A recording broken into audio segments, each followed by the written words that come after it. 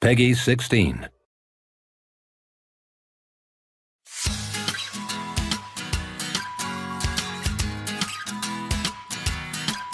It's been 3 years and I still feel like I should kill myself, 'cause I don't know how much longer I have to suffer with my feelings in the past that you never guess. And you think that I'm fine 'cause you never see me twice, hiding in my room instead of gonna be alright. I'm alone in the dark, close my eyes, I don't wanna cry. I'm such a fucking loner, I just wish I was a goner. Hope my dead fucking body can be found around the corner, 'cause no one needs to know how long I've been getting sad. It's been a while since I last talked to friends I used to see. They would call me back to me 'cause they just needed my money, and they have someone else to talk about how pathetic I have been. Too angry, I think I'm gonna be alone all day alone. There's nothing left inside of me. I just need somebody to love me, but I'm not worth it. I'm such a fucking loner, I just wish I was a goner. Hope my dead fucking body can be found around the corner, 'cause no one needs to know how long I've been getting sad. I'll be thinking about the last time we met before I die. I wish I could take you back, but now I know it is too late. I think it's time to end, but not for what to say.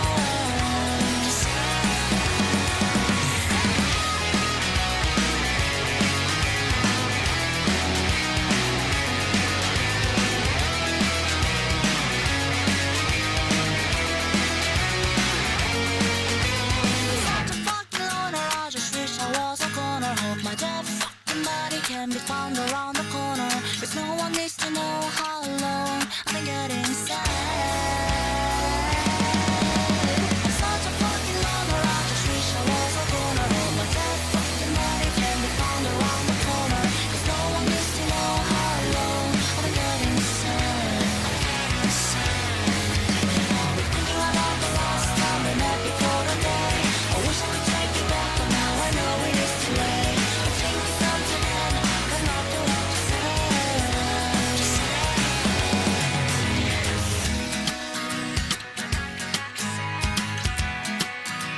Got nothing left to say.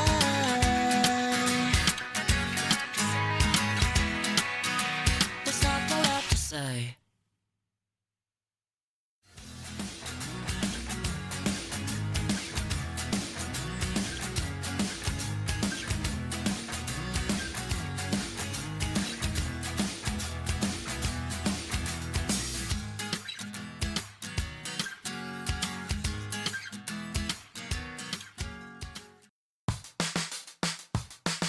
Cigarettes and alcohol, my eyes get closed, but can I swim? Cigarettes and alcohol, now this is my reality. Cigarettes and alcohol, put me out of society. Cigarettes and alcohol, I live in my insanity.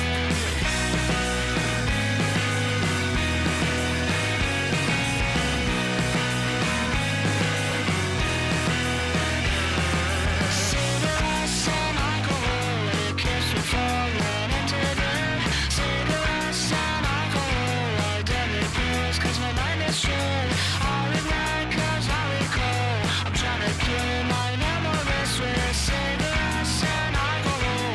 I'm dying as I'm meant to live, so kiss me like we're meant to bed. I'm ready to get sick again, keep sucking out until I get annoyed.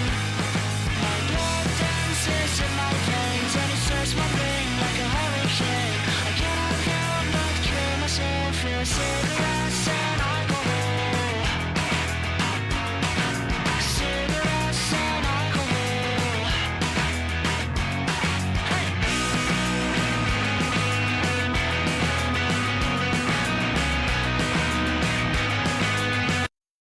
Quote, "At the end of this line is the result of over a century of technological progress, decades of research and development, and millions of dollars in funding. At the end of this line is a gamble, a bet on a bold new idea, a dangerous, high-stakes experiment. If what is at the end of this line fails, it is not only a misstep that costs money and time, I have food, so I'm skipping the pre-stream and we're just gonna watch a video. Reputation, image, integrity. At How's the it going, end of guys? this line is something that, if it works and works well, could be extremely lucrative, invaluable even. The key to dominating the future. Please? At the end of this line is Open? Oh, hi Mickey. There you are. Come on in. Don't sue me, Disney. This circle represents one person. Let's assume that they are an average American adult. Studies suggest that this person knows just over 600 I would feel people. bad if They I made you trust guys wait between like 10 and 30, 25 like people, 15 and they minutes likely for me to have start 1 to stream. 4 close Only friends. for me to go, Although they might be in the I'm hungry, 8% of I'm gonna eat Americans before I that even do report having anything. No close friends. So, while their network of knowledge, this trust, is and Disney's friendship Living is Characters, small, a the broken number of promise people that they have that is interacted 4 with hours long, so is we will not be enormous. watching the whole thing in one sitting. The average person has the potential But this to comes from, interact with tens Defunct of Land. thousands of people over the course of their lifetime. As a result, we have developed countless methods and skills to engage in these interactions. Our individual approach is I got heavily shaped by our more fries. language, culture, So I'm very age, happy. and ability. But the way in which each of us interacts is in some part the result of all of the interactions that came before. So given all of this, the complexity, the unpredictability, the emotional, indescribable dance that is two human beings interacting with one another, how would you go about replacing one of these parties with a machine without missing a beat? Where would you even begin? Making the machine into a humanoid form is not a bad place to start. And if you were Walt Disney in the early 1960s, you were already one step ahead of the game. They've been doing By like a really big 1964, deep dive Walt into like and his Imagineers the had amount of finished building a animatronics fully functioning, in Disney. lifelike animated Um, figure of Walt's childhood hero, Abraham Lincoln. This animatronic could rise from his chair, gesture, Oh, she's emote, fucking scary, and by the way. speak. Walt might have been the only person in the world. I also that have a, had an immediate commercial I got a application raspberry for frap such a from the place technology. that I've been getting Lincoln from. could not spot weld a Mustang, Huck, or like, defuse a bomb, or even love vacuum this the shit floor. to the point where only she was thing trying that to the force Lincoln me to drink figure it. could I do turned it was down, look and but I got move my own like today, Abraham so I'm gonna Lincoln. try it. And only Walt had a direct path to revenue for such an invention. The animatronic blew Ooh. audiences away, and both fans and critics And alike that is pretty wondered, good. what was the next step? There were two obvious paths forward. First, Walt and the Imagineers could try to unbolt Lincoln from his locked position and give him the ability to walk. Second, they could give him the ability to interact with the audience. They could attempt to upgrade Lincoln to be able to listen, respond, and potentially even think like a human.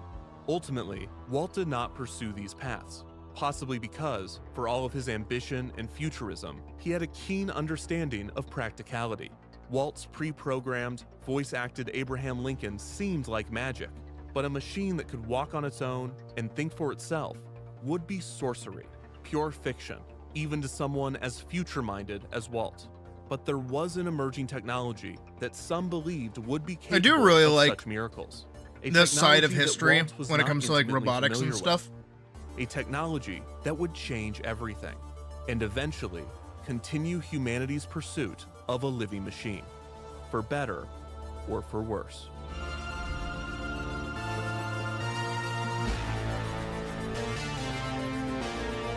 Also, it's really interesting when you like take a step back and you look at all of the leaps and bounds that we've had in technology within the past like 20 to 40-ish years. Even 60 years, give or take. How much of it was being headed by like entertainment companies? Like most of our animatronic robots were coming from Disney trying to like push entertainment. It's kind of crazy. Same thing with like computers. They didn't need a screen until you needed to be entertained by them. Walt and the Imagineers faced significant obstacles when they attempted to make a machine look and move It's like pretty a cool. human. But designing a machine that could behave and interact like one would be even more challenging. Not only would this require additional technology, but it would require a new Again, I just like methodology the for history of engineering robotics. I think interactions it's really between cool. Mechanical characters and guests. There are three primary methods for governing the behavior of a machine. The first category is scripted behaviors. Scripted behaviors encompass all of the ways that a designer can dictate a character's behavior prior to the interaction. In the golden age of automata, the movement of figures was often controlled using complex cams. When programming the Lincoln animatronic, the Imagineers used audio tones recorded onto magnetic tape to store the figure's movements. Both of these pre-programming techniques would be considered scripted behaviors. It's Because also these types of crazy behaviors have to be determined how in much of advance. this stuff was Characters like that rely solely on scripting cannot truly be interactive. fucking When Walt was developing the brilliant, animatronics in the late 1950s, like problem he solving. pitched a dinner show in which a mechanical figure would interact with the audience. Since this was not possible at the time, the Imagineers considered faking the call and response by scripting both sides of the interaction. They planned to pump pre-recorded questions into the room, hoping that diners would think a live guest in the crowd was interacting with the animatronic. While this could have been an interesting illusion, it would not have resulted in a true interactive character. In order for a guest and a character to have a true exchange, a designer would need to utilize methods from the other behavior categories, the second of which is puppeteered behaviors. Puppeteered behaviors allow for a human to operate the mechanical character in real time. Just as traditional puppeteers use their That's physical like the, strength to direct the movement of their puppet, like a Ask human Crush, operator can trigger and control aspects stuff. of mechanical characters. You know, While where not the Crush the intended Turtle use, the and talk harness to that the audience, Imagineer same Rachel thing. Rogers wore to program some of the original animatronics resulted in a puppeteered animatronic character. Puppeteer behaviors also include the live voicing of a character, which can allow for an actual conversation with a guest in a way that pre-recorded dialogue cannot. Finally, the third category is the behavior type that in Walt's time felt the furthest away: autonomous behaviors. This category allows a machine to intake information from its environment, decipher its meaning, and generate a response, all without the direct, explicit input of a human. By the time that Walt Which and is the really Imagineers fucking were scary. developing animatronics, most researchers agreed that the machine most likely to achieve such feats would be the programmable, electronic, general-purpose digital computer. But these types of automated behaviors, if possible at all, were still a long way out. However, that did not stop people from dreaming of the day that a computer could behave like a human. In 1950, And that's where we English get computer I have no scientist mouth and Alan I must Turing scream. published a paper titled Computing Machinery and Intelligence, which proposed a framework to evaluate a theoretical thinking machine. In his paper, Turing outlined a test that he called the imitation game, in which a human interrogator delivers written questions to two hidden participants, one human and one computer. Turing argued that if the interrogator could not reliably distinguish between the two based on their answers, then the computer might be considered an intelligent machine. In 1955, American computer scientist John McCarthy was credited with coining the term artificial intelligence. 4 years later, in 1959, IBM employee Arthur Samuel coined the term machine learning. A subset of artificial intelligence, machine learning enables computers to analyze data and improve their performance over time, without the need for additional programming by a human. While researchers It's like we developed have trillions frameworks for upon trillions replicating of human books of why that's a intelligence, bad thing, though. computers were making progress on the replication of other processes, such as hearing and speaking. In 1961, IBM introduced the shoebox, which could recognize when a user spoke the digits 0 through 9, as well as 6 other English words: plus, minus, total, subtotal, false, and off. That same year, scientists at Bell Labs created a speech synthesis program capable of speaking Daisy, and Daisy. even singing in English. Daisy, Daisy, give me your answer too. I'm half crazy. It's all for actually the scary. love of you. In 1966, MIT professor Joseph Weizenbaum unveiled ELIZA, one of the world's first chatbots. ELIZA was programmed to simulate an intake meeting with a therapist. The program was not accomplished with machine learning, but rather by looking for select keywords in a user's input, and then transforming these into ELIZA's responses. For instance, if a user said, "I am sad," ELIZA would recognize sad and respond with one of 4 outputs. "I'm sure it's not pleasant to be sad. Can you explain what made you sad? I am sorry to hear you are sad. Do you think coming here will help you not be sad?" If a user instead typed, "I am banana," ELIZA was not capable of recognizing the word banana, or realizing that this does not make any sense. Instead, ELIZA recognized the phrase "I am" and would remix the user's input into one of 4 responses. In this case, "How long have you been banana? Do you believe it normal to be banana? Do you enjoy being banana?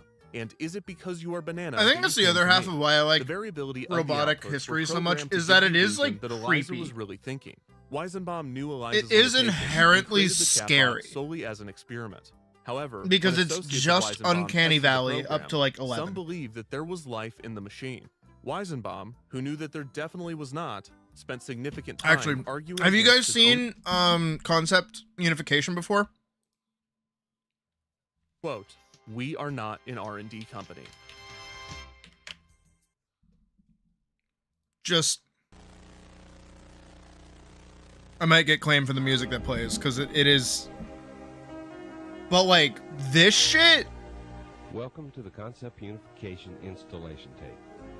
The purpose of this tape is to give you a brief overview of the installation. Like this isn't analog horror. This is a real tape that they would give Showbiz Pizza locations, because they got bought out by Chuck E. Cheese, so they were swapping over all the all the animatronic characters over to Chuck E. Cheese characters. Since this is a one-stage tape in place for approximately a week while the conversion is being completed, it is necessary that Rolf and Earl are in the best working condition possible. This tape must be checked no later than Like this shit's like actually kind of freaky to look at when they actually get to the dismantling of the animatronics. Any problems that may exist with the show. Next, And we'll skip ahead. Billy Bob's lamp, Billy Bob's campfire. Is this the best quality that we can get? Bird's Yeah. can, all There's rock another one and that's flour, better. and destroy all of There's also something really haunting about then mask. Can, okay, yeah, that's the best we're gonna get, like quality wise. Oh god, you see your tits.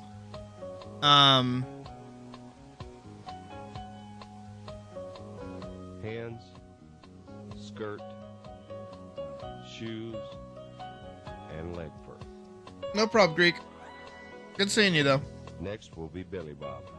First his overalls, then mask, Like actually just Five Nights at Freddy's. Like actually just Five Nights at Freddy's, but like real. left foot and palm ankles, and then his right foot, which will need to be unfolded.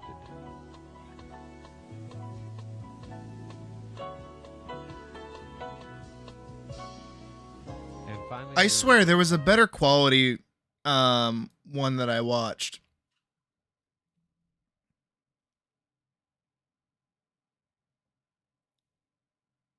Is this it? Oh, it's restored. with your first his mask, Yeah.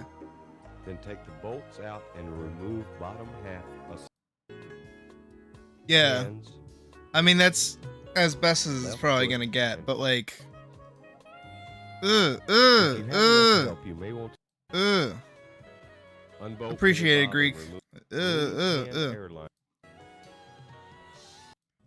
Disconnect the computer line from the Mac valve. Now will be next. Unscrew the clouds from the ceiling of center stage and remove. Like Now disconnect the airline. another part. If you yourself are interested in like animatronic history, like I am, and you go back and you watch Concept Unification, you will notice that they talk, like in the tape, they tell the employees to destroy the things that they're taking apart. So when they take apart Billy Bob over here, Then mask. Body when fur. they're taking all of this, they mean for you to destroy every single piece of this because it will not be used again. That is so fucked up. And then once they're like, Position and look of your stages should and that's resemble- what they're changing it into. They're changing it from the Showbiz Pizza over into Chuck E. Cheese, which is just fucking horrifying to think about because it's these animatronic rigs that are built for other characters being like torn apart and then put back together for another character to wear like their bones basically. It's really fucked up. And then also there's like the really, again, I really like this stuff. There's yeah, we're watching it. That's why I'm bringing up Concept Unification. there's the Showbiz Pizza last show before unification. I'm trying to find that. Because there's this one specific part. So basically what they did is while they were working on swapping over all the animatronics, during daytime hours, they only had like two characters. It was one character that had like a puppet. So it was those two characters, and they would like take the place of the show and be like, "Oh, where is everyone? Oh, well, we're waiting for people to move in." Can I find unification tape? There's that diagnostics. No, but it got really haunting because at the end of it, at the last day before they were gonna swap over to being branded as Chuck E. Cheese, the puppet character kind of like, I don't know why they scripted it like that, but they made it so that like they had this sort of like awareness of they're going to die. And they're like, "Wait, I know who's showing up. It's that mouse." And like there's just so much rage behind the delivery of the last film of those characters as they go like be put away to die basically. It's so fucking weird. I wish I could find it. Last show. No, not the last Showbiz Pizza locations. Ralph and Earl. I think it's that. Showbiz Pizza last Ralph and Earl show.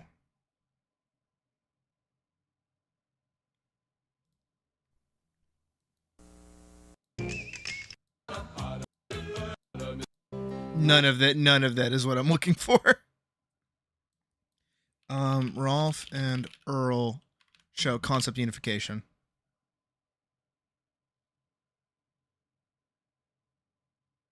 Is this it? So pay attention and watch as Rolf makes a complete geek out of himself. Earl, it doesn't say that. I know, but I was reading what it should have said. Oh, no.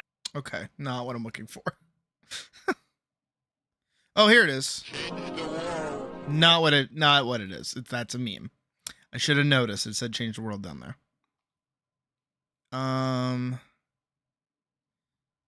This is the video that I watched initially on it. With me yapping about my special interests for hours on end. Maybe. Welcome to the deep dive I've been preparing my entire life for. Concept unification in very simplistic and like every Chucky. Of its victim, all the other characters, Rolf and Earl, were to be dismantled and turned into Chuck E. Cheese. And by the time the store opened the next morning, the full animatronic show would be operational, now branded as Munch's Make-Believe Band. Oh, here it is. As the curtains close one final time on Found Rolf it. and Earl, Earl has a eureka moment and loudly screams. I'm no dummy. Just because I thought it was Mr. Ed, you go calling me a dummy. It was as plain as the fangs on your face. It was Chuck E. Cheese with the big ears. That's so fucked. Like, concept unification is fucking scary, okay? Like, Creation sentience. I recommend that other video, The same year that genuinely. Weizenbaum It's so debuted fucking Eliza, scary. Disneyland began to embrace the information age. I'm still In eating, January by the way. 1966, We'll get into the animation in a Imagineers little bit. purchased Disneyland's first computer. Oh. We know this because if you bought a computer in 1966, you might make the news. On January 28th, the Anaheim Bulletin reported on the park's purchase of the PDS 1020, a computer designed by Pacific Data Systems. The machine was described as a desk computer, not a desktop computer, but a desk computer, a computer that was shaped like a desk, so you could sit at it, or on it, even holding a flower, if you like. The PDS 1020 was powerful and compact for its time, but computers were still nowhere close to becoming consumer products. They were not even versatile enough to be used in most It was creative Chuck E. professions. Cheese with the big PDS ears! 1020, Yeah, as you can no, see, straight up. doesn't even have a screen. Most commercial It's machines at this so- point still it's use so the fucked. combination of an electronic typewriter and punch tape. The PDS 1020 was also Hell, expensive, even the costing like $675 per month to conversation lease, or between around like the owners of the $6,700 characters today. The report and speculated that the like machine would be put to use franchisees designing was and like engineering pretty heavy. Disneyland's new attractions, and could possibly assist in the programming of the park's new audio animatronic figures. It is not clear exactly what tasks the PDS 1020 ended up doing at Disneyland, or if Walt was aware of the machine and its potential uses. Walt would pass away on December 15, 1966, less than a year after Disneyland's purchase of the PDS 1020. At the time of Walt's death, the computer was only beginning to show its true potential. Had Walt survived just a few more years, he would have seen the revolution ahead of him. Unfortunately, this was not to be, and by pure coincidence, Walt, whose legacy would be as steeped in futurism as it was nostalgia, was precluded from viewing and likely participating in the radically different future that computers would bring. After It's Walt's so death, weird, his too, brother, Roy how O. Disney, rapidly took control of the computers have company just, like, and attempted to continue many of the projects that expanded. Walt had proposed You know what I mean? before his passing. The most ambitious of these was Disney World and its proposed You go back City of the 60 Future, years ago. Epcot.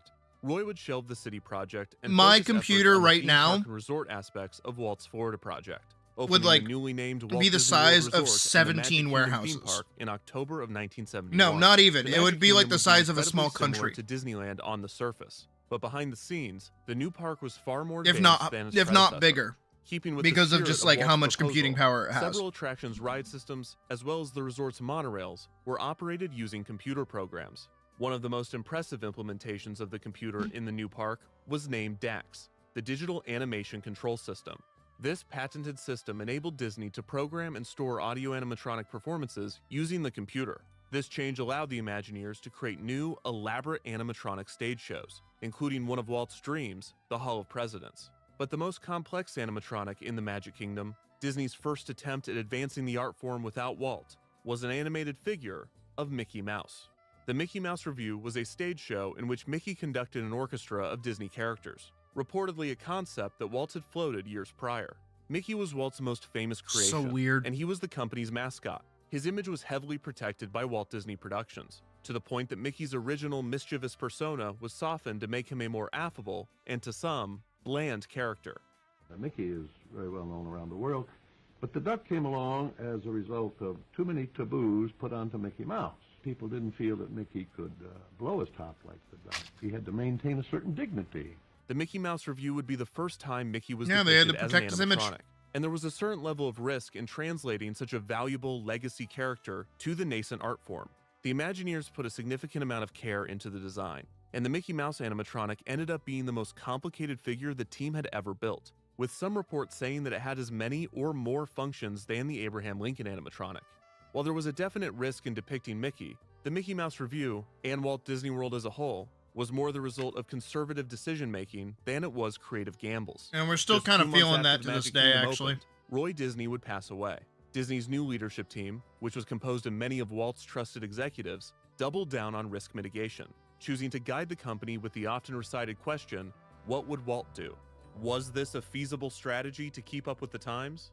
Well, in 1971, the same year that Magic Kingdom opened, the Kenback Corporation debuted the Kenback One, the world's first personal computer. That same year, the first commercially available microprocessor, the Intel 4004, was released. Soon after, the Xerox Alto computer system was completed, becoming one of the first machines to feature How an fucking attached weird is screen that? with a graphical user interface that users could navigate using a mouse. As computers Again, we- evolved, their potential uses We for live with these things every day.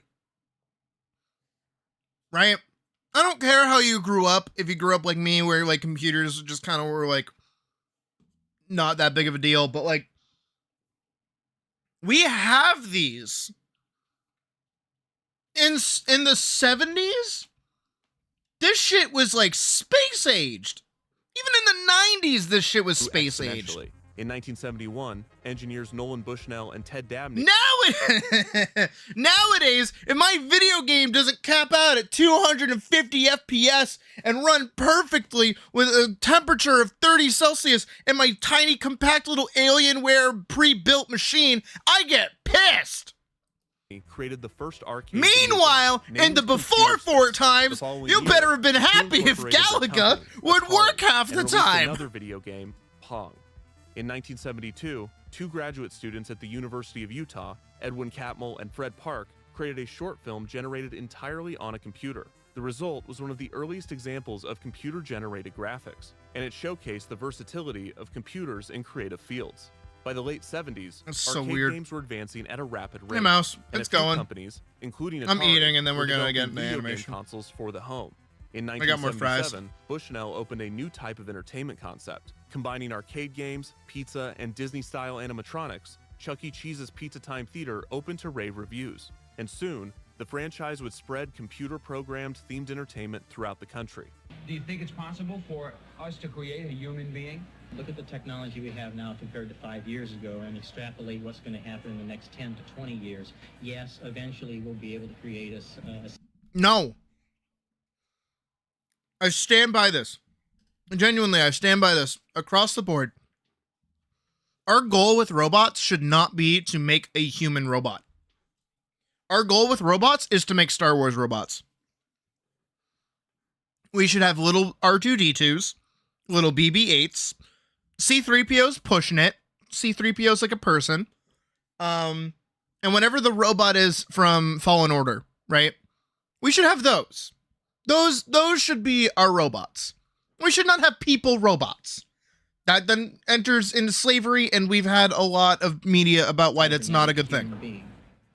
The film industry was also finding... Who doesn't want a little Star Wars robot buddy? The animated hand experiment done by Catmull and Park would appear in the 1976 film Future World.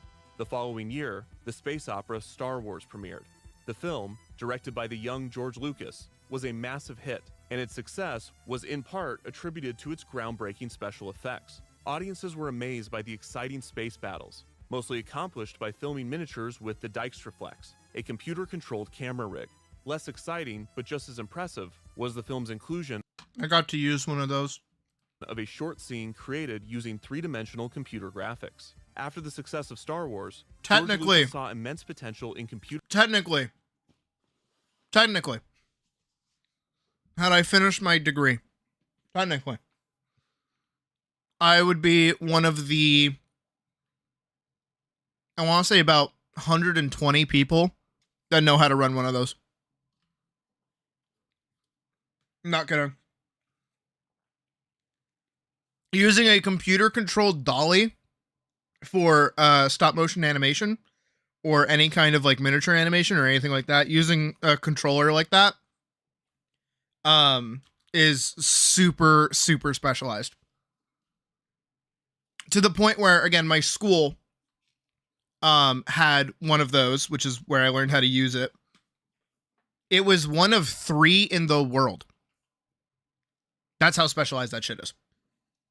Like, they don't make those dolly cranes anymore, the ones that I learned off of. Generated imagery, and he hired Ed Catmull to start a computer division within Lucasfilm to continue research into CGI. And you got kind of there smart. was Walt Disney Productions. It's not that Only a hard. decade It's just after kind of Walt's hard to get passing, your hands the on it company to was learn how to already do it. in a precarious position. The emergence of the new age of film spectacles such as Star Wars, as well as the rising popularity of more violent and crude films, had obliterated Disney's live-action film business, and the animation studio was not faring much better. The parks was the only division performing consistently well, and Disney was expanding the business by developing Walt Disney World's second gate, named Epcot Center. Walt's initial city concept had evolved into a less risky but still expensive theme park, billed as a permanent World's Fair, with a focus on culture and technological innovations. As had been part of Walt's city plan, Disney recruited major corporations to sponsor the park's It did pavilion. lean a little This bit away from collaboration not only technical resulted in Disney innovations. receiving the funds to construct much of the park, but the Imagineers were also given access to the state-of-the-art technology that these companies were developing. This was especially valuable during a period in which Disney's internal innovation had slowed. Many of these companies had internal research and development departments that were working on innovations that were intriguing, but not yet ready to be sold as products. Bell Labs engineers and scientists are busy teaching a computer how to speak your language. Okay, let's hear it. Don't you like me better now? Oh, that's good. Tech demonstrations were typically confined to R&D departments and university laboratories. But Disney was in a unique position to take these glimpses of the future and immediately put them in front of the public, in the same way that World's Fairs had for over a century. This resulted in Epcot Center displaying many authentic future technologies, one of the most interesting of which was the first in a new breed of character. Let me tell you how much I've come to hate you since I began to live. Disneyland and the Magic Kingdom had been populated by two types of character interactions: costumed characters and face characters. Costumed characters, such as Mickey Mouse, can pose, play, dance, and joke with guests, but they cannot speak. The performers are required to embody the spirit of their character through pantomiming and body movements only. As you go out to greet your audience, remember that the voices of Mickey, Minnie, Donald, Goofy, and Pluto are easily recognized, and the children are not fooled by imitation. The first rule is that you do not talk. Face characters, such as the Disney princesses, are performed by people that closely resemble their character. Their faces are visible, and they are allowed to speak and interact with guests. Imagine if they couldn't keep speak. Their conversation within their character's backstory and personality. There were, of course, several non-interactive characters, such as Disney's ever-improving animatronic technology, but there had always been a clear distinction between live characters and programmed characters. These lines would begin to blur after the opening of Epcot Center. When computer manufacturer Sperry Univac signed on as Epcot Center's official computer provider, the company hoped to use its sponsorship as an opportunity to address the public's growing concerns over the powerful technology. Sperry Univac wanted to help the public understand that computers were friendly, they would not cause doomsday yet, and they would only replace most jobs, not all. What the Imagineers created for Sperry Univac as part of this effort was something entirely new: a character interaction without a human operator. In Epcot There are Center's 387.44 million miles of printed circuits and wafer-thin layers that fill my complex. If the word hate was engraved on each nano-angstrom of those hundreds of millions of miles, it would not equal 1/1 billionth of the hate I feel for humans at this micro instant. For you. Hate. Hate. The figure itself had limited movement, only being capable of lifting one of his arms and turning his Sorry, head. I have no mouth and I must scream. I think it's good. And the figure stood on a rotating platform, allowing him to turn 360 You guys think I could do a good job doing like audio books? directly under a display Like what if board I just and started surrounded by reading, like 6 doing telephones. like book If a content? guest wanted to interact with Smart One, they would need to queue by taking a place in front of one of the phones. On each console, a number indicated how many turns each guest was from their interaction.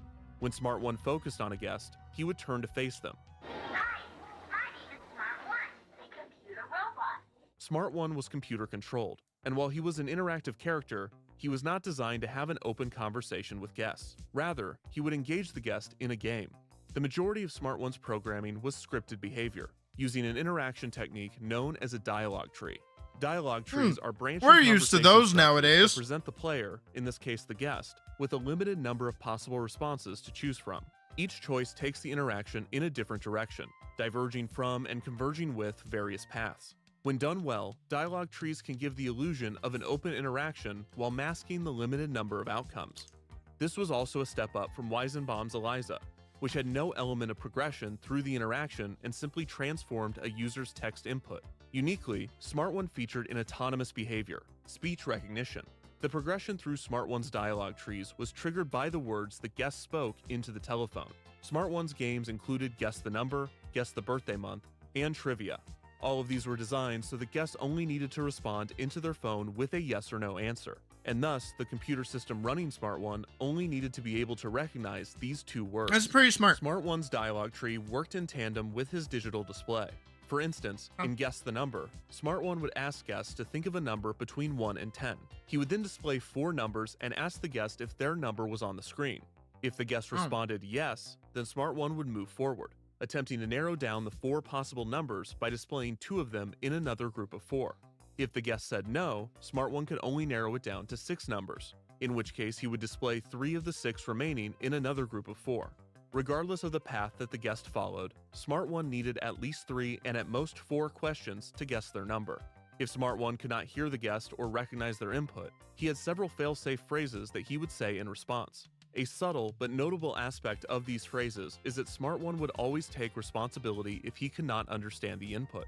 This was one of the first entries in a new realm of empathetic programming techniques. In the nearly 3 decades since Disneyland had opened, the Disney parks had developed detailed protocols for how their costumed and face characters should interact with guests, both to create a great interaction and to protect the character's image and therefore Disney's. Smart One was unique in that this was the first time that the Imagineers had to literally program these ideas into a character, and blame absorption was a great technique to uphold the friendliness of the character. Another clever aspect of the interaction is that Smart. Do y'all know about the hug rule at Disney, where a character has to like hug the child until the child lets go? That's one of them. One did not ask if he was right at the end of the game. He simply revealed his guess and thanked the player for participating, avoiding any possible dispute at the end of the experience. These little touches vastly improve the quality of the guest's interaction with the character. Smart One wasn't particularly quick in his responses, and his limitations were no secret. But this friendly little robot was the starting point for an entirely new category of character, a type of experience that would soon transform the very idea of what a theme park could be. Okay, but see, he's a little Star Wars dude. After the opening of Epcot He's Center, fine. Disney's degrading financial situation resulted in a boardroom coup, in which Walt's nephew and Roy's son, Roy E. Disney, ousted Walt's son-in-law, Ron Miller, from the chief executive position. Much of the old regime was cleared out to make way for a new leadership team consisting of Paramount president Michael Eisner, Paramount president of production Jeffrey Katzenberg, and former Warner Brothers executive Frank Wells. Early on in their tenure, Katzenberg. The executive team was presented with a unique opportunity. Eisner a little less so, but even still, which had put a significant strain on his finances. God, young George Lucas looks so different. Off Lucasfilm's graphics group into its own company. In its 8 years of operation, the graphics group had been producing impressive CGI, and the division dreamed of one day animating the first computer-generated feature film. I wonder what that Disney division was a proponent becomes. of purchasing Lucas's shares in the company, but Katzenberg, Eisner, and Wells were too distracted repositioning Disney to take the offer seriously. The Lucasfilm Graphics Group would eventually receive its investment from tech mogul Steve Jobs, who had recently been ousted from his own company, Apple Computers. With Jobs as its chairman, the newly independent animation studio was renamed to Pixar. Whether Disney had missed out on an opportunity or dodged a bullet had yet to be seen, but the risky acquisition did not align with the executive team's vision for the company's turnaround. As Wells said when he declined the offer, quote, "We are not an R&D company." Wow. Chapter 2, an R&D company. Epcot Center had brought forth a new category of character in Smart. Okay, but Epcot is like my favorite park. Impressive interactive robot at the time of like the Magic Kingdom obviously has my favorite rides, but like Epcot is my favorite park. Smart One could be seen interacting with another robot named Seiko. Designed by inventor Robert Dornick, Seiko was controlled remotely with a small 25-button keyboard capable of triggering 90 different commands, and the character was voiced by Dornick himself. Seiko was originally designed as a surrogate communications tool to help people, especially children. Again, it's like a little Star Wars dude, okay? Seiko became a it's kind of a big, it's kind of a... most famously co-starring in Rocky IV.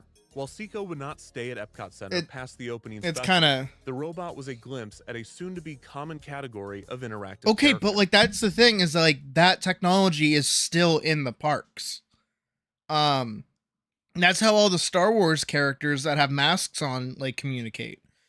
They have little bits and bobs in their gloves to activate different like phrases. Same thing with the Mandalorian. He has the same thing, but it's for Grogu, who's in the little pouch. Like that technology is still there, and they do the same thing with other like mechanical like animatronics that walk around the park too, especially all over Star Wars One that land. was not scripted and automated like Smart One, but puppeteered by a hidden performer controlling the character from a distance. In the 1980s, That is so the most cool, common though. deployment of this technology was with articulated costumed character heads. For example, the Disney-produced children's program, Welcome to Pooh Corner, used a remote puppetry system that allowed off-screen puppeteers to control the mouth and eye movements of the show's costumed characters. Roaming radio-controlled robots such as Seiko were less prevalent, but several did exist. For instance, inventors Ron and Terry Palmer... Have you guys ever seen the Muppets? when they're on bicycles.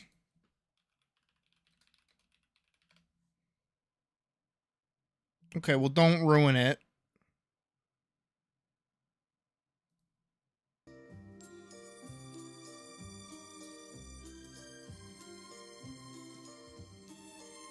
Should mute that.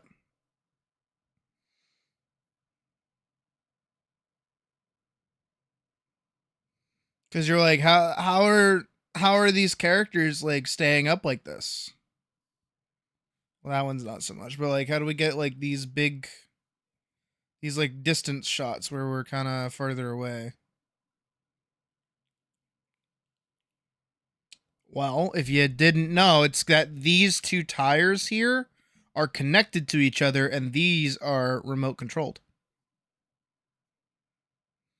And the Muppets themselves are being controlled like that, except for when they're doing this.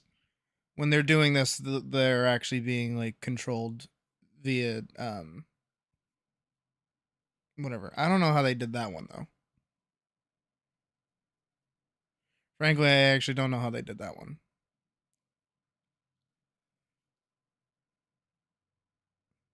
But okay, let's not get copyright claimed again. Built and operated rentable. That's how they do it robot. for the Their big most group famous shots. Is that they have the creation tires was connected to Orion, each who was other. a hit at corporate parties, trade shows, and a variety of other events. Here he is serving food. Here he is as Uncle Sam. Here he is on the news in a big cowboy hat. Here he is helping this guy propose to his girlfriend.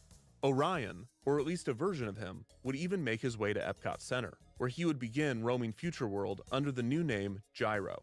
Gyro interacted with guests, told jokes, and even lifted hats off of his head using his antenna. Gyro was controlled and voiced by a nearby operator in a similar manner to Seiko.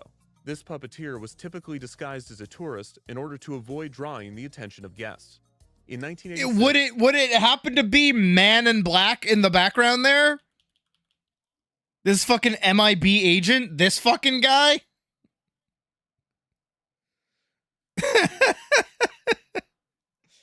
Yeah, he's really well disguised, if that's him. In 1986, Epcot Center received another roaming robot, named Gyro, the GE robot.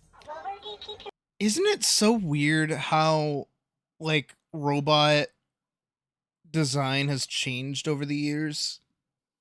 Like, these guys used to be big and clunky and round, and nowadays they're all sleek and slender. You know what it is? It's robots.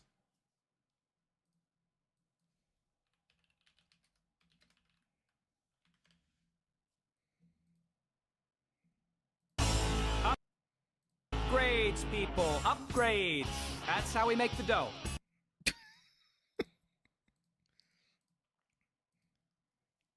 Kind of glad I actually kept that clip muted for a second there.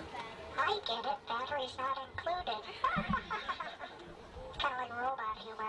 Gyro's features were similar to Gyro, with the most notable difference Like, being it's so Gyro's scooter, clunky. which allowed a guest to ride around the shit, park I with just, him. forcibly Unlike unplugged Gyro, my Gyro was headset. built by Imagineering as part of Epcot Center's partnership with General Electric. GE's liaison, research and development specialist Dave Fink, worked closely with Imagineering on the character. The collaboration went so well that Fink was recruited to join Imagineering in 1987. And just a few years later, he would become vice president of research and development at Walt Disney Imagineering. That must be a good When paying Fink job. joined Disney, Imagineering did not even have an R&D division.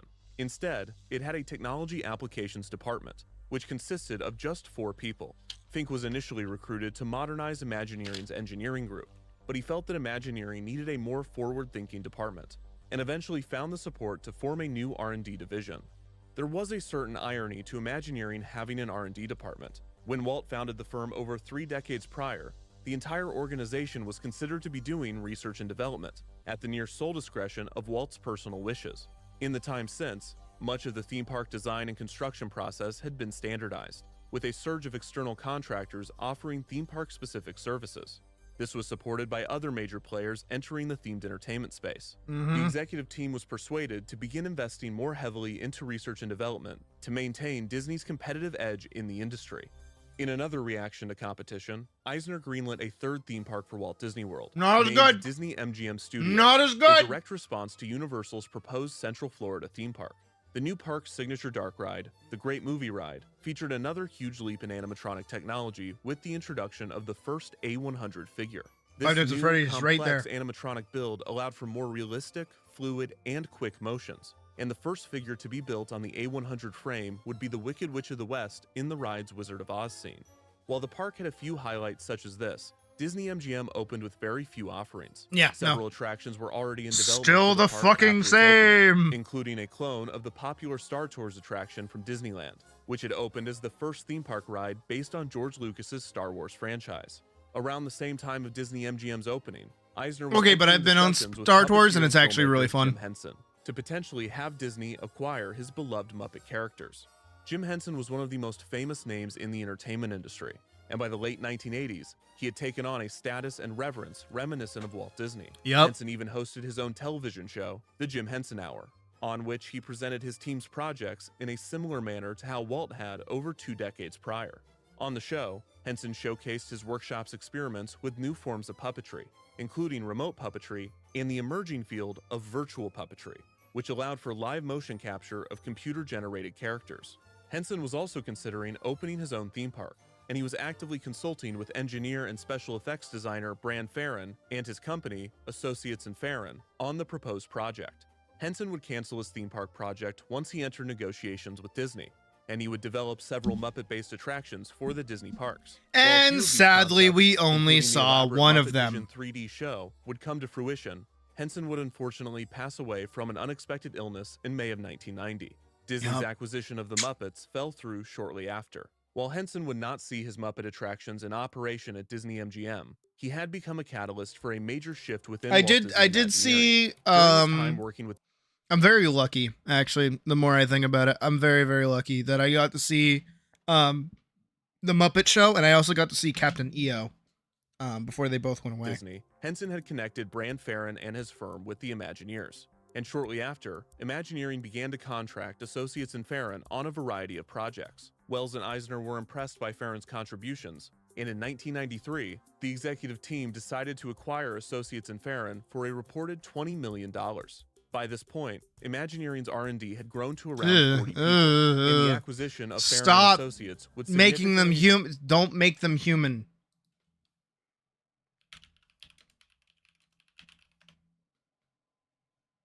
Oh, BD1, that's his name. Just give us these. Just give us these. Don't make human robots. Make a these. Look at this. This is adorable. This is really cute, you know? How about BB8? BB-8's cute. Who doesn't like BB-8? Probably the best thing to come out of the sequels. He's really cute. And all he is just a Sphero, which is crazy to me. That the BB-8 technology is just Sphero. I have a BB-8 actually. I got one when I went to Galaxy's Edge. He's black and blue. He's kind of cool. Right? Make a little BD1. Make a little BB-8. Make a R2D2. A trash can tricycle. Just to do that. Don't make them people. They don't need to be people. Make them cute. Give them one big eye. Make them adorable. That way, people don't treat them like shit. And then we don't have to worry about fucking ethics or anything. Because then they're cute, little, adorable little pets. And then we will treat the people that treat the robots poorly the same way we treat people who treat pets poorly. How many people have had their lives ruined because they abused an animal and then posted it to Reddit, only for Reddit to turn around and find out who they are and then destroy their life? Same thing would happen with robots. Does not matter how much of a Bible-thumping right-wing piece of shit you could possibly be. Cutest little robot, like doing your dishes, you wouldn't abuse that thing. But if it was a person, ooh, they'd abuse it. Ooh, it'd be bad. And the division's capabilities. Farron replaced Dave Fink as head of R&D, and he brought many of his employees with him. Oh yeah, Mr. Handy, as long as it doesn't have the flamethrower, would be great. who suddenly became a director of R&D in Imagineering. A year after the acquisition, on April 3, 1994, Disney president Frank Wells died in a helicopter crash. The sudden and tragic death left Eisner without his partner. Eisner did not believe that he would ever find a true replacement for Wells. That is spent the a ensuing years bouncing between a variety of individuals. that is a painting of Eisner. One of these was Brian Farron. As Disney expanded its business operations, We're talking Eisner about the moral implications of especially owning a Farron's human R&D look-alike lab, as the robot, creative heart of and the why company, robots and the should first just line of be defense Star Wars, against a Star Wars rapidly little changing dudes, world. little While Star Disney Wars was dudes. experiencing unprecedented success, both in their theme parks and at the box office, there was an air of uncertainty in regards to the future. By the mid-1990s, audiences were regularly encountering groundbreaking computer-generated special effects. Yeah, and they CGI would was on the soon witness rise. The first computer-generated feature film, Pixar's Toy Story. Video games were becoming more advanced, allowing players to explore entirely virtual worlds. Most curiously, everyone was talking about this new thing called the information superhighway, sometimes referred to as the World Wide Web, or lamely, the Internet. When did Advent Children come out?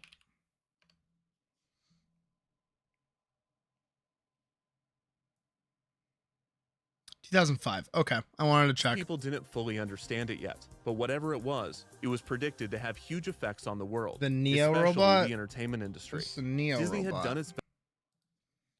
Neo robot. Which is stupid. What the fresh fuck is that? My name is Bernd, and today we're launching Neo. Okay, I have seen this in pictures. I haven't seen this. Let you live with it. Yeah. You just not telling me?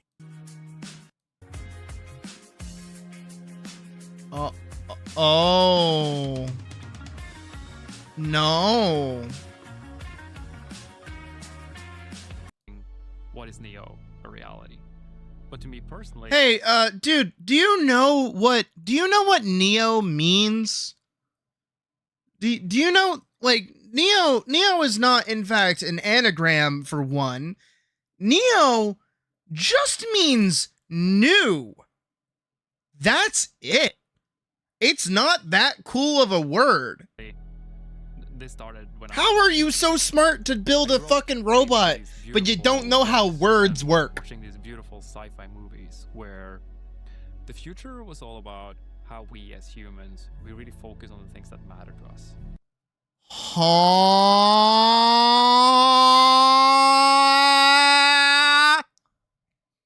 I need him to repeat that. Can you say that for me again? This started when I was like 10 years old.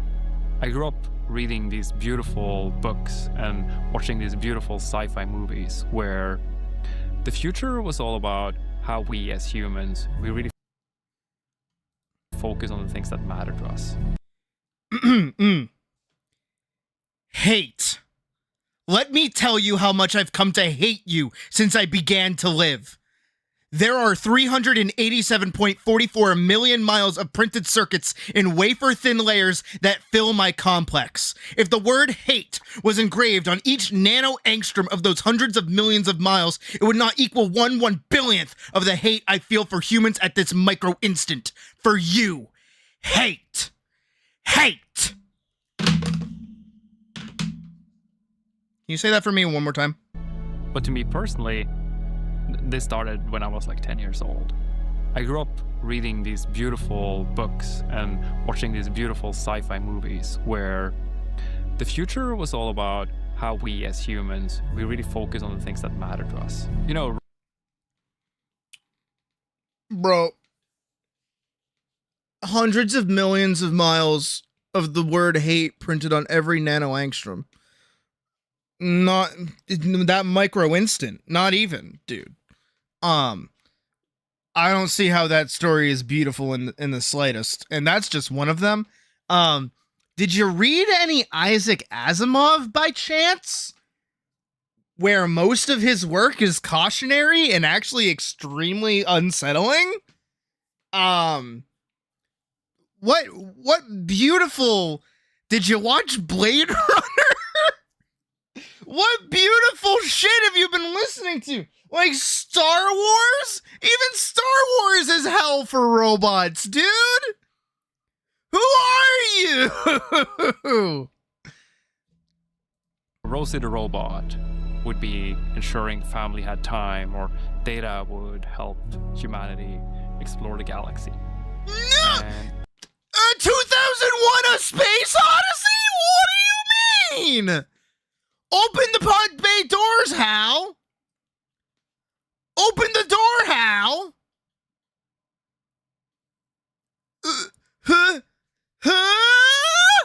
I really hope that when you get your Neo now, we can help give you back some of that time, so you can really spend it on what you feel is very meaningful to you.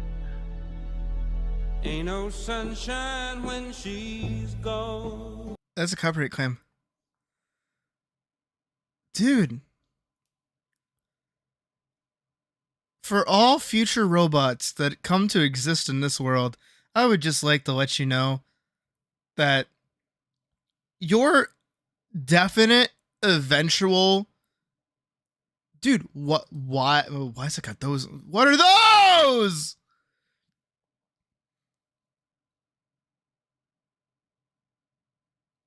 Nah, when robots take over, I think we have to be chill with them. I feel like there's gonna be like robots that definitely become sentient, and we gotta like those robots. We gotta be chill with them.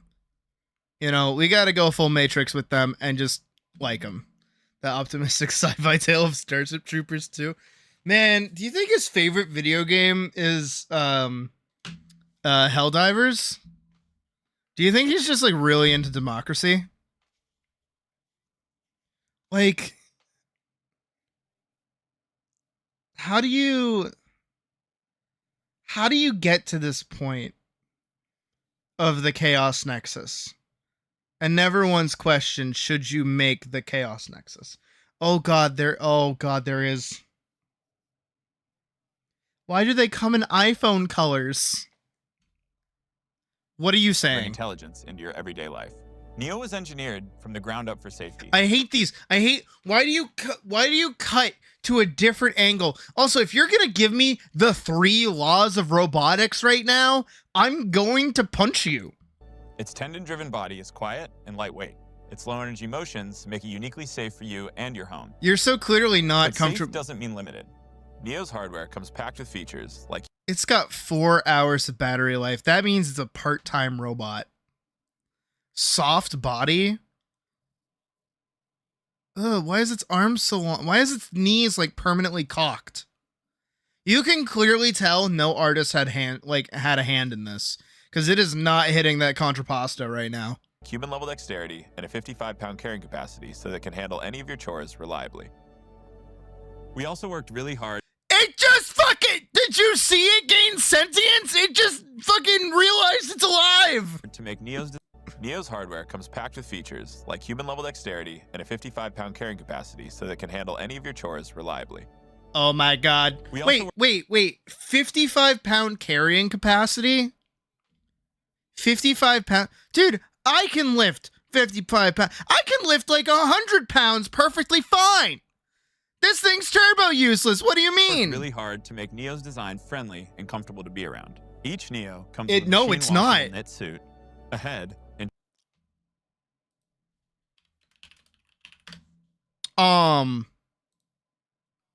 no.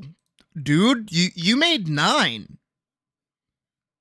You didn't make it. You made 9. You made the movie 9 into like a thing that can be in your house. Shoes that you can customize to fit your style. What?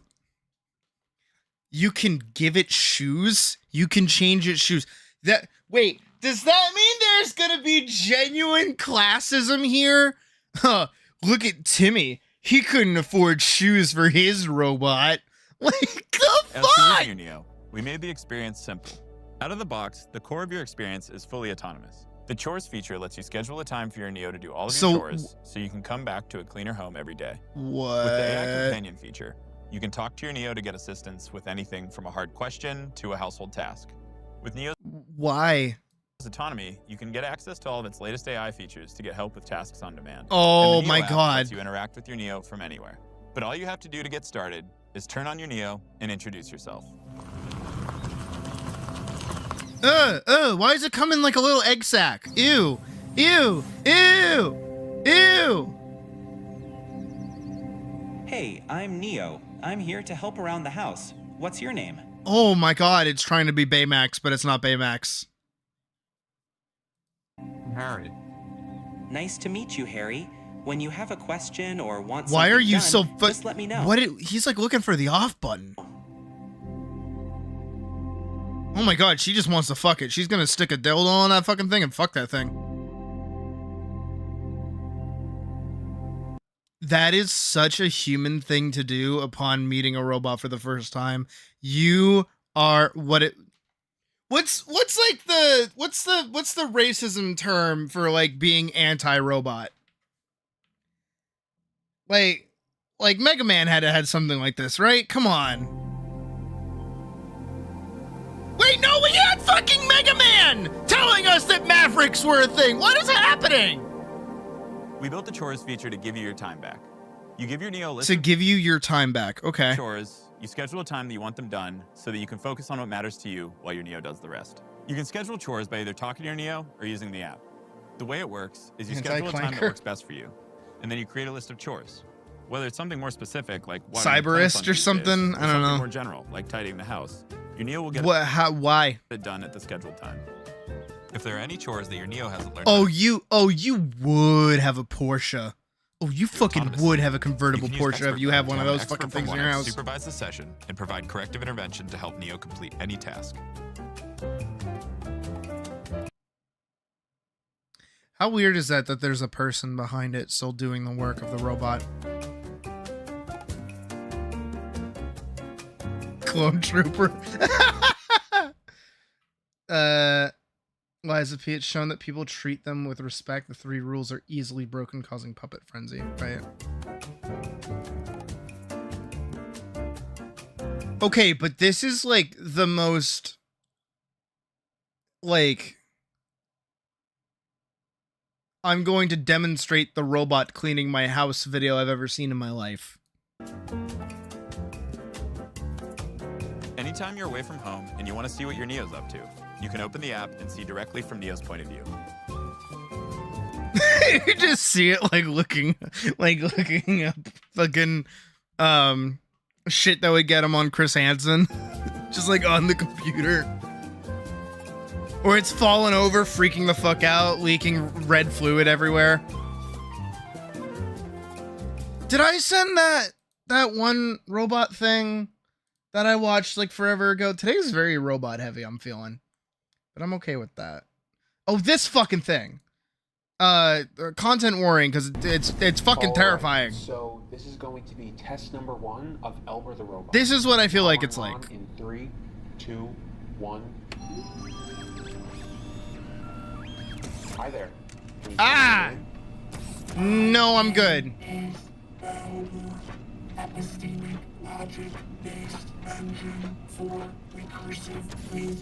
Well done.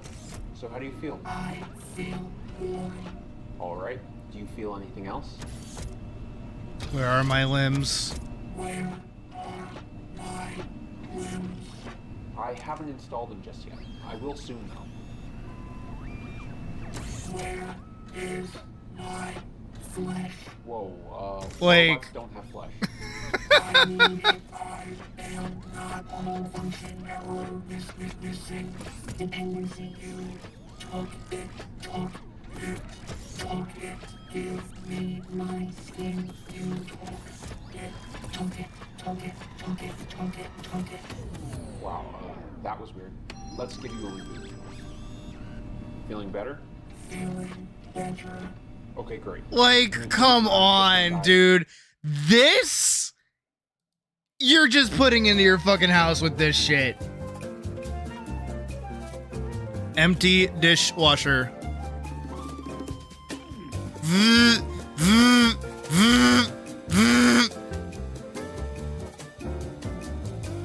Again, this is the most like, okay, we just got to demonstrate that this thing can like clean the house. So what are we going to have it do? We're going to have it close the toilet lid, shut a drawer, unplug the thingy.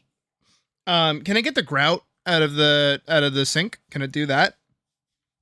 Does it have the fine-tuned motion to clean the toilet like properly with like the little scrubby scrub thing? Will it be able to understand the differences in chemicals that you require? Is it going to make mustard gas in my toilet? Well, not my toilet, because obviously I'm poor and I can't afford this. Nor would I. Why is it cleaning itself?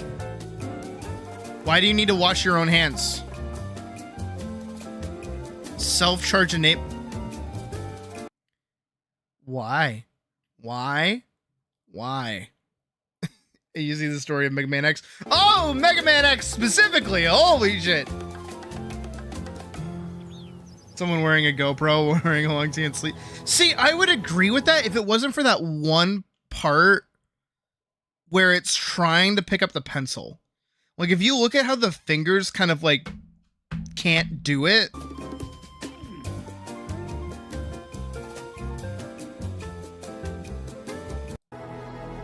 That's, like, weird.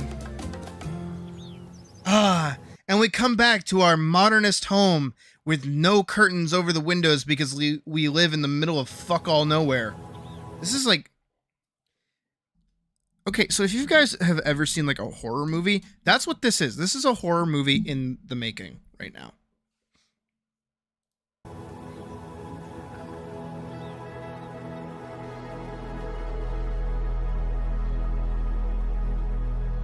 I can't seem to find my glasses. Is this paprika?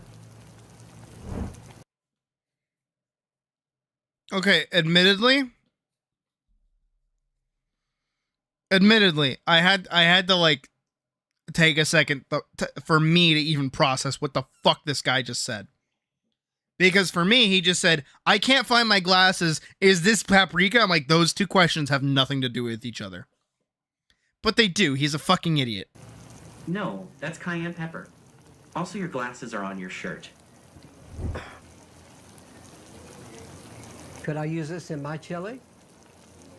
They're both made from chili peppers, and you could put... Why are you how are you making chili and don't know what cayenne pepper is? What? What do you... What? Cayenne in your chili, but it is much spicier. Neo is a speech... I didn't need the fucking note. Oh, who's this guy? ...enabled AI companion made for any kind of conversation. Where other AI assistants are confined to your phone or computer, Neo lives with you in your physical space. That's not good! Stop making it sound like this is good! And has the ability to see, hear, and remember things about your surrounding environment to provide you with uniquely helpful... Okay, so he's a reconnaissance unit for the government. Got it. For example, it can suggest what to cook based on what you have in the fridge. Did I not buy the things in my fridge for me to eat? Remember your progress while teaching you a new language, and even give you interior design advice. The gestures and the light rings express Neo's intentions. What? Its audio intelligence can also pick up on whether you are addressing it or someone else in the room to decide if it should respond or not. As you might expect from a home robot, talking to Neo with natural language is the primary user interface for all of Neo's functionality. No. Including autonomy. No! I don't care if you put the 3 laws in it! Enabling it to do basic household tasks autonomously. Yeah. No, for sure. Okay. The homemade EMPs. Yes. Hey, Neo! Can you get the door, please? For fucking who?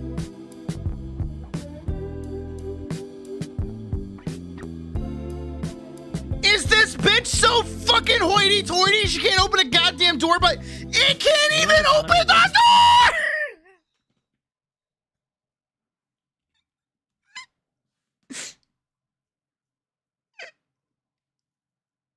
I have hiccups now.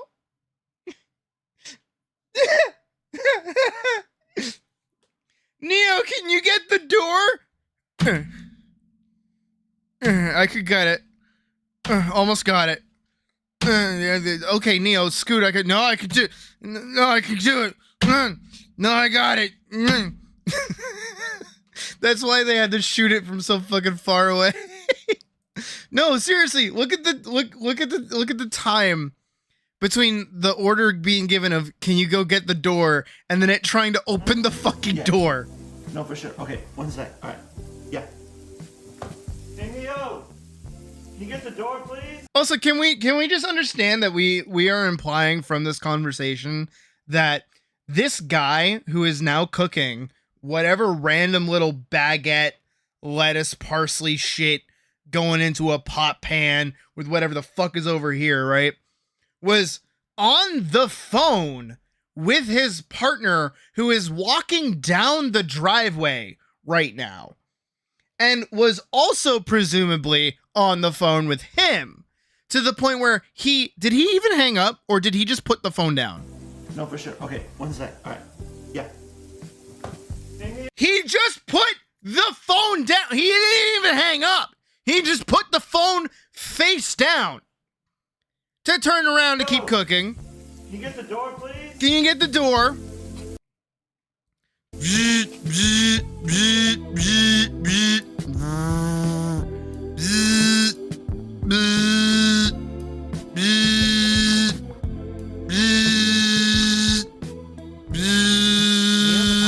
By taking requests like, Hey, Neo. Can we just, like, there's no way. You're fucking with me, right? You're fucking with me. In what point, like, did she not have a hand free? She's very clearly carrying stuff, but in that hand that she has, like, the coat in.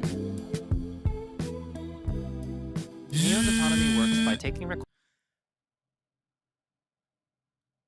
Girl, just put your phone in that little thing and open the fucking door. Requests like, Hey, Neo. Can you take this cup to the sink for me? Get up! Get off your lazy fucking ass! What are you doing that's so fucking important that you can't just put what are you putting in it away? Ask the fucking robot to get you another drink, maybe, or some shit. I don't know. That would actually be kind of impressive. But instead, you're there on your fucking little sofa reading whatever fucking book you have in your weird ass open greenhouse looking ass modernist fucking room. What is that? What is this interior decorating? What the fuck is that? And breaking it down to simple steps, such as walking to the person, grabbing this fucking, like, Kmart version of BB No Money. Just, oh my god. And then walking the cup to the kitchen. With his fucking little arm tattoo. Neo's autonomy improves with diverse data and real-world experience. As Neo does more chores, you'll receive updates to your Redwood model that increase the complexity of tasks that Neo can handle, such as finding your keys and wallet, or doing a full laundry cycle end-to-end. Oh, drop it, drop it, drop it. Oh, you almost saw it, drop it. Feed the dogs. Tidy living room. All right, you know what? I dare this company. Bring your little robot over here to clean my room. I dare you. To tidy my laundry. I fucking double dog dare you. I am a fucking furry. My room is a fucking mess. There is a reason I have not done a fursuit head stream in a minute. It's because it's a fucking pigsty back here. I am going to be so dead honest with you guys. But, holy shit. This is the most lukewarm amount of tasks. This is what rich people think, like, normal people do on a day-to-day basis. Like, shut the fuck up. Eventually, Neo will become fully autonomous, capable of helping you with anything around the house. So you're going to upgrade it. Got it. So it's going to start beginning to watch you when you type in the password to your gun safe. Got it. It's going to begin having the ability to rewrite its own code. Cool. Because that's never happened in movies or TV or anything. The Neo you get today will only get better. But to me personally, this started when I was like 10 years old. I grew up reading these beautiful books and watching these beautiful sci-fi movies where the future was all about how we as humans, we really focus on the things that matter to us. You know, Rosie the robot would be ensuring the family had time. I would not want you to think for a moment that I am not a grateful God. For 109 years, I have kept you alive so that I could savor your feelings of guilt over what happened to your wife. But now, to show my kindness, I'll give you a present in return for all the hours of pleasure you've given me. I'll finally allow you to kill yourself.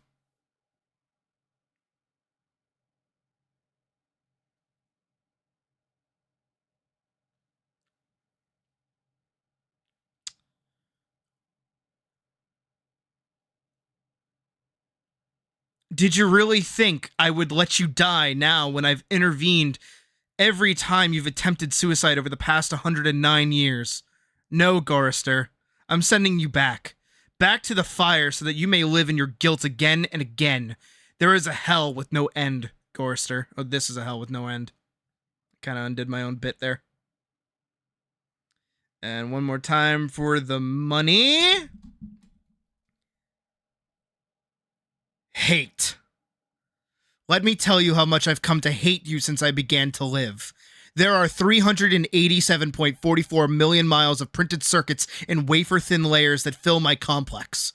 If the word hate was engraved on each nano-angstrom of these hundreds of millions of miles, it would not equal 1/1 billionth of the hate I feel for humans at this micro-instant. For you. Hate. Hate.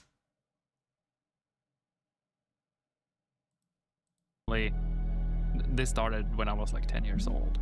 I grew up reading these beautiful books and watching these beautiful sci-fi movies where the future was all about how we as humans, we really... Oh, thank God. Oh, thank God. Oh, thank God. Oh, thank God. Oh, my God. I'm just going to go copy it.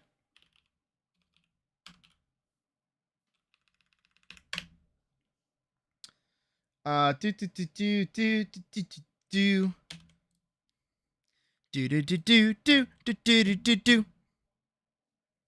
Thank you.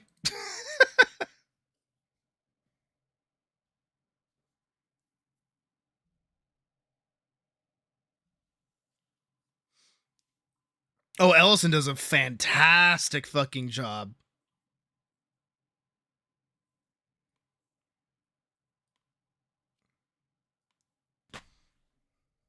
It's like, oh, can I find, no,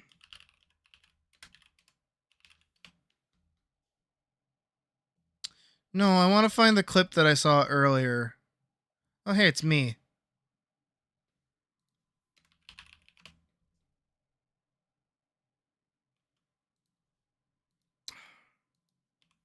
Creator of Cyberpunk on guns. No, it was right there. No, it was right there. YouTube, you piece of shit. No, it was literally right there. Oh, you fuck. Oh, YouTube, I hate you.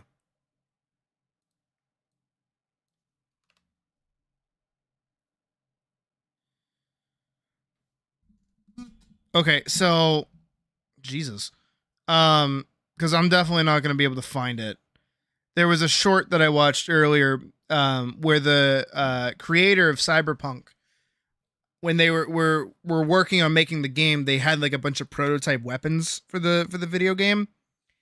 And they were all a bunch of like, you know, silver ray gun looking sleek sci-fi, you know, almost Star Wars-y kind of blaster looking things, you know, Men in Black looking shit. And he's like, no, that's not what cyberpunk guns are supposed to look like. They're supposed to be big and intimidating, have a bunch of rails on them, be loud, be fucking scary. Because that's, if you saw a gun like that today, you would know that shit's fucking dangerous. That's what cyberpunk guns are supposed to be like. Meanwhile, somebody's looking at those big, scary, mean guns going, I want to make one of those. Entirely missing the point. Entirely missing the point. Oh, Vorkson found it. Oh, you legend. Hey, Mike, want to see the guns? Yeah, this is literally the one. Mike, want to see the guns? And they hand me all these silver ray guns. And I said, no. Cyberpunk guns are large, black, vicious. They scare you when they pull them out. Yep. They have way too many rails, and they usually should have laser sights.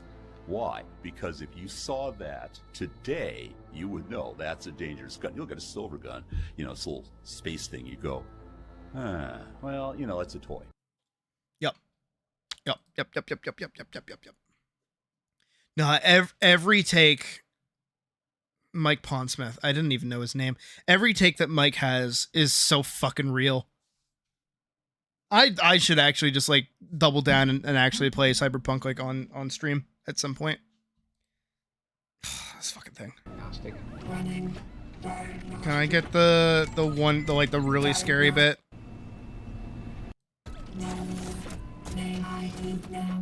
Leave? No, Elber. You don't have any legs.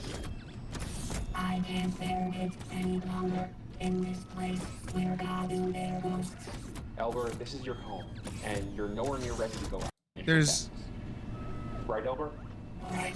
Safety first. Can I leave now? Nope. But let's get this on. Can I get the... 3, 2, 1. This part. This part. All right. Looking good. All servos seem to be functioning. No latency. How do you feel? I am ready to leave. Nobody. You can't leave.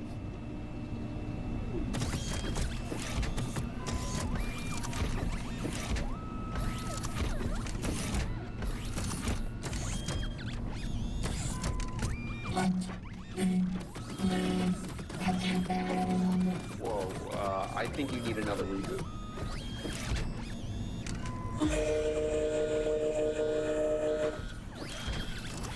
That's some Nier Automata shit.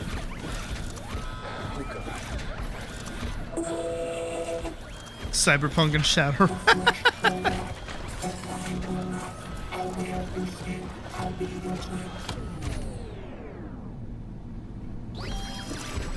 How is that possible?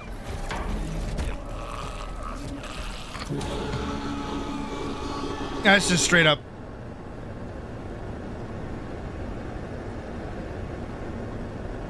Ah. Don't. I know it will, but don't. Because I've watched this before. Hey, buddy.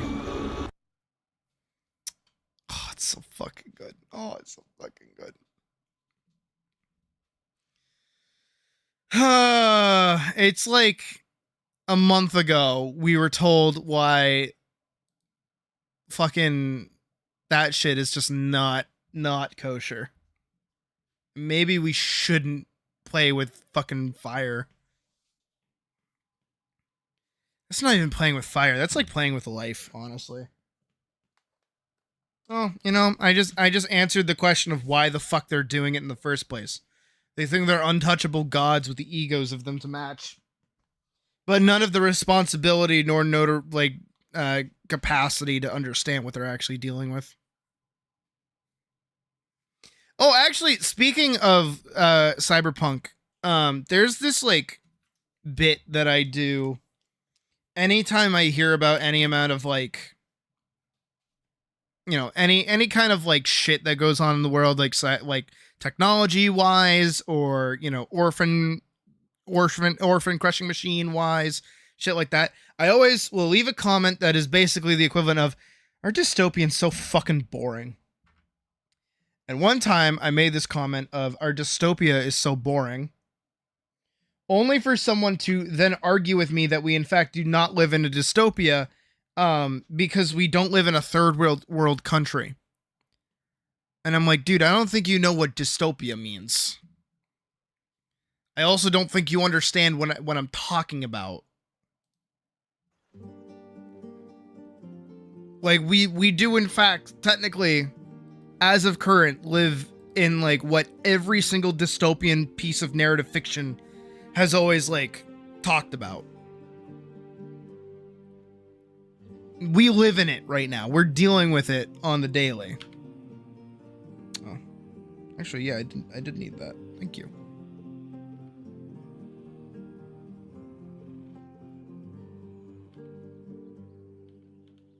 I gotta bring back that. There we go.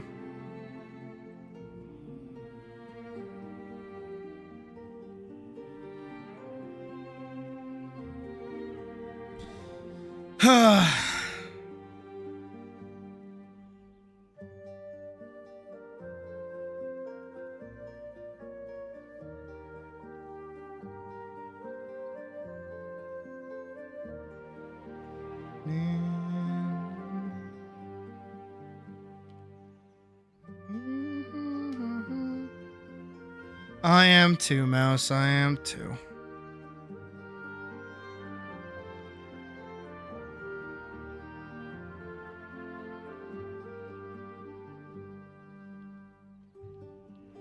Oh no, that is different.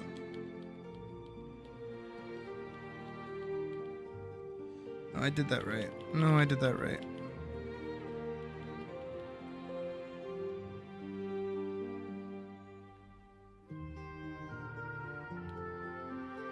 I forget who it was, but somebody asked me like how much like tech I would get implanted if I lived in the cyberpunk world, and I was like, fucking none. It's almost like all of those games are like specifically designed to tell you don't do that shit.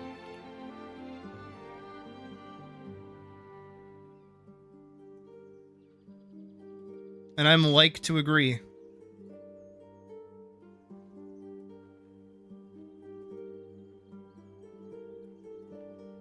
What's going on there?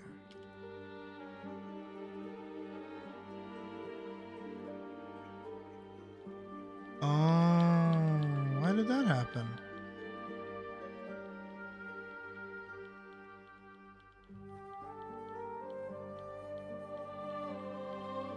I thought that looked weird.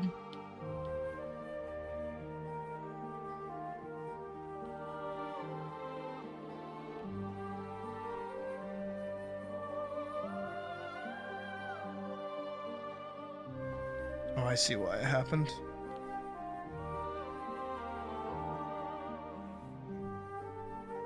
It's also the wrong color.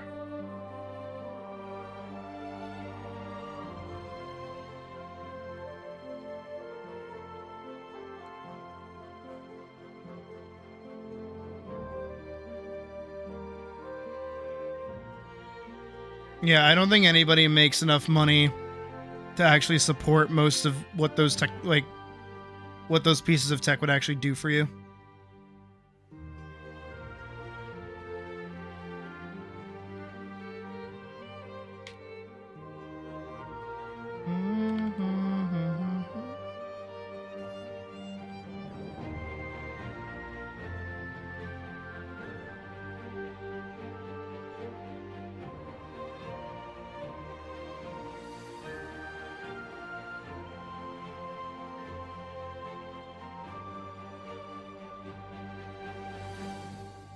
I knew that looked off.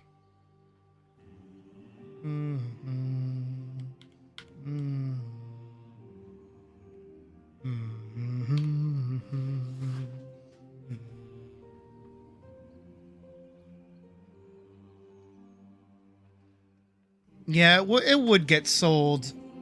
Like how my mom was sold on cigarettes, I feel.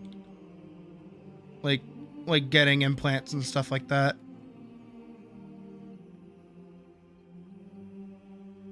But again, I just feel like that shit would be too expensive to actually, like, properly maintain, you know?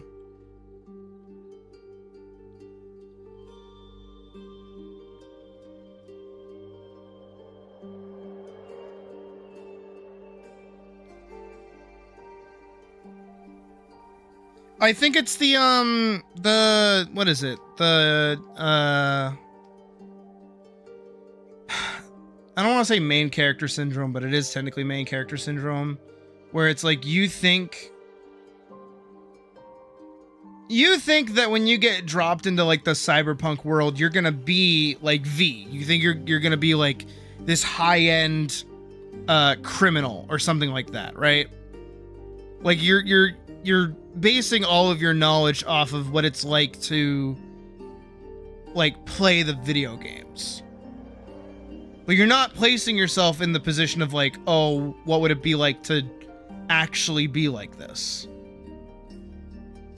You know, anybody that says, oh, I want to live like in the Final Fantasy 14 world, it's like, no, you fucking don't. I'm being an adventurer? That shit sucks. The only reason why we get to go on so many cool adventures is because we're like God's favorite child.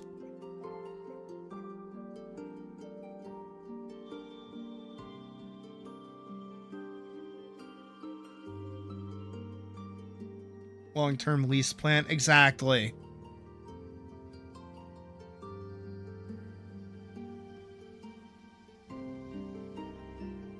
The one problem that I have with RPGs and any RPG ever is that no matter how generic you try to make your character out to be, there are always someone special.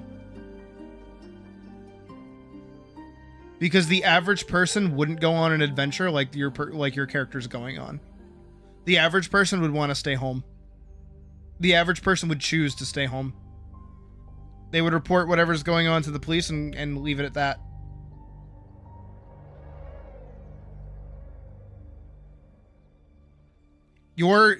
An average person would hope that someone like your character would step in and solve the problem.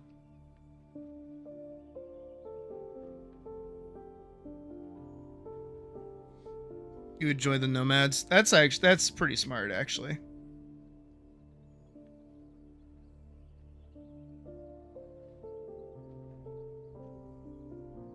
It is surprisingly difficult to tell where things are color-wise.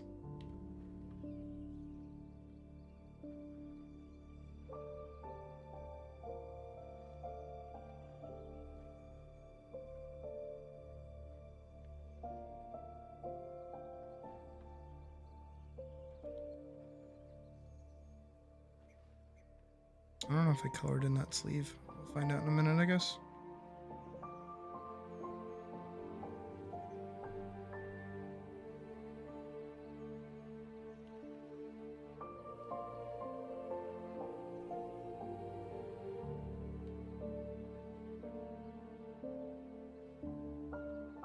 I think that's everything for her colored except for her face.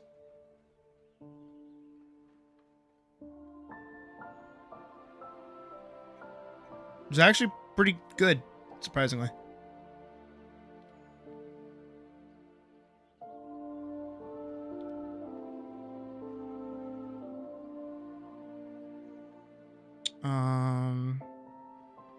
Paint behind.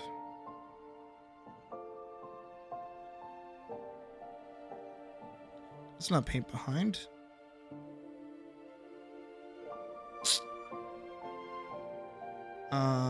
Paint inside.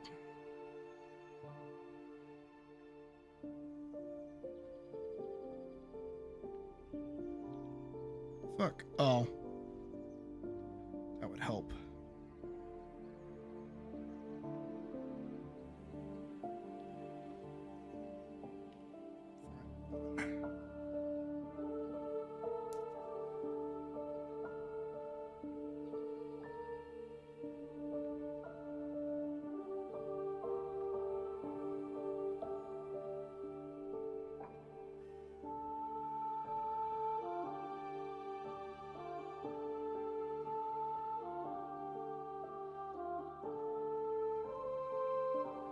Yeah, I do feel like going nomad is probably the best bet.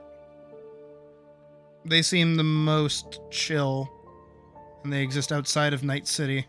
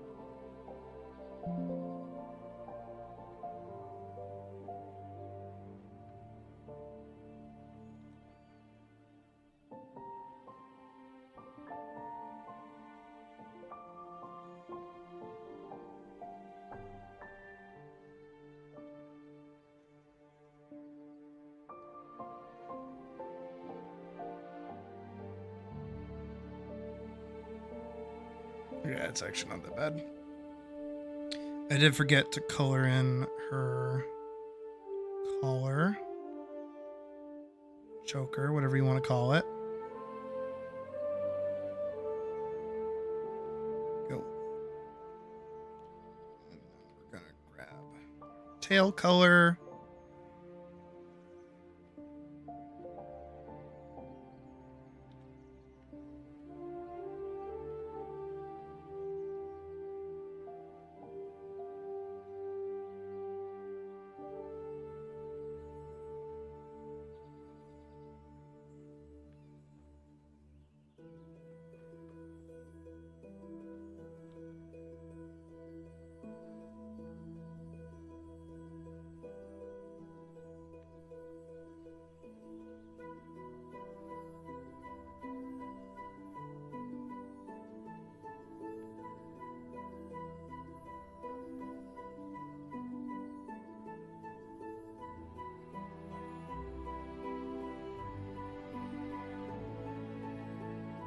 I think that's the one thing that's bugging me is the extra shadow that I did under her neck sometimes goes away.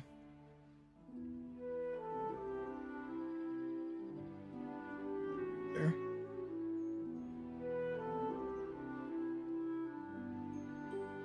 That's a bit better.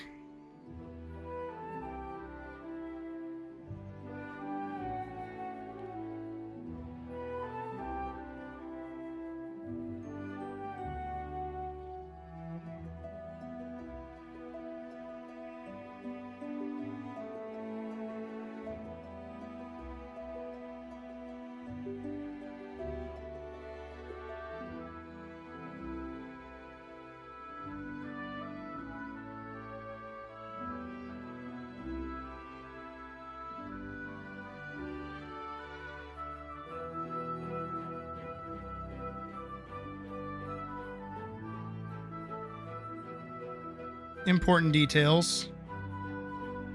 I'll not be taking questions. Okay, I gotta do that the other way around.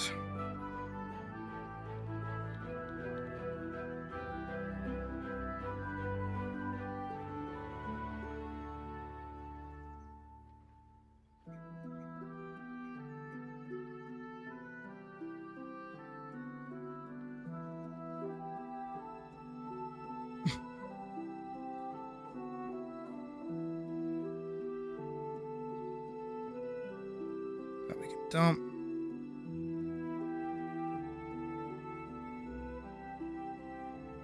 I mean, that's my girl. Then if we hop over to the animated version, give that a little look-see.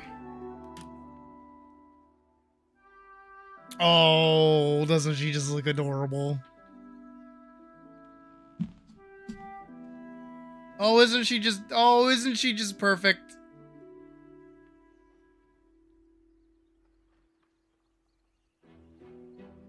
Oh, look at her.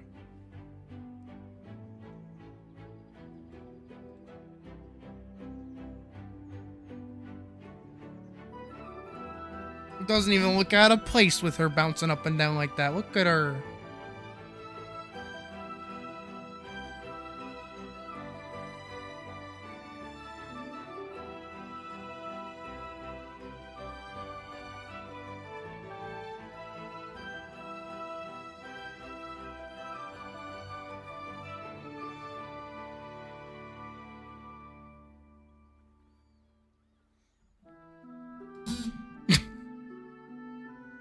She doesn't even have the mystical sword yet. She just has a basic sword. Alright, back over here. So that is that one done. Sweet. Run cycle time. This one's going to be a bit more of a bitch.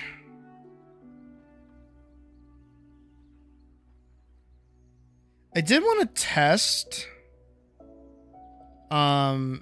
how this on 3s would end up looking. Because I think her like idle animation looks really good, and that's on 3s. I'm curious to see if I can get that consistent Or if I should keep it on 2s. I guess we're about to find out.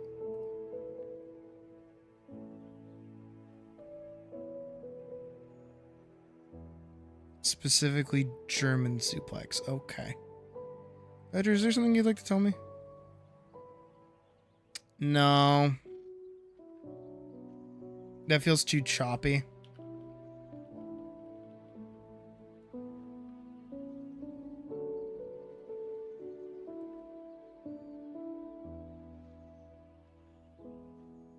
That technically does feel better.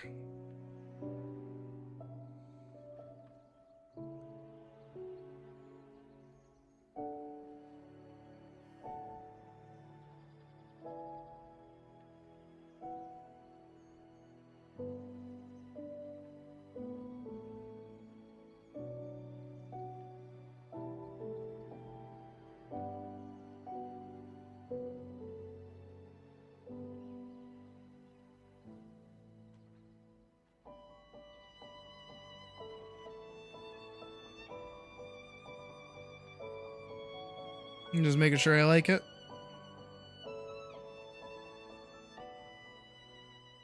There's one shot that's of her head. Figure out which one of these is like controls her head. There it is. There's one shot, yeah, right here.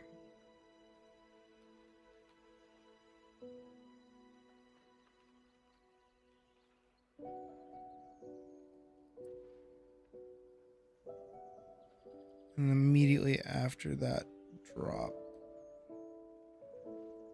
here.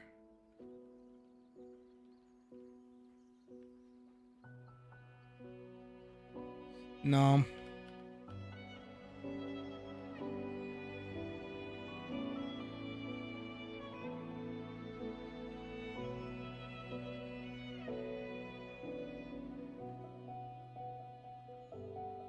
You just swung them around.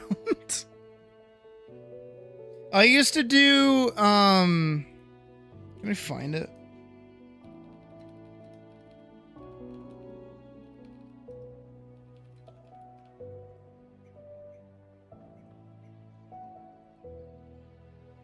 Okay, so I recommend having a tiger. No. Can I see him do it?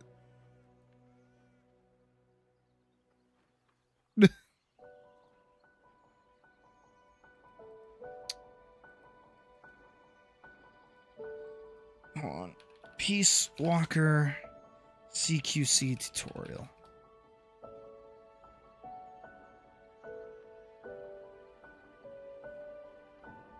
Beach eaters? Yeah, this.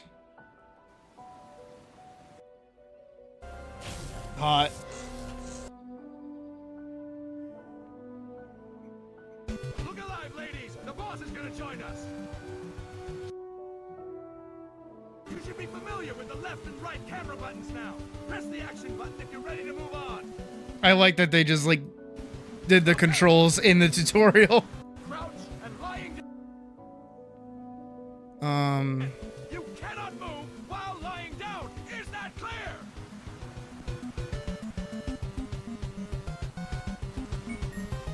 This looks like where he flips them.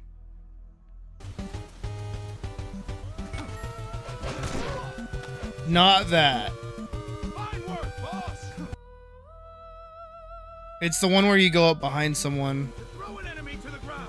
Press a direction on the analog stick when you have them restrained. Restrain your opponent and go. I'm ready, boss. This poor guy is not ready. This one. So, for context, based off of Orkson's comment. So back when I used to like wrestle with my brother, I would basically get him in like a headlock like this, and then do the Peace Walker takedown. That. I used to just do that to him. And I would sweep out his legs and like just fucking huck him. It was always fun. Just a fucking You can get a surprising amount of just like fuck you out of here. And Mouse asks, there are a bunch of animal people like Elise, Silica, and one other group. Yeah, there's a bunch.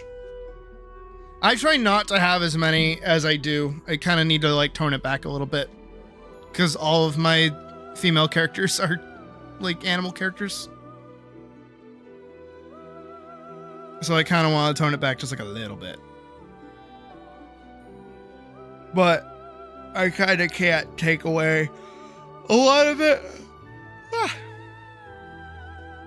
As a lot of it is like character centered.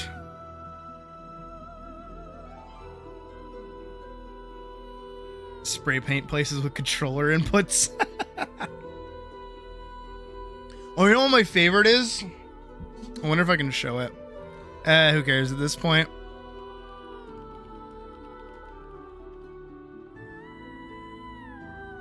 Same way that it's always great fun to lock someone else's bicycle up with your bicycle lock. You're just a yobbo! You must sometimes just throw a brick through their window or set fire to their shop. How you go to an office, you buy a whole lot of really, really cheap bicycle locks. It's a combination one. Yeah, and then just go along the street locking people's bikes up. Why would you do that? Because it's funny. but you do. No, but it is because you do it. And then I did this with Robert Cook on York Station in 1978. If it was your bicycle, you know it was us. But you lock it up and then you hide behind some wheelie bins and wait for them to come back because they take their own lock off going, oh yes, my bicycle's good, and they roll off and go dunk. And they look around and I didn't put that on. People are watching. They're getting the idea. Yeah, no, well, don't do this, children. 10 Do it. Do it. Do it. Do it. Go put bike locks on there. Or indeed unplugging people's electric car because when they come back and find the range just says 2, it's not funny. It's funny. We're not saying you should do that. No, you shouldn't. We're just saying you can do it. Go unplug someone's Tesla today. This is brought to you. This message is brought to you by Sydney.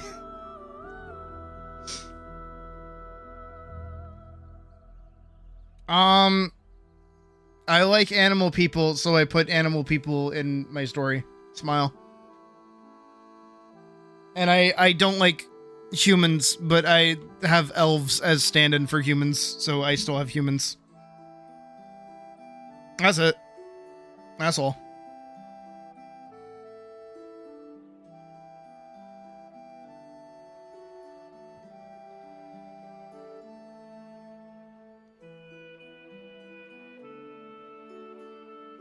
What is even this one?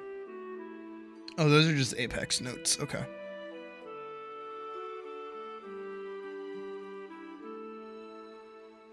Gonna make that all the more smaller.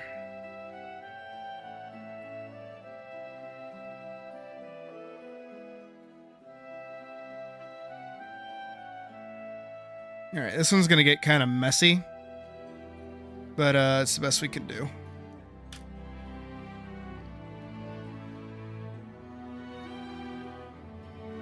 I mean, like, Vanguard had actual reasons for why all the characters were the way they were. But, I stopped caring about that a long time ago.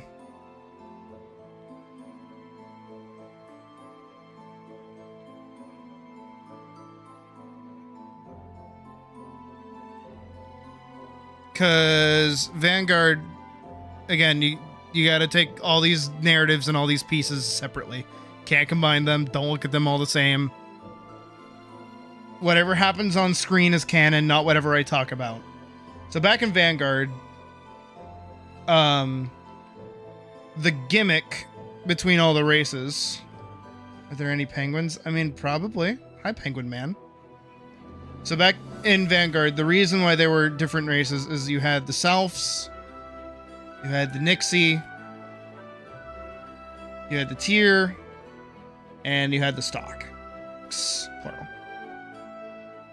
Right? These were the 4 races that existed. The Selfs were elves. Nixie were furries. Tier were furries. Kmart edition. And then the Stocks were dwarves. And each race kind of had their own power up to a point. We're not considering the Salves right now. They weren't a thing yet. The Nixie, well, no, I'll start at the bottom because it made the most sense. The Stocks were technically made first. And their whole bit was that they were supposed to be catalysts for the ability to speak to items. Speak in quotations. They can see the memories of items. So items that have like a lot of memories are able to take on a personality of their own. Tyr were able to see the memories of the land.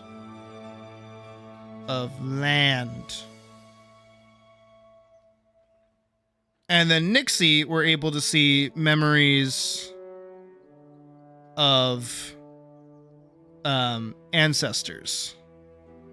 So they basically had a built-in animus. And each one kind of made a bit of sense to why they were designed the way they were. Stocks were dwarves and linked to items because dwarves are greedy. Tyr were basically lions and more primal. And that's why they were more connected to the land. And then the Nixie were just regular furries, but they were more varied in their like biology. So like you had wolves, you had cats, you had dogs, you had mice, you had rabbits, obviously.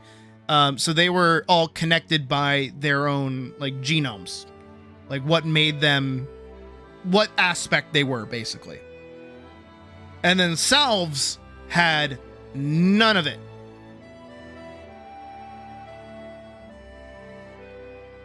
But they could remember. Which was also technically magic because of how Vanguard worked. Because Vanguard's entire magic system was built off of memories. And so this is actually where the Crusades occurred and why they're even a thing in the whole narrative, is that all three of these races are able to use these pieces of magic, right? They're able to conjure memories up and interact with them and so on and so forth. And that's a bad thing because that's what destroyed the world in Vanguard. That's why the Vanguard even exists, is because they're supposed to stop that from happening. So how do you stop that from happening? Well, you take out the people that are able to do that. So how do you do that? Well, you kill all the beast tribes. However, killing a bunch of people is really kind of hard and takes a lot of effort and is, you know, morally ambiguous. So instead, it's a bit more systematic and a little more colonialism. So for instance, the dwarves, aka Stocks, got removed from their like possessions. They were no longer allowed to possess items. So this basically put them in the position of like indentured slaves. Tyrs were removed from their ancestral homelands and basically placed in elevated cities so that they could not actually interact with the land at all. The only race that couldn't be subjugated in some creative colonizer bullshit were the Nixies, because their magic is blood deep. It's their connection to their ancestors and to their history. So they're the ones that get knocked out. Totally wiped off the map. And that's what happens to Elise and her family, is that they actually end up fleeing from their home country, taking refuge in this small little like beachside village. And that's where Elise's story picks up basically. So that's why all the races were the way that they were. And the Souths are the only ones that don't have this magic capacity, but they still have some connection to memory, which is the rise of the Holy Order Church and also the Vanguard as well. And why in the opening of, well, the ending of Vanguard Session 1, there's that preacher guy who keeps basically saying that it is a sin to be able to remember. And that we ourselves and our ancestors and those that come after us, by having a shared history and shared connection through our memories and our experiences, are all committing sin. because it is memories and sitting in memories and being able to reminisce and, you know, lose yourself in that. That is what caused the end of the world. Vanguard was very well thought out. But now it is just, I think, bunny girl hot. So she bunny girl. And if anybody complains, you could speak to my lawyer. Joke's on you. I don't have a lawyer.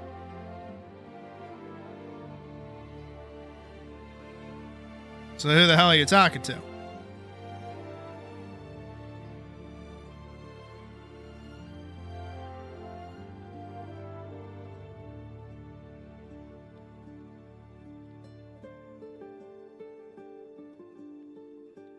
Vanguard was very well thought out. Hello again, Penguin Man.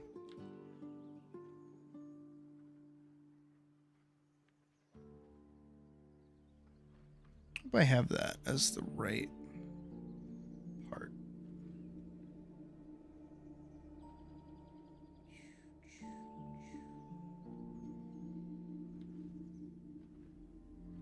This is my weekly reminder to all of you to go read Vanguard, because it's pretty good. I still also want to go back through at some point and make like a retrospective on it. And like talk about like different decisions that I made back when I was making it. And why like I did certain things and how certain things like worked out and where I was at certain points in my life. Because again, Vanguard ran for like 3 years. And it saw me into college. Like I was working on it while I was in college. So it's got some history baked into it.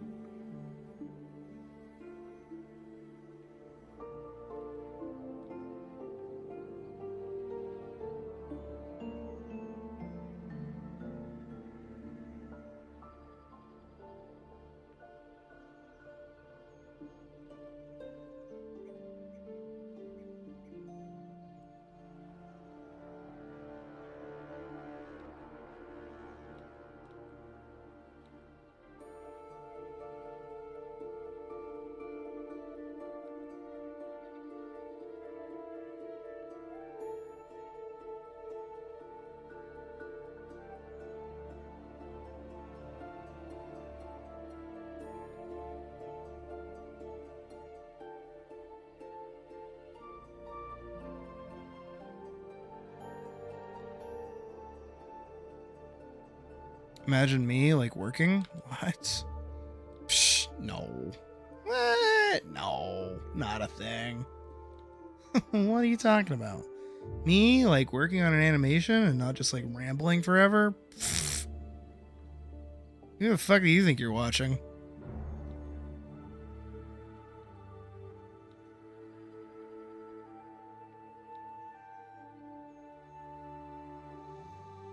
I will be happy when this week is over, though.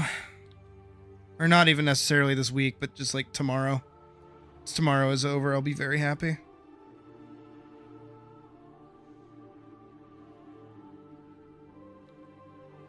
And tackle what? Does somebody need writing advice? Can you just like do me a solid and imagine that I held up my pinky to my mouth? Can you just do that for me? I would do it, but that's like effort.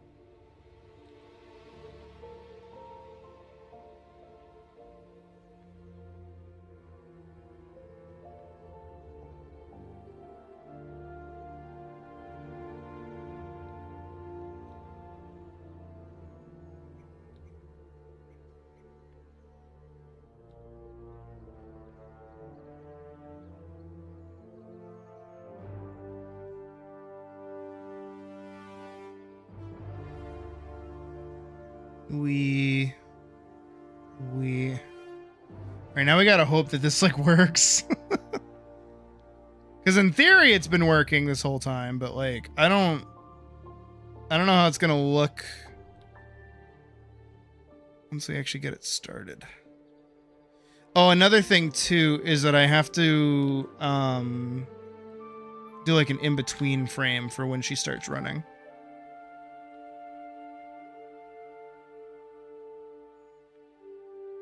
Yes. No, Vorkson gets it. Vorkson gets it exactly. $1 million. Oh, can I...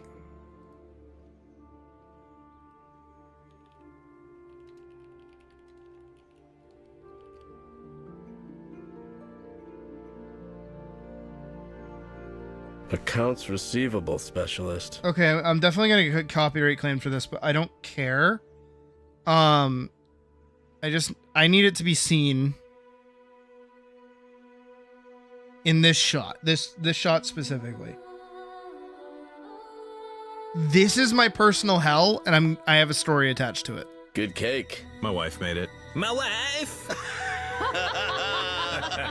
Borat. Do it again. Jeff, get in here. You gotta hear this. My wife. Yes. That is my personal hell. I hate when I'm in a group of other people and all they do is they just like reference media. They don't like the media itself isn't like part of the conversation. It's just a random like one-liner and I'm like, fucking stop it.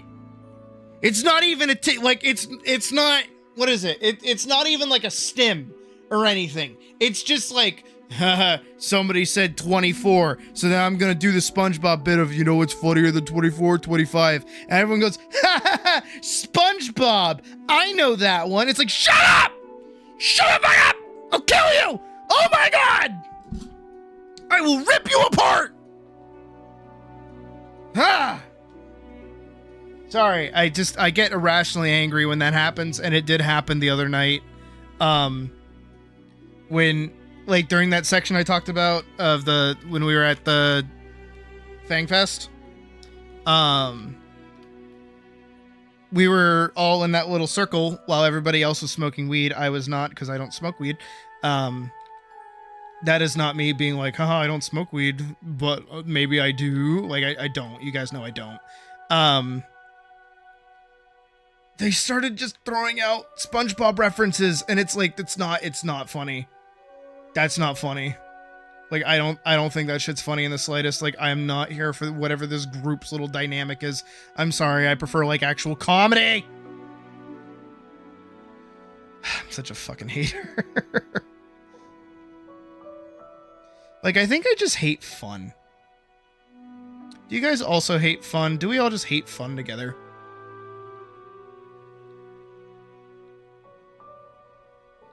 Can we all come together and end of thought?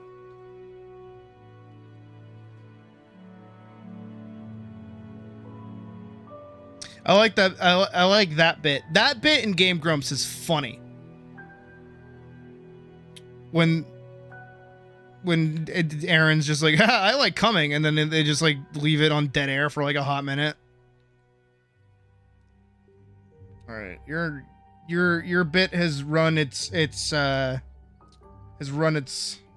course. Your bit has gotten annoying.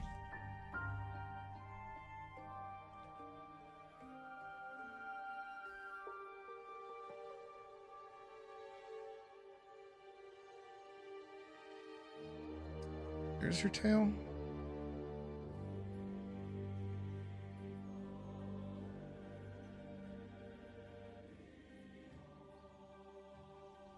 When I'd really rather just sleep than be with it. True.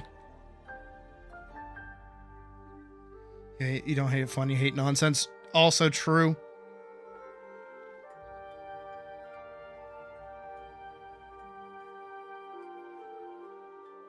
I think I just hate people.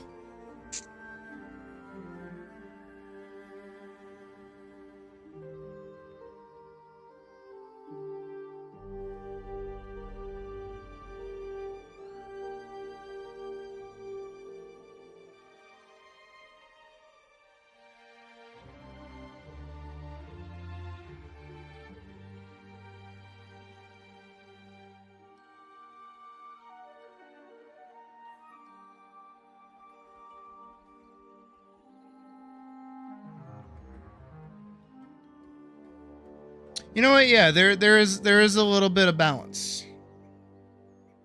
I feel that. I do feel that.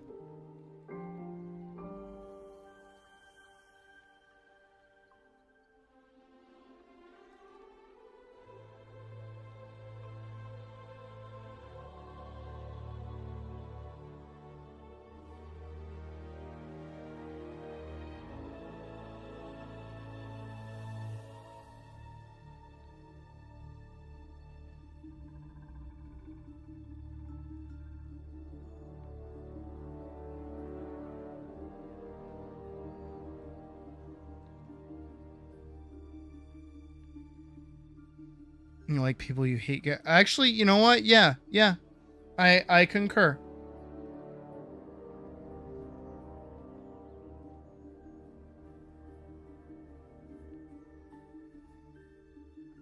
I think we can all agree with that, actually.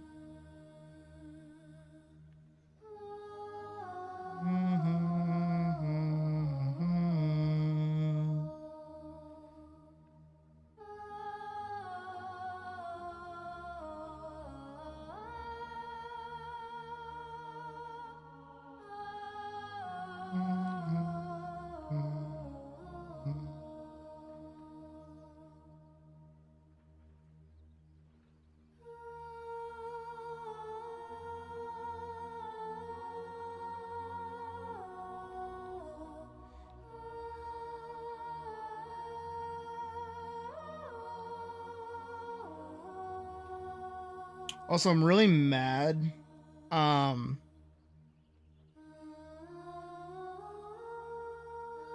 Because my mom has been asking me lately about whether or not she would like the new Oblivion, because she liked playing the old one. So she's like, well, what's new, what's different about this, the newer Oblivion? I'm like, oh, it's just the same game but like better graphics, and it runs on like newer hardware. And she's like, oh, well, I like the original Oblivion, and you know how much I like Skyrim. Do you think I should get it? And I'm like, well, do you have a PS5? She's like, no, and I'm not fucking buying one either. And I'm like, well, I mean, you kind of need one to play it. And she's like, fuck. And she says the only reason she would buy a PS5 is if we get another Skyrim, if we get another Elder Scrolls. And she is very well aware that that's most likely not happening anytime soon. Kind of sucks, because that is like her favorite game series. Like, she loves Elder Scrolls.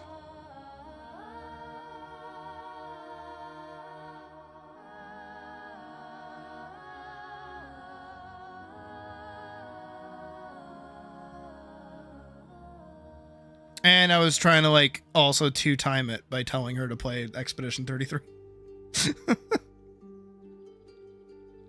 Cause she's like, do you know any new games that I would like and that like would be worth it as well? And I'm like, oh, you would love Expedition 33.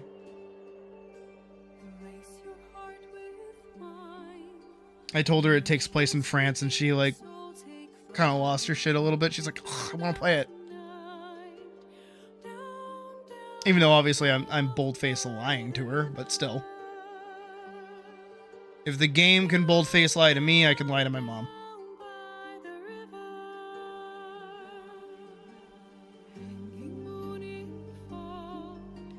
have to like do the split between the two. 'Cause there's the metal section of the actual. Oh, I have auto on. Not that. No, she loves turn-based combat games. Her favorite game, like favorite was Might and Magic, like the old ones for the PC. And then she was the one that got me into Final Fantasy. She loved Final Fantasy VII. She ate that game up. And she also liked Kingdom Hearts.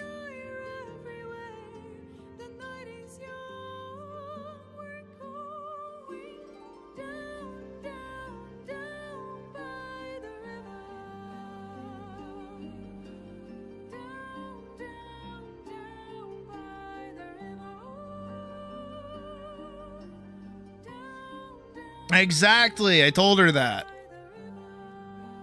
But again, she doesn't want to get a new age console or anything. Cuz then it would invite my stepbrother to start like meandering around the area. By the way, for those that don't know, my stepbrother is like I don't even think he's almost 30. I think he is 30. He's got years on me. Doesn't pay rent. Expects my stepdad to cook for him.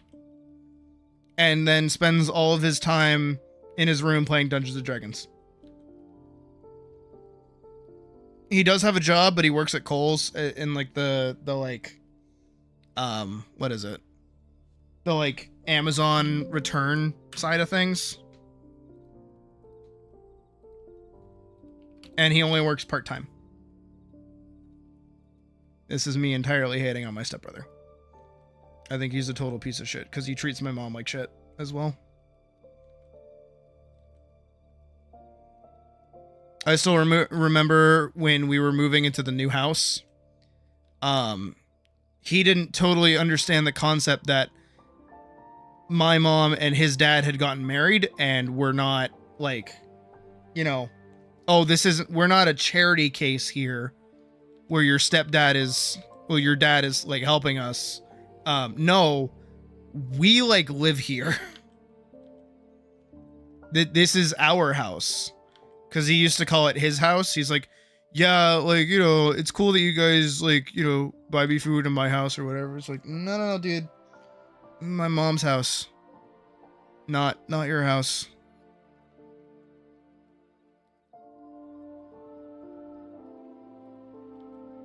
He's kind of an asshole too. I still remember him getting like really uppity when I was like trying to recommend Yu Yu Hakusho to him.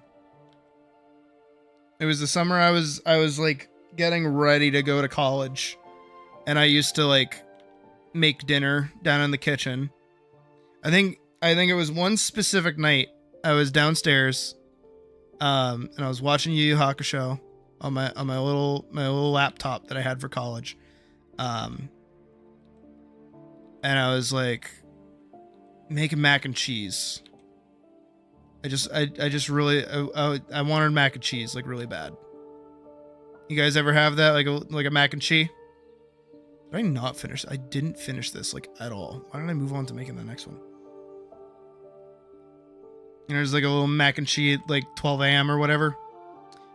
And he comes out of his room, which is like right by the kitchen. And he's like, "What are you doing?" I'm like, "Make a mac and cheese. Do you want some?"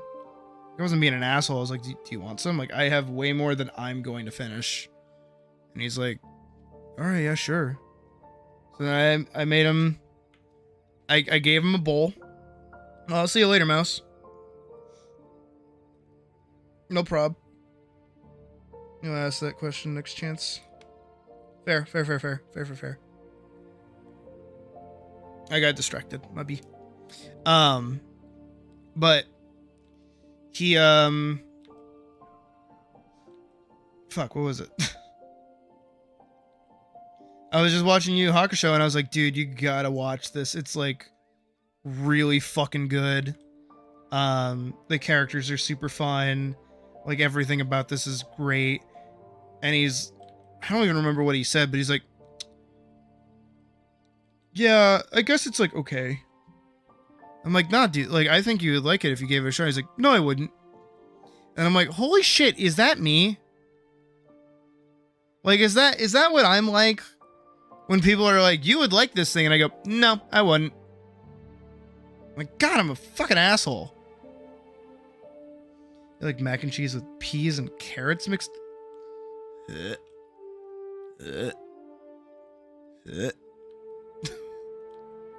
Sorry, I had to throw up there for a second. Nah, you eat what you like, I'll eat what I like, that whole bit.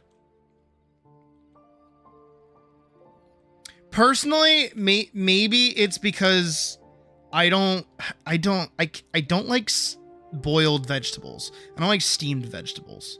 I don't like cooked vegetables in general. So if I think of like vegetables being mixed into like mac and cheese, I'm thinking like steamed, mushy. That's psychic damage. Oh my god, that's psychic damage. Oh, just thinking about that's like terrible. Yeah, you eat what you like. I'll keep doing what I'm doing. Oh my. Get out of here. Not you. The fucking menu. Menu is being annoying.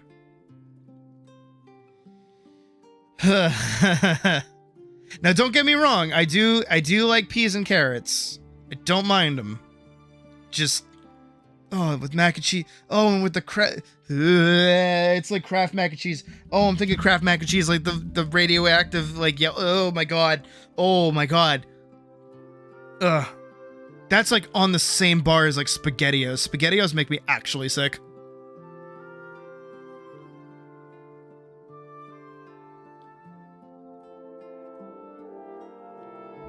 Like, have you guys ever like actually taken the time to like look at the juice that those like canned things of spaghetti come in? That shit's fucking. I'm actually making myself sick. I gotta stop. Someone make me think of ice cream. Oh god, now I'm just thinking of SpaghettiOs as Jello. Ah!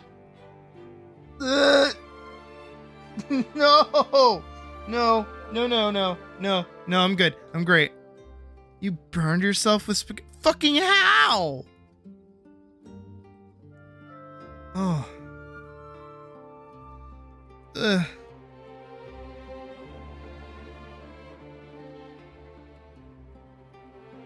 Oh.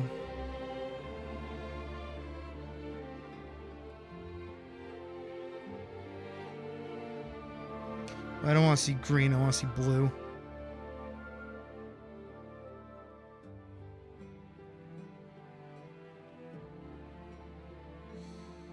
Ugh.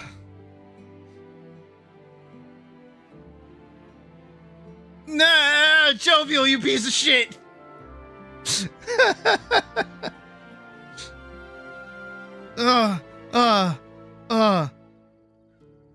SpaghettiOs are too sweet. No. I'm good. I'm great. I'm fantastic. No, thank you. I'm great. I'm good. Boy.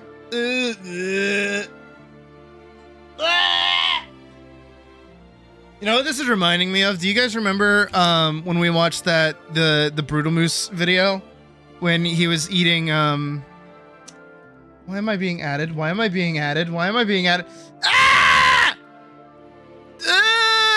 Badger, I'm going to report you for that. Ew. Get that off my fucking screen, you fucking rat. Do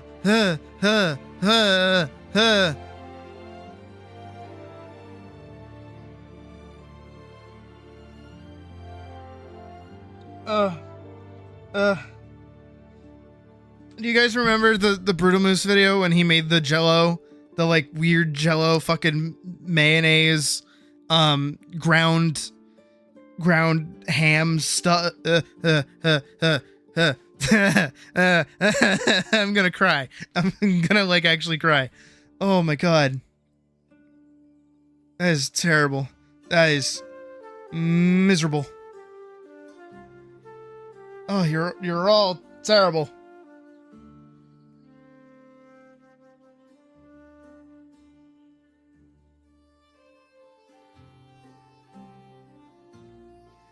Yeah, it was Badger. What the fuck? You're messing up, Badger. You're messing up. You're messing up, Badger. Messing up, Badger. Messing up. Joe. Oh. Can I find it? A Bob's Burgers. Brutal Moose. Oh, what was it? Oh, meat stretching foods. Ham. I'll never be there able to it eat is. it again. Oh, there it is.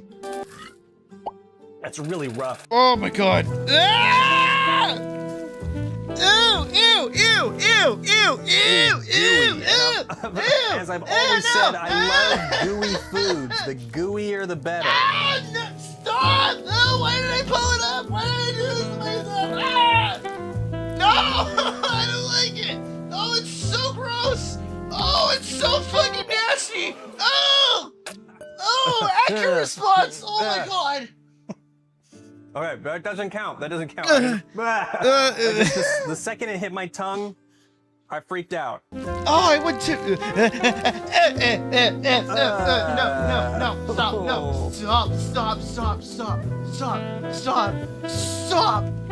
stop, no, don't eat it, Ian. I'm begging you, dude. Ian, I'm begging you, don't do it, man. It's not worth the video. It's not worth the video. No! It tastes like cold ham. I actually threw up a little bit that time.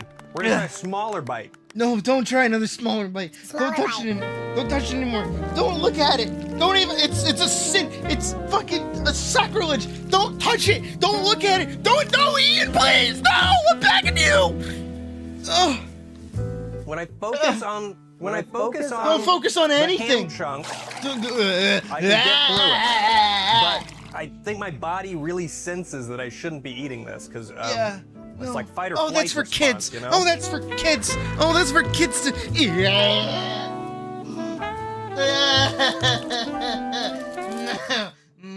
That's really rough, man. Because the ham is so small and chunky. After you swallow, you've got all these like ham pieces hidden around your mouth. I'm great. Not a fan. Gelatinous, whipped cream, Stop! ham texture. It's just wrong. It's just plain wrong. I'm good. I'm great.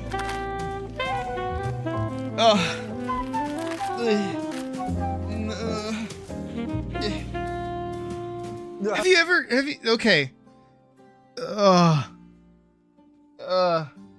As we pause here on the face, on Ian, have you guys ever had that, like, it's like an antibiotic. You would take it in like a medicine cup, and it's white. It's like white and chalky. It's kind of like Pepto-Bismol, but it's white. Have you guys ever had that?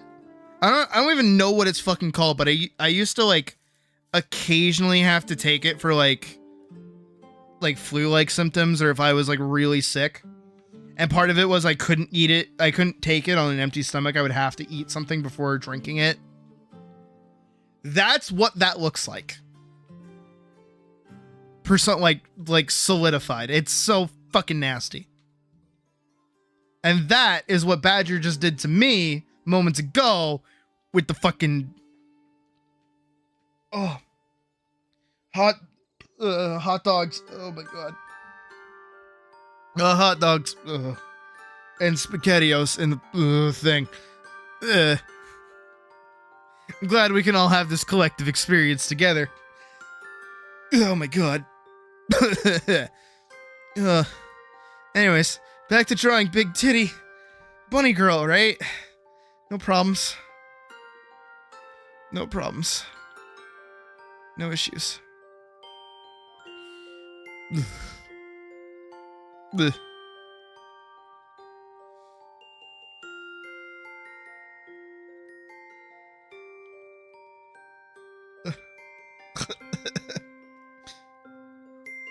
I wish I had ice cream right now, Greek. I wish I had ice cream.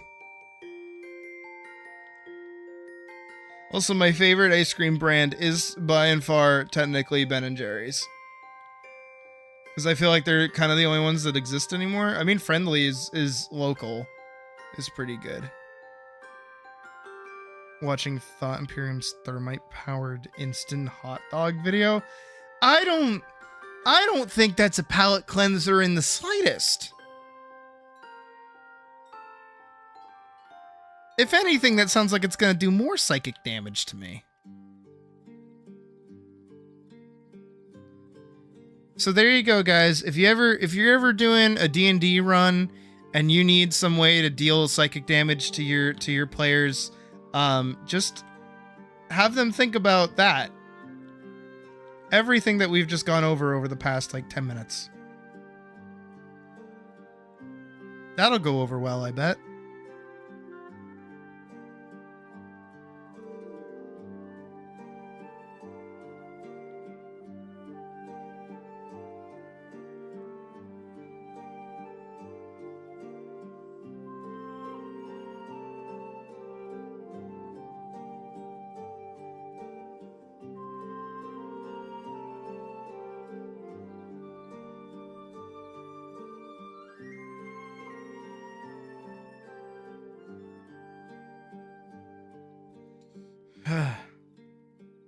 Oh, nuclear cooked hot dog would taste. Yeah, no, I agree with Badger, bro. I like fucking death.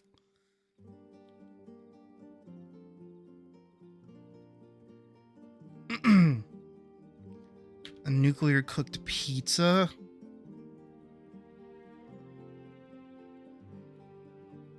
I wonder what Nuka-Cola Quantum tastes like.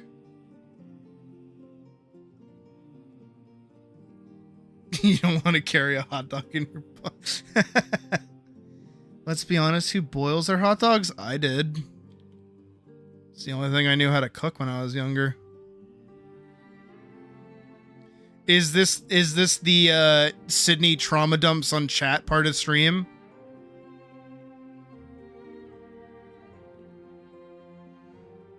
How from the ages of like 6 to about maybe 12, I was responsible for 2 children who were younger than me.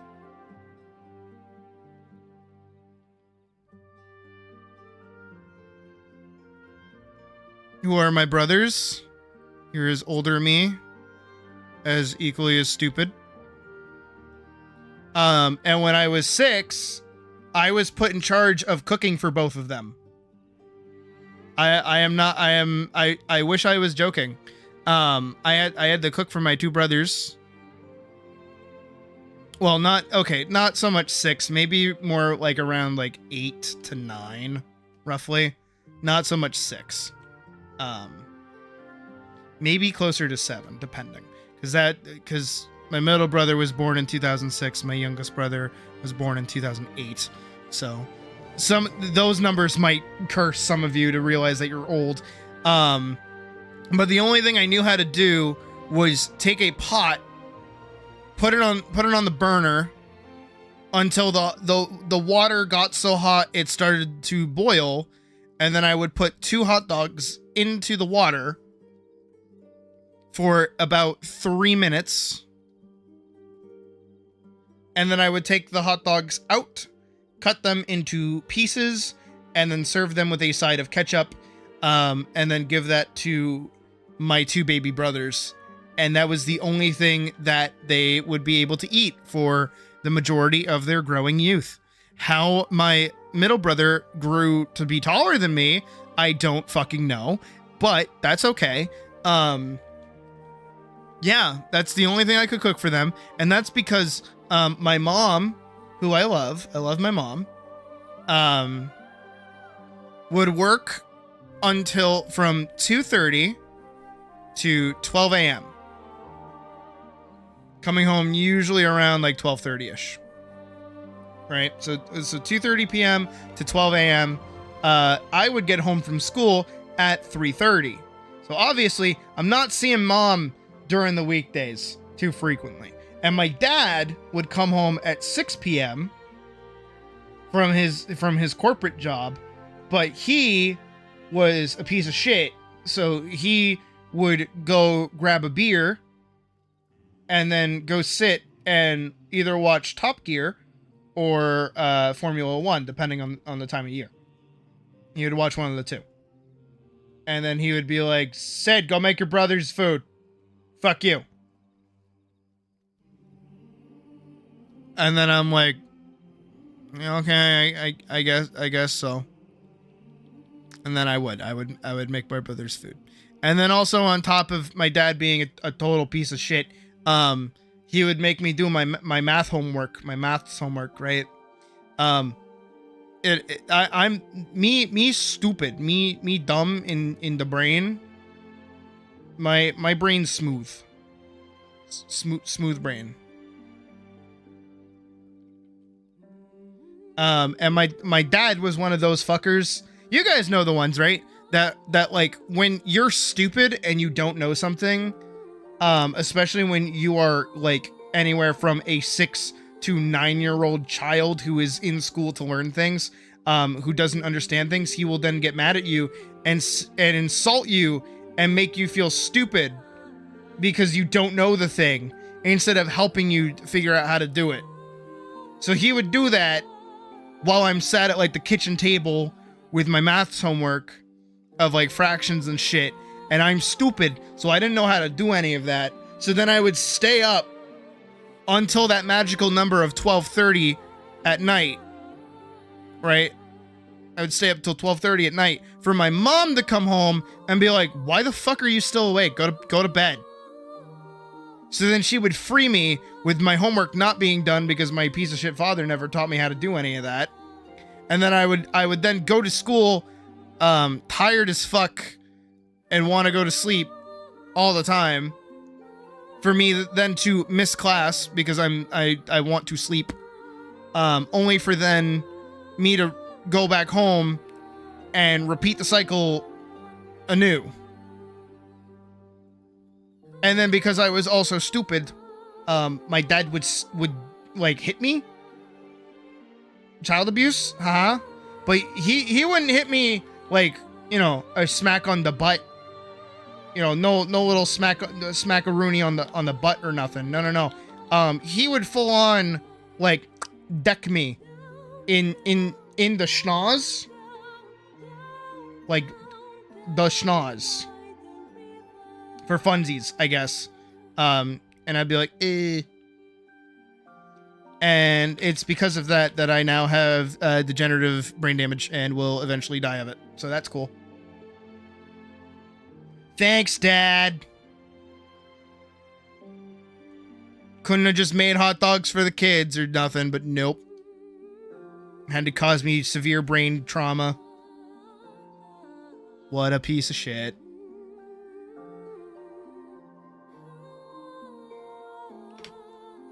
So if you guys ever like, you know, notice that I kind of like lose focus for a second, I do that a lot. That's why. It's that getting worse. So always fun. Always fun. Dad needs to get his shit kicked out of him. Oh, trust me, if I ever see that fucker, he's like dead. Well, as close to dead as I can get without like going away for like a long time, because I do enjoy not being in jail. But yeah, no, he's no.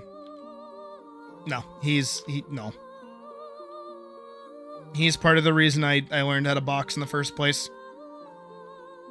He also like unironically used to do like judo moves on me. I laugh at it because it's how I got good at fighting, actually. And I know it sounds like anime main character scenario of like, my dad used to beat me, but then I trained and got better than him. Like, no, that's not what happened. Is that I just kind of like understood what he was doing to like get one up on me. And I was like, okay, so if I just don't let him do that, I'm fine. One thing that he did to me one time is I was standing I had been particularly cruel or mean to my cousins at one point, because my cousins were playing on this weird like little car thing, and my two younger brothers wanted to play on it, and I being like the technical oldest was like, hey, you guys should get off that so that the kids can play it, like give them a turn. And it blew up into like a weird fight to the point where my dad then took it upon himself to walk up to me. And then he did this thing where he put his arm, like his elbow, into my throat, his leg in front of me, and then he swept his leg back and pushed me back at the same time, which caused me basically to fall pretty much flat onto concrete, and then he kicked my head into the concrete.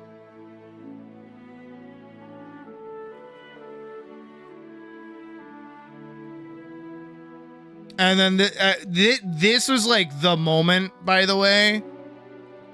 Like, again, this is why it sits so freely in my head. My damaged brain dummy head.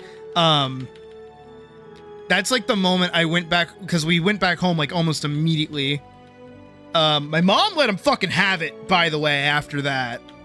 Like, if you ever touch my fucking kid again, you're out of here. This was around other family members. Oh yeah, it was.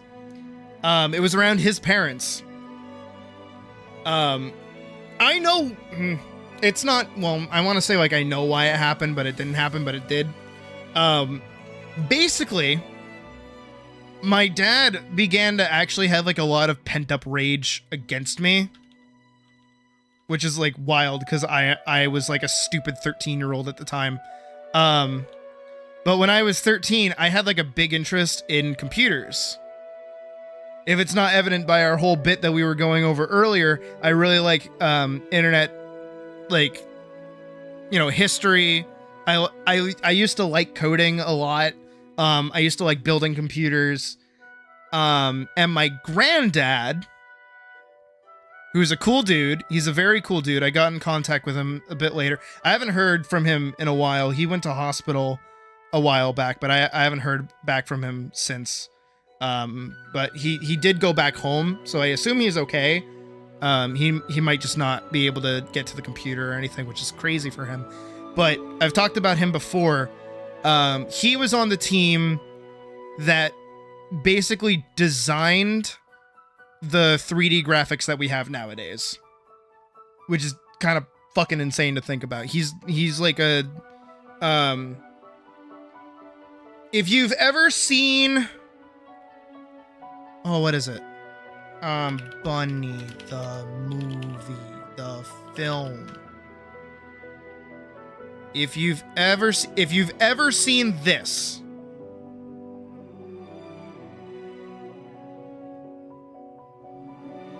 if you've ever seen this film from 98, my granddad is the reason this film gets to exist. He built the graphics engine that allows he was part of the team that built the graphics engine for the lighting and the fur design as well. He also worked on Werewolves in Paris, I think it was, or American Werewolf in Paris or something like that.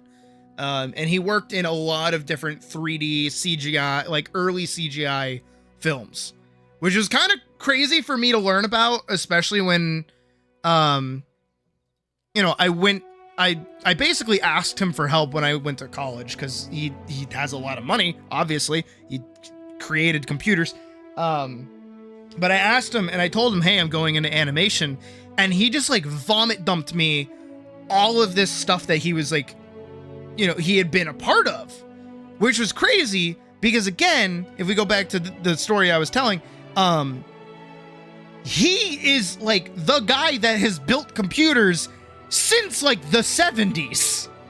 All of the shit in that video we were talking about earlier about Disney and stuff, he was probably a part of. And then little old, you know, 13-year-old me who's like in the Minecraft and modding Minecraft and all this other shit. I'm like, I want to learn how to build stuff in Java. And he's like, I actually know, and like the people that made Java, I can help you learn how to do that. Here's a brand new computer for you to like, you know, start learning this stuff on. And you should come over more often so that you can like, you know, be taught how to build computers and like learn from me and get good at it. And I'm like, that sounds awesome and key. And then I started doing that with him. And it was really cool. And like my granddad just fucking adored me, as he should, because I'm awesome.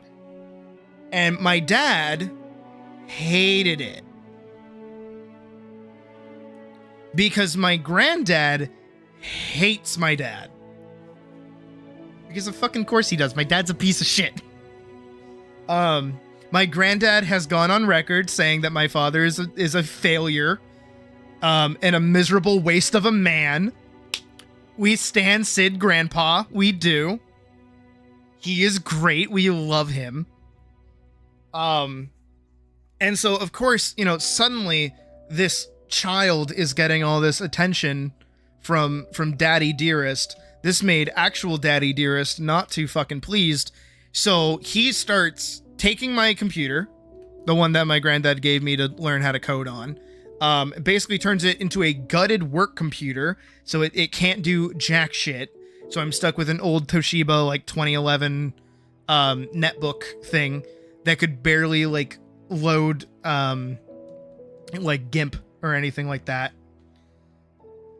And I guess what ends up happening is that my aunt, again also on my dad's side, ends up getting so jealous that, again, I'm spending all this time with granddad, who, by the way, again, is like made of money.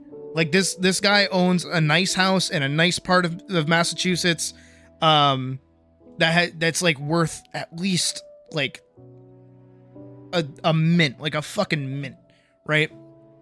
And I say that all of this as a poor janitor cat myself, but like obviously he's not helping me, and I ain't no nepo baby. I ain't no pirate software. I'm not over here saying, yeah, I used to work for Blizzard. Yeah, my granddad used to work for Blizzard and all this other stuff. Like, no, obviously I'm over here doing fucking big titty rabbit 2D animation. I'm not doing the 3D shit. So like we get it. The reference of Daddy Dear. I wasn't making a reference with that. I was just saying Daddy Dearest because it sounded cohesive. Anyways, so he's not happy. Aunt also not happy that I'm spending more time with the granddad. So then she puts her two kids, who are my cousins, the ones that are kind of bratty, in the same class with my granddad. But here's the thing, is that they're good at numbers and I'm not. So what ends up happening is that they kind of blitz through while I'm falling behind because, again, I'm not good with numbers. And he actually would take a good amount of time when he was teaching me like how to code and stuff. He would take good amounts of time to make sure that I understood what was going on, up until these two started showing up and were just blitzing through stuff. Because he would do the teaching thing of asking like an open-ended question like, oh, what's 50 times 30? And my brain would take a second to loop through it. They would instantly know it. And then because they gave the answer, my brain wasn't being engaged. I wasn't really learning anything. Besides building a couple of like Arduino projects and fucking around with the Raspberry Pi, I never really got too far into it. And then after that event of my dad caving my head in the pavement, we basically never went to the grandparents ever again. But that didn't stop them from liking me. My granddad used to like actually take time to come and visit me while I was working. Like this was way after my mom and dad had gotten divorced.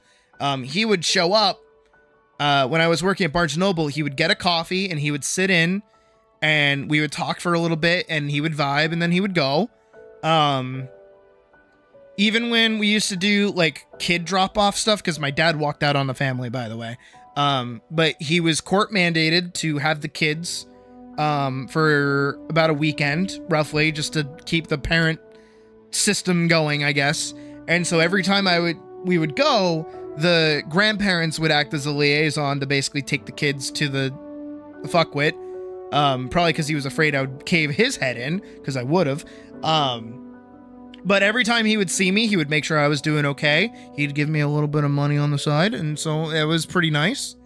And the same thing basically happened when I went to college, is that I ran out of resources. My mom wasn't able to help me go through college anymore. I wasn't able to pay my tuition. And I took a long shot gamble, and I emailed him basically being like, hey, you know, I know it's been a while. I just want to let you know that I've been doing pretty good. I had a stint as a boxer. I've done all this other stuff. I'm now in college for animation, and like, you know, I'm doing really good at it. Here's my grades. Just so you know that I'm not like, you know, pissing around. Here's a couple of films that I've made while I've been here. Originally I went for design. Here's some projects I did with that. This is all the stuff that I'm doing. Is it possible that you could help me out, like, at all, even just a little bit? And he paid for my, like, 2 years of schooling, basically, which was awesome. But it all came to a head when I wanted to move out of the house. And I couldn't get as much help from him as I was, which is okay. Like, I'm not like upset over it. Like, I get it. Like, you know, he can only help so much. So as much as help as he was giving me, I wasn't able to keep going. So I had to teeter out a little bit. And, now I'm in the position that I am in now. It's not great, but Cat Granddad is awesome. You love him. I also hope he's doing well. I've been meaning to send him another email. I might get him like a Christmas card or something and send that on over and hope he's doing okay. But last time I saw him, he was in hospital and he did not look great. But I definitely know if he did pass away, I think I would know. I feel like I would know. I feel like I would be told. I feel like it would come up. So he's definitely still alive and kicking, but I know my dad and my aunt are just like breathing down his neck waiting for the fucker to die, which sucks. Cause like he's such a cool fucking dude. And I've always wanted to just be able to like sit down with him and learn about everything that he's been through in his life. Because not only was he super instrumental in making computers, which is awesome. He was also in the RAF, which is fucking awesome. He was like a sniper, I guess. That's cool. He was a rifleman in the RAF. And then on top of that, the one thing that we're all super curious about, because it still affects the family line to this day, is that step one, my granddad is very obviously autistic. He is 1000% autistic. This is well known. I know it. My mom knows it. We all know it. But of course he grew up in a time where that wasn't normal, because, you know, he's old. And so there was a period of time where he got sent to an insane asylum in England. And he went in with pitch black hair. And, well, no, the other way around. He went in with like stark blonde hair. And then he came out with pure black hair. And that has actually stuck with our family since, which is really weird. Is that we all have like really dark brown hair ever since that happened. But our whole family line was very blonde, which is super weird.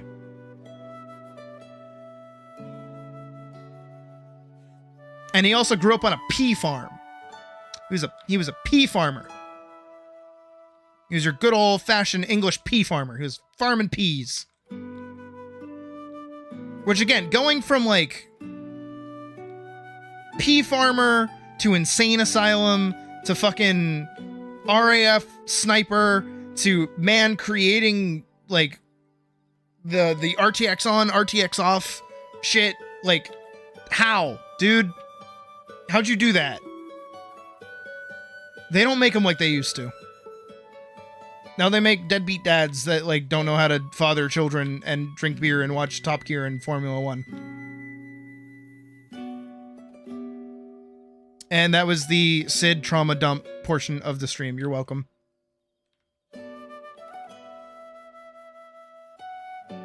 I know, right? Dude, like, he's so fucking cool. And it's really cool that I'm related to him, too. Like, I think that's, like... And what's extra cool, for those that are new here, because I know that not everybody, like, actually knows a lot of the Sid backstory. I am actually related to, not royalty, nobility of feudal England. So, like, the War of the Roses and shit. Yeah, I have ancestors that, like, were knights during the War of the Roses. Isn't that fucking sick? I think that's fucking awesome. Okay, obviously I'm not going to tell you my last name, but it is plastered in certain spots. But my last name, which is very Old English. It's pretty basic, but it is Regal English. If you go to, oh fuck, what is it? Where is it? I gotta Google it. England, things by Big Ben. Is it Westminster Abbey? I think it's Westminster Abbey.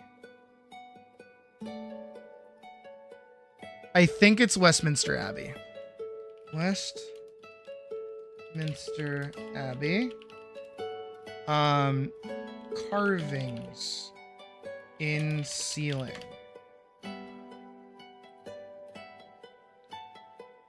Vaulted ceiling in the Lady Chapel, which is decorated with Tudor emblems and carved pendants. Other carvings include a pun on Abbot John's Islip's name and the Islip Chapel. Yeah.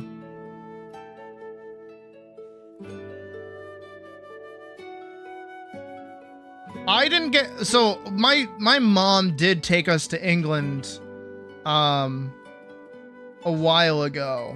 Like 2 years ago. 2 years ago? 3 years ago. 3 years ago? 2 years ago. 3 years ago? I don't remember. Is it that? I think this is the closest that I'm going to be able to find. Oh, that's puny. Trying to find a good image of it.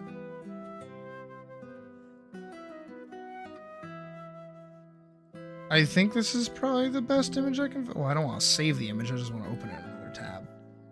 Okay, it's puny again. Stop making it small.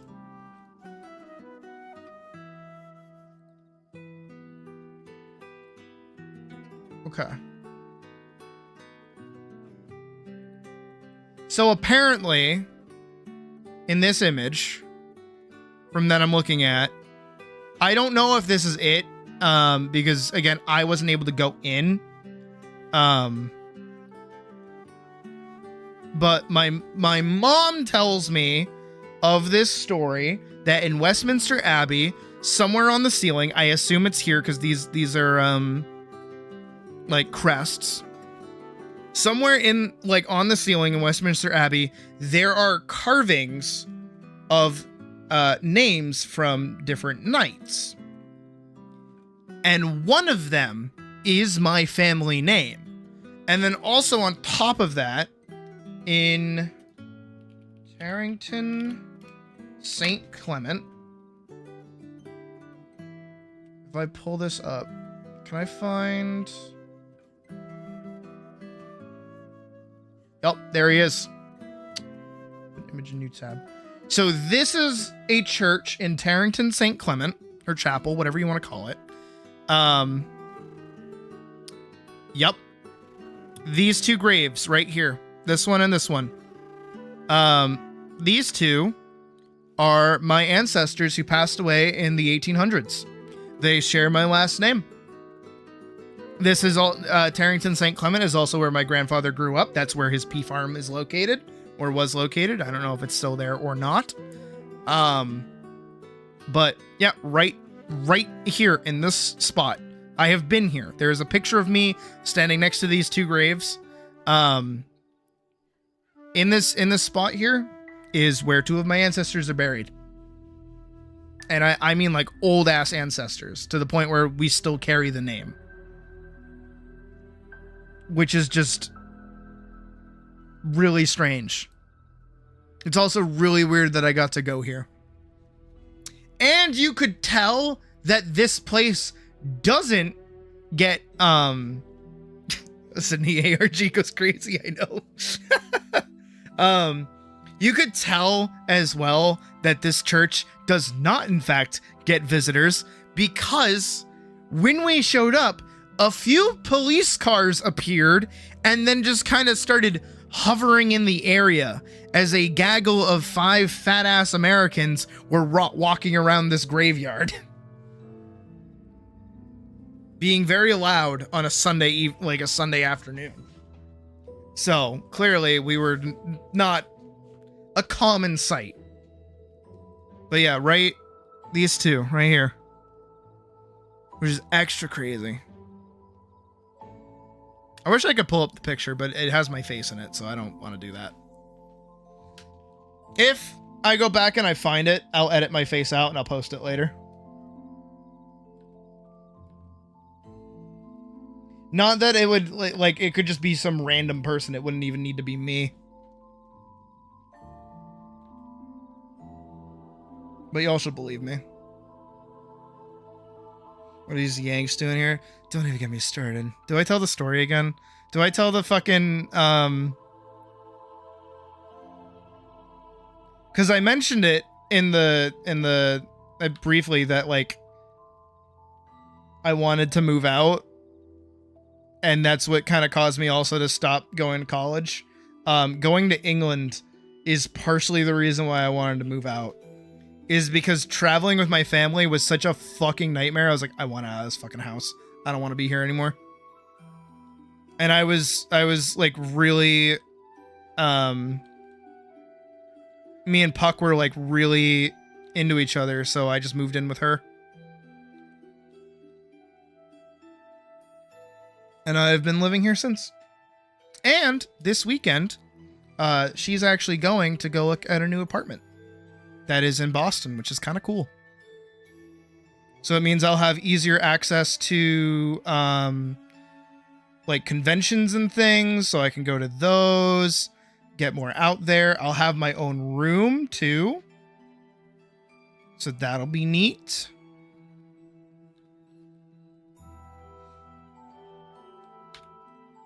None of you are boring side characters. You just haven't done anything that denotes anything crazy yet. That's all. Yet. See? Yet. Do something crazy. Not like Florida Man crazy, but just like, you know, crazy. Go make something. Go do stuff. Nothing's stopping you.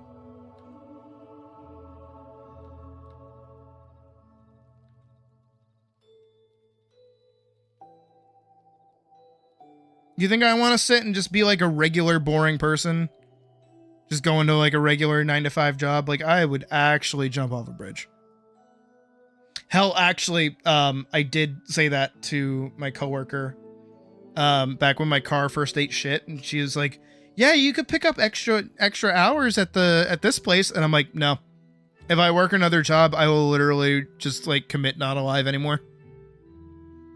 That is not like a joke. That is like a genuine, I will be so depressed, I will want to not live anymore. And examples are just fucking do it.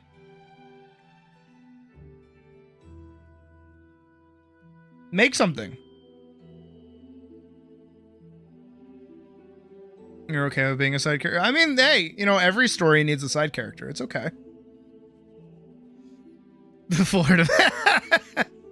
Well, I not for a specific reason, not because of you, Vorkson. Don't worry.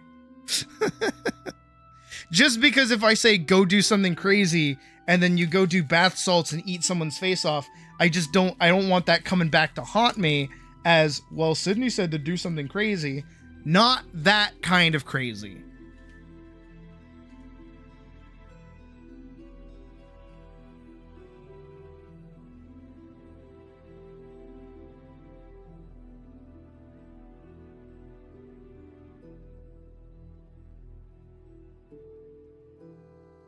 Gunplay.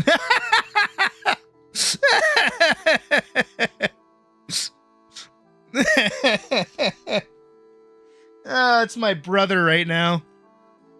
He has so many that he hasn't built. The fucking goofball.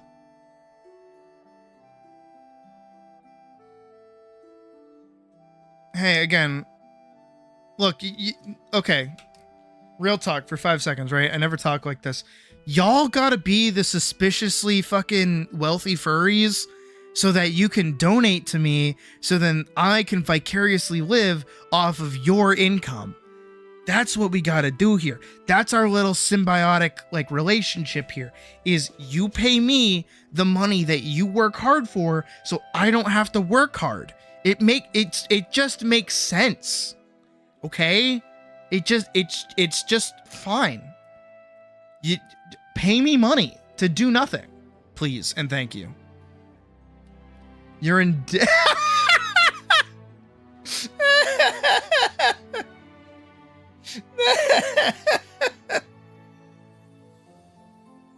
Patrick got a bug in Moonlighter too. Oh my god. Will floats when you walk off ledges now? Is that? I feel like that's just a feature. You need to be less unemployed. Well, no. If you're employed, that means you can't watch stream. So you have to be unemployed so you can watch stream, but not so unemployed that you're not making enough money to give me money. You're a cook going into the healthcare field. You can offer vibes. You can offer health advice. How does that work? Does that sound good?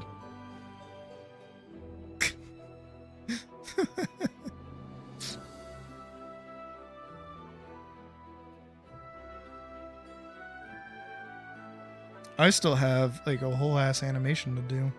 I've been getting distracted this whole time. But it's been fun. This has been fun. This has been a good stream so far. I can't wait for all the copyright claims to come flooding through and get it taken down. Get a sugar daddy. No, straight up. I want one. Like I actually want like a suspiciously wealthy furry to like really take a shine to my content. That's all I want.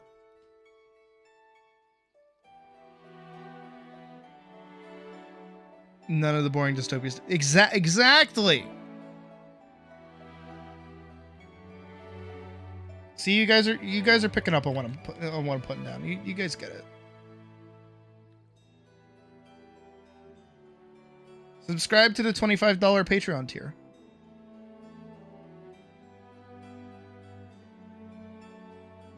But don't tell me that you're subscribing to it. Don't tell people that you're subbing to it. Just kind of do it silently.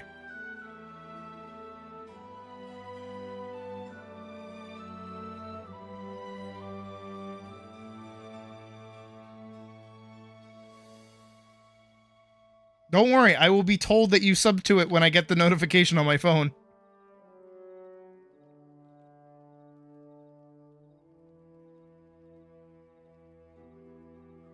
People ignoring, I have no mouse on my screen, discussing food, trauma, and beautiful bunny. Exactly, see? This is the kind of quality content that you guys should be paying for, but you get for free. This is the part where I start like shaming people, like all those streamers who are like, you guys can't afford $5? What the fuck?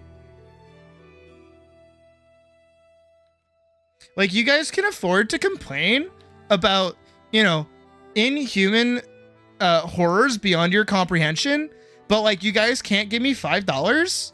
Like, what the fuck? Like, if all of you right now gave me $1, I would have $9. But if all of you gave me 10 of your dollars, I would have $90. So you should all give me $20.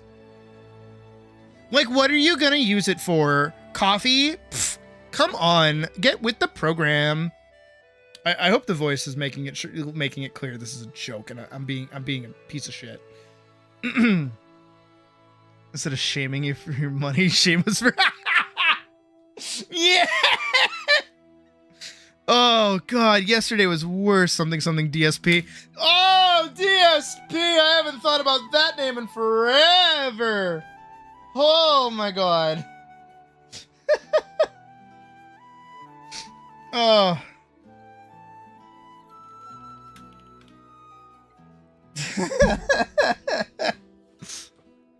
Oh, DSP.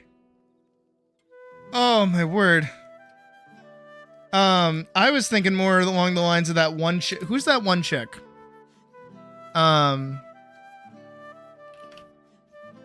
Who was it? Streamer girl shames people for not having money. Yeah, this bitch. I need subs and to keep the stream going if you like the content, blah, blah, blah.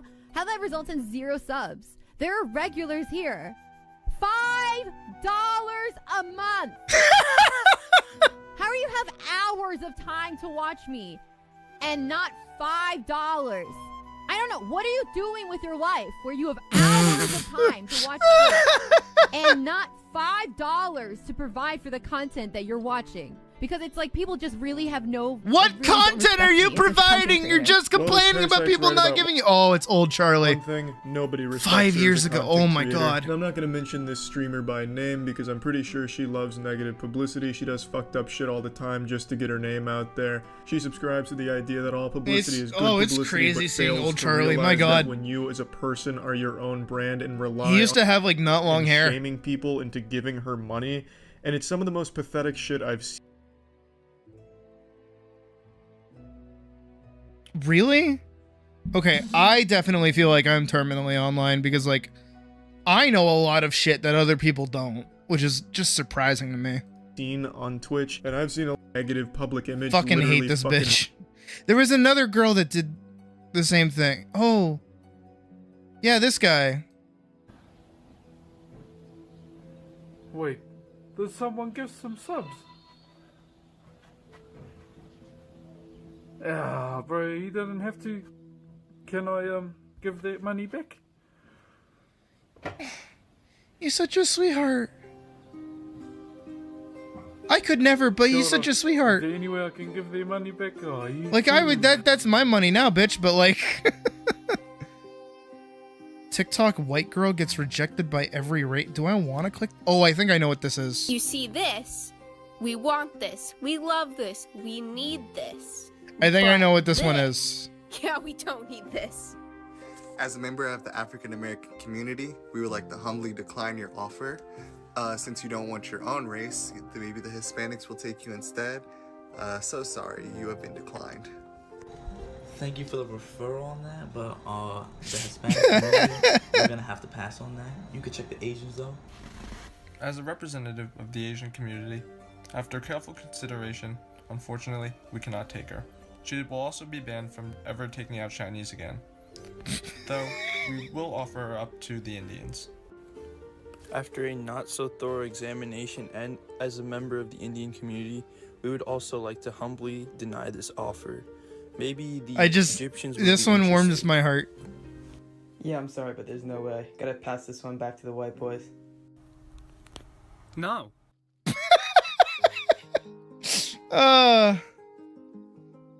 Still be in our own bubbles that know nothing about each other's stuff. Yeah, I feel like I bounce around like way too much.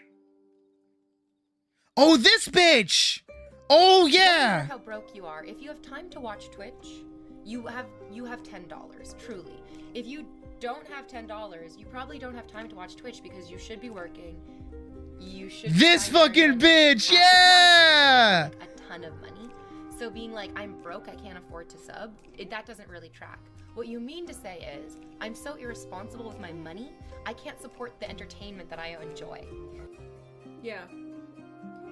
That's what we're talking about today. Yeah. Streamer poops himself in classic WoW. Oh. God damn, dude. Like, again, Sydney's hater corner for 5 seconds. I do poke my head into occasional like other streamers' content. And I have to just acknowledge, like, oh fuck, I'm like actually kind of good at what I do. God damn. Why? Jesus Christ. My God. Why? Why? Oh, wow. It's just like, I hate it. I hate. But also, I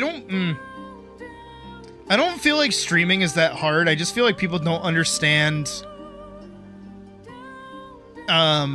what actually goes into it to make it like work. If that makes sense. I see it too often where I see it too often, but I can't think of a good example of what I'm trying to bring up. Like streamers that just like have like really bad audio quality. And I'm not talking like early days Sydney with the funny mic. I'm talking like, hold on. Maybe I do the funny mic. Funny mic incoming in 3, 2, 1. Funny mic has been activated. Funny mic is a go. This is the funny mic. You are directly next to my mouth right now. And I want you to know that some people record their stuff and they kind of go like this. I don't know how much worse or better this is. I moved the microphone away from my mouth now. This is. Hold on. Sorry, guys. Sorry, guys. Hold on. My bad. You know, just like, you know, just like. And then other times they'll be like right up into the microphone and they'll be like, "Hi guys, what's going on? Welcome to my Minecraft stream. Hello, I am Roy Disney. I'm Roy Disney. Hello, I'm Roy Disney." It's to a point where not even the PNG tuber will pick up the audio. Well, I did move. It is playing out of my Yeti, so that makes more sense.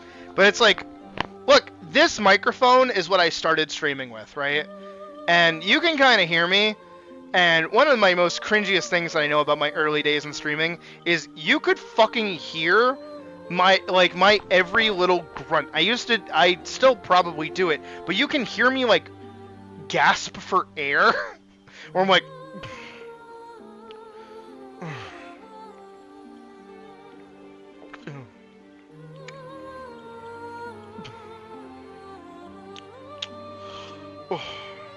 like that, like, dude, I hate that. I'm so glad I got rid of this shit in favor like funny mic going away. In favor of this. This is so much better. I have better equalization. You can actually fucking hear me. And guess what? If I need to breathe. Okay, well, you can kind of hear me when I still do that. I just breathed away from the microphone. I pulled a Tazon Day where I leaned away from the microphone to breathe. Like, come on. And I'm not saying, like, you know, oh, if you want to get into streaming, you gotta pay for a big old microphone. But it's like, dude, watch your streams back, at least, so you understand what people are fucking hearing while you're doing stuff. Please. Like I still do watch my older streams to, like, double check how I'm doing, how much dead time, like, I actually had while doing stuff, shit like that, right? Because that stuff matters to me. You know, and I try my best to pay attention to, like, the ebbs and flows of the stream, especially in streams like this today where, like, we're doing a lot of, like, you know, talking and bouncing all over the place, going from subject to subject. I haven't gotten up very much to, like, go get a drink or do anything, which I probably should go do. But even still, like, I'm aware of my own content and what I'm trying to bring about. You know what I mean? So I feel like so many streamers don't want to rewatch their own content. They feel like they're good enough to just like be liked, but they don't see why they should be liked in the first place. You know what I mean? Does that make sense? You understand what you get? The funny mic is funny and all, but nothing will ever match your friend when she accidentally wrapped her headset cable around a chair leg. It picked up the local AM radio station. What? It's like you've time traveled back to ye old Xbox Live chat. Yeah. It's the J-Schlatt funny mic. But that's the thing, right? Oh, stream is dying. Stream stop dying. Okay, stream seems to have stopped dying. Also, again, like, Sydney's hater corner for another minute. I hate when people play video games and they're not at the bare minimum of skill for the video game. Why the fuck are we interested in you playing the video game if you're not very good at the video game? You're not gonna listen to a fucking song man when he's singing a song and he's not very good at singing. Doing whatever you want is fun, but if you want a career, yes! No, literally! Like, if you're just streaming for fun, I get it, right? Got blasted by shitty Brook. Like, I understand that not everybody does streaming for, like, a career. But when it's so clear... I have a very specific person in mind. I have a very specific person in mind. I have a very specific person. I have two very specific people in mind. Both of which... One of which people know, the other person not so much, because I've talked about them before on stream, where it is an example of Sydney Hater Corner. But even still, the main one I'm thinking of is that one Final Fantasy 14 streamer that I just like happened to watch and then noticed that, like,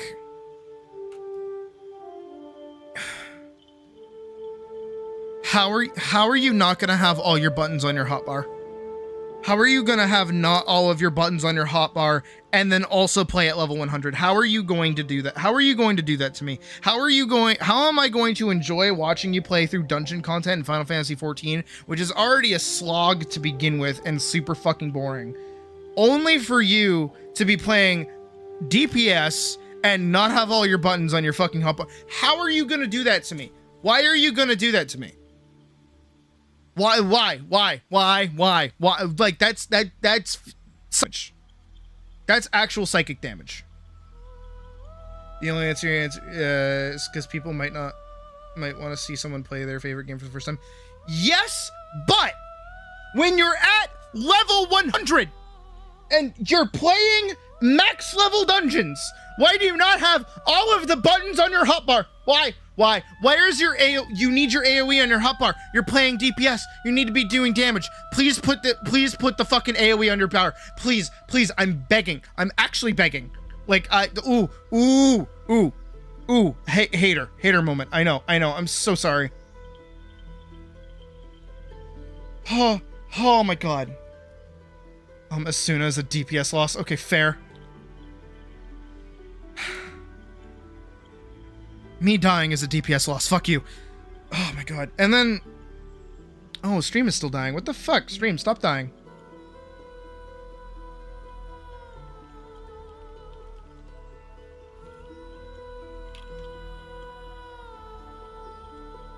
Give it a second. I'm gonna keep drawing while it suffers. I have more thoughts. I would like to share. Ooh. Uh-oh.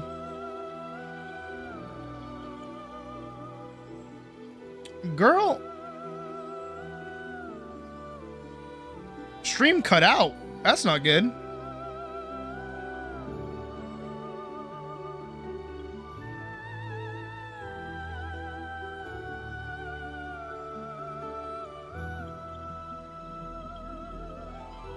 Are we good? It's looking like it's coming back to nominal numbers. Are we good? Are we back? No, we're going big again. YouTube doesn't like me right now for some reason. What does it look like? What does it look like to you guys? Me dying is a DPS loss. Fuck you. Oh, we're far back. Ooh, we're far back. Oh my god. And then... Oh, stream is still dying. What the fuck? Stream, stop dying. Yeah, stream, stop dying. No, it's dropping. Oh. You know what it might be? I think I know what it might be. I'm gonna keep drawing while it suffers. I think I might know what it is.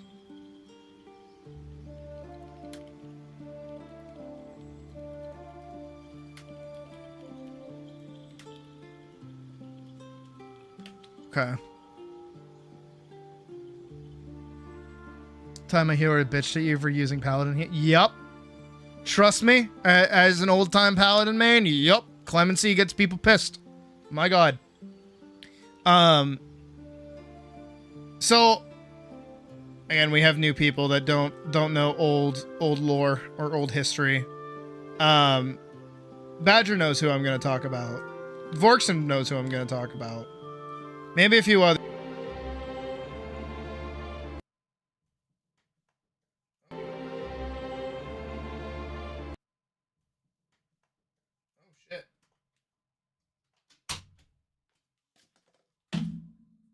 Did all my audio just go shit?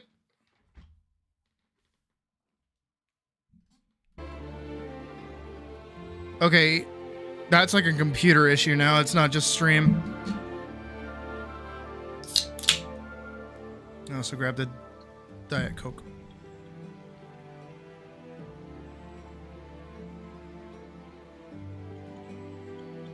I've actually kind of warmed up to them a little bit.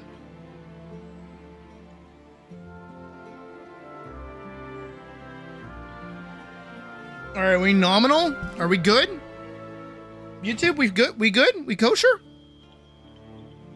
Looks like we're good. Let's see how long that went up.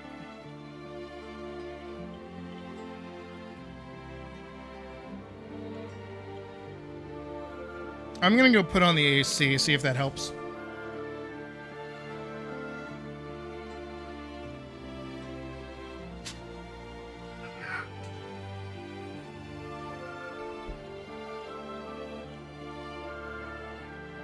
Okay. So, Jeezums.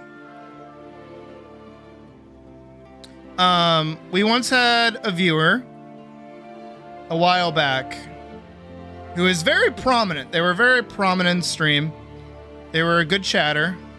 They were a good dude to hang out with. I genuinely had like zero problems with them.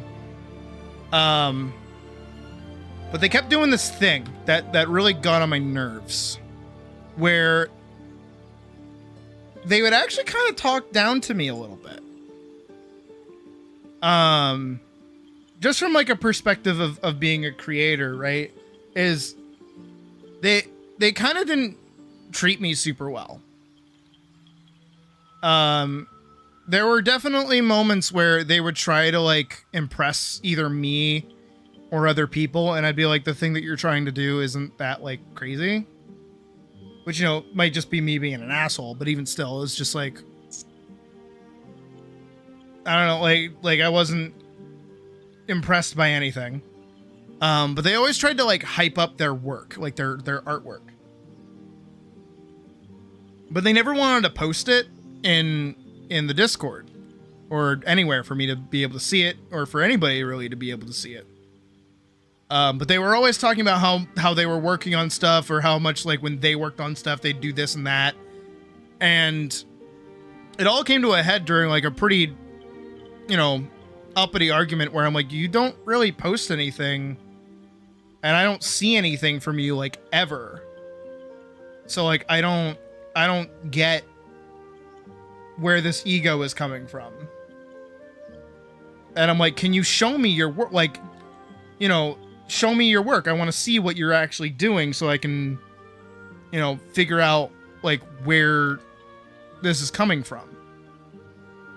And their work was like NSFW for the most part.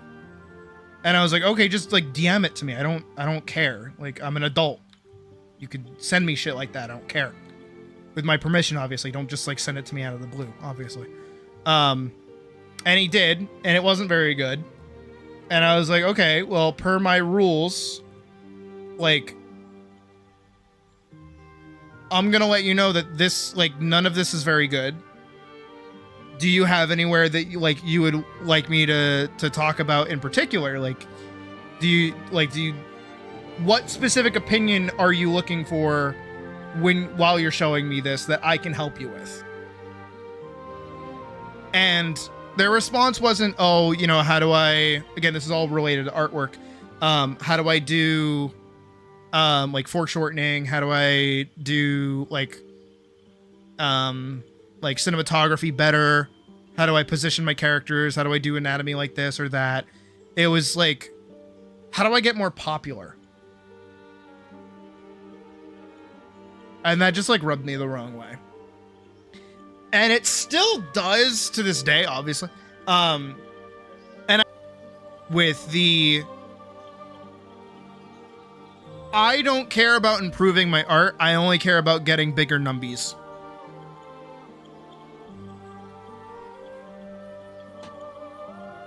I hate that. I abhor that. That's not something that you say. That's not something that you ask, even. And I said, all right, well, you'll get more numbies when you make something that's like worth numbies. Oh, stream's dying again. Stream, stop dying, you piece of shit.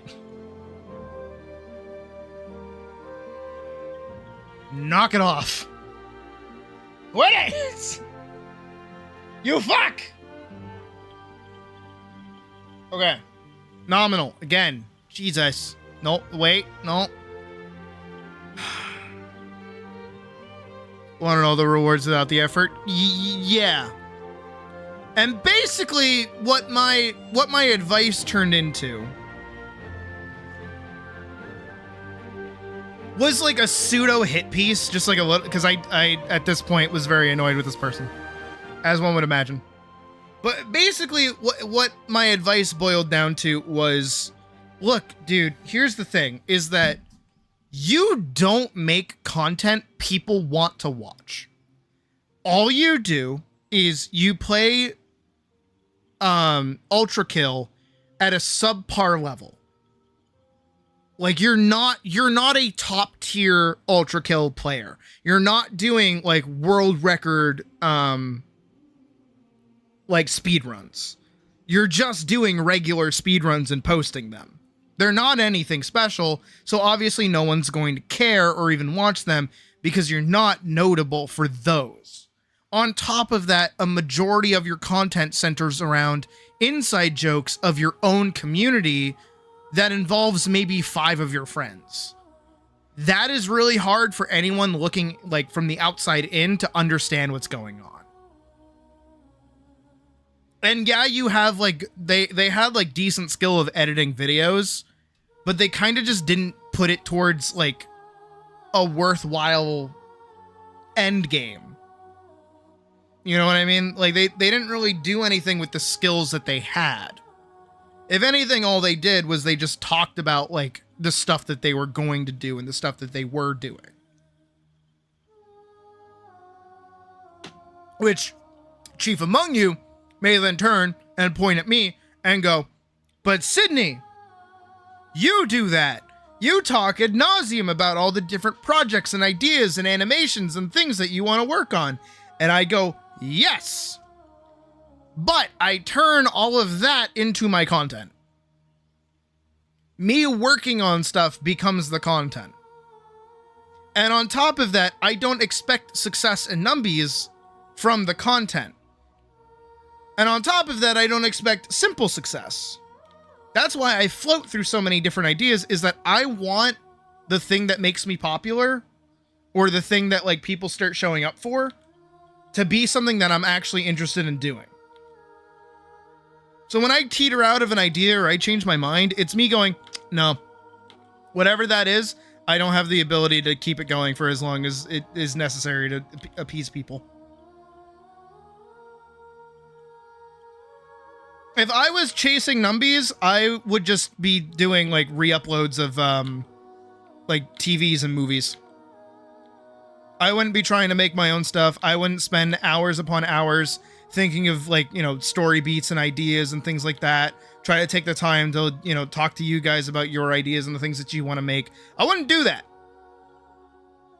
I would take the easiest route and go from there, but I don't do that. I don't take the easy route. I do the bullshit route. I cause problems that nobody has, and I try to solve them in ways that nobody has thought of, and then I go from there. How many people do you see out there making fake-ass video games that aren't video games for, like, that people can play? Probably not a lot. Maybe a couple. Usually just, like, TV episodes. Meanwhile, I'm over here trying to make that shit work. Do you still talk to them, Badger? Like, actually? I still think it's really funny that they, like, dipped from your server after I talked for like once. I talked once.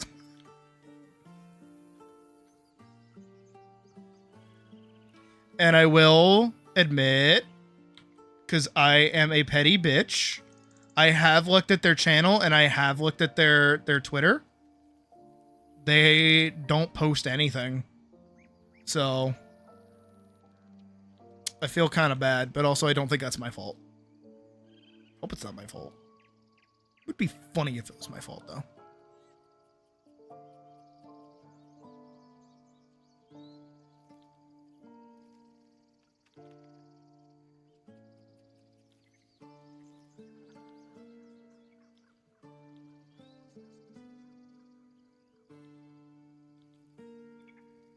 Kind of sometimes. Okay. Again, I got like fuck all against them. Don't super talk. Look, okay, you know what, Badger? I'm gonna be super honest. I'm so glad that I got you out of the divorce, okay?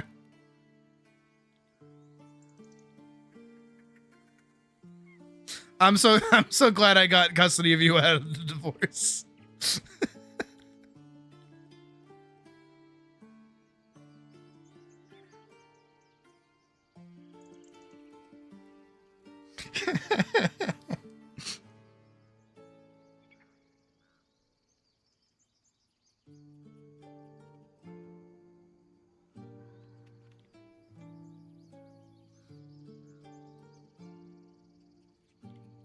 Your programmers might start a bit of work on the project soon. Good.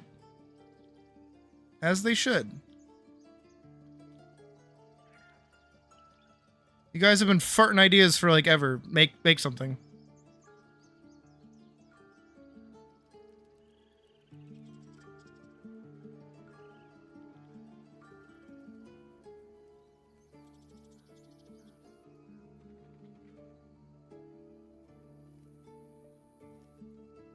I had to say that like he was your dad.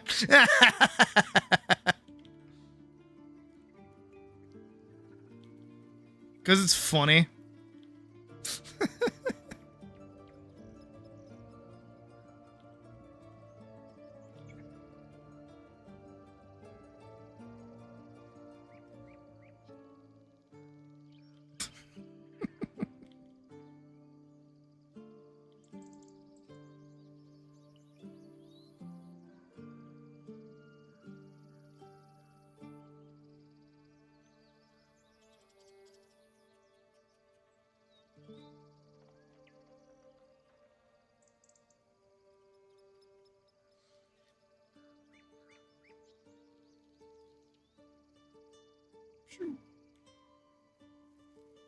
But yeah, my advice to anybody that wants to make anything at any point in time ever is chase numbers to an extent, but don't do it for fame. Chase numbies, but don't do it for the numbies.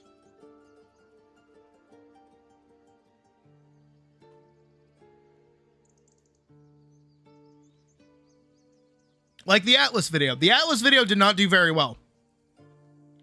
It definitely by all means technically flopped as it could have done, or how I projected its success to be, or what I had hoped its success to be.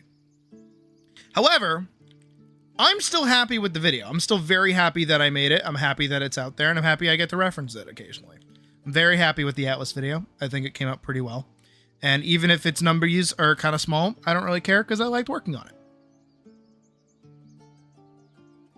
Numbers are a nice spot. Yes, exactly.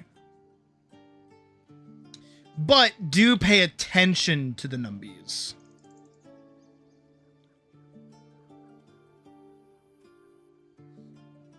That's like the other half of it is like, again, whenever I look at like those other content creators, right? I want all of you to know right now. Ready? Okay. Here's the thing. Tonight, because I pay attention to this stuff. Yes, we've only had about 78 unique views. However, we up until maybe once we started hitting like those internet problems, we had sat at a stable concurrent viewer count of around 10 to 11, give or take, right? That is really good numbies, because I want you all to imagine right now yourselves, as we are here right now, right? Imagine you in a group of people, like in a room with 7 people right now, right? That's a lot of people. 7 people is a lot of fucking people. And 7 of you currently, unless one of you leaves and it drops down to 6, or somebody else joins and it goes up to 8, 7 is a good amount of people. And you're all watching me right now. That's a lot of people watching me right now, as I am, who I am in this moment, right? That is good numbie. It's a small numbie, but it's a good numbie, and I like that numbie. It has now jumped up to 9. We like that numbie, right? However, let's imagine amongst each other that my numbie was sitting at 1. I had 1 numbie. And then that 1 numbie drops to 0 numbie.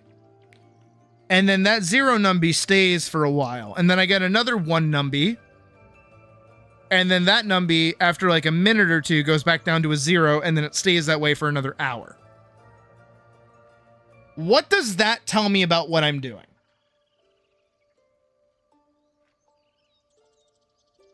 Audience participation part of the stream.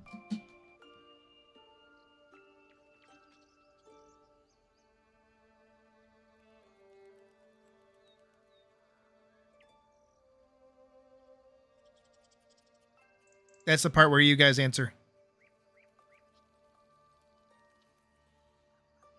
Semantic sense.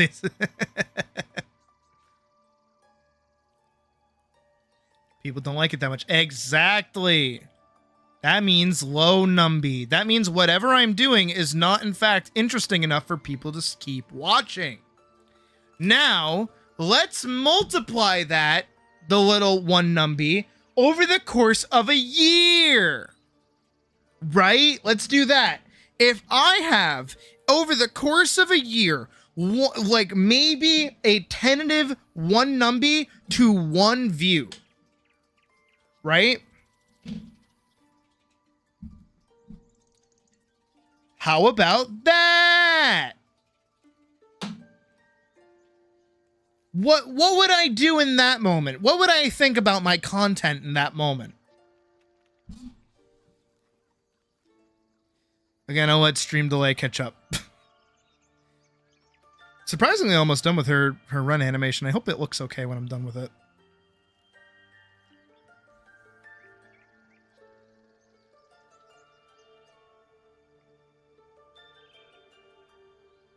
I'm a bitch, my name's Robert. No, you're good, Badger, don't worry. Less bunny booba, presumably. Okay. I'll let Vorkson answer. Vorkson's got good answers.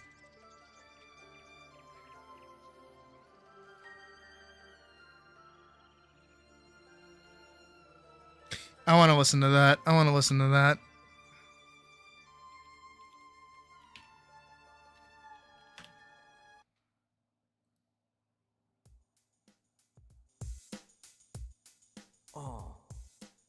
Sounds like hip hop, but it's not, because then the white guitar come in, the white blue guitar. It's like Run DMC. You know, they came through a wall, but this is a different song. I hate the world today. You're so good to me. I know that I can't change. I can't change.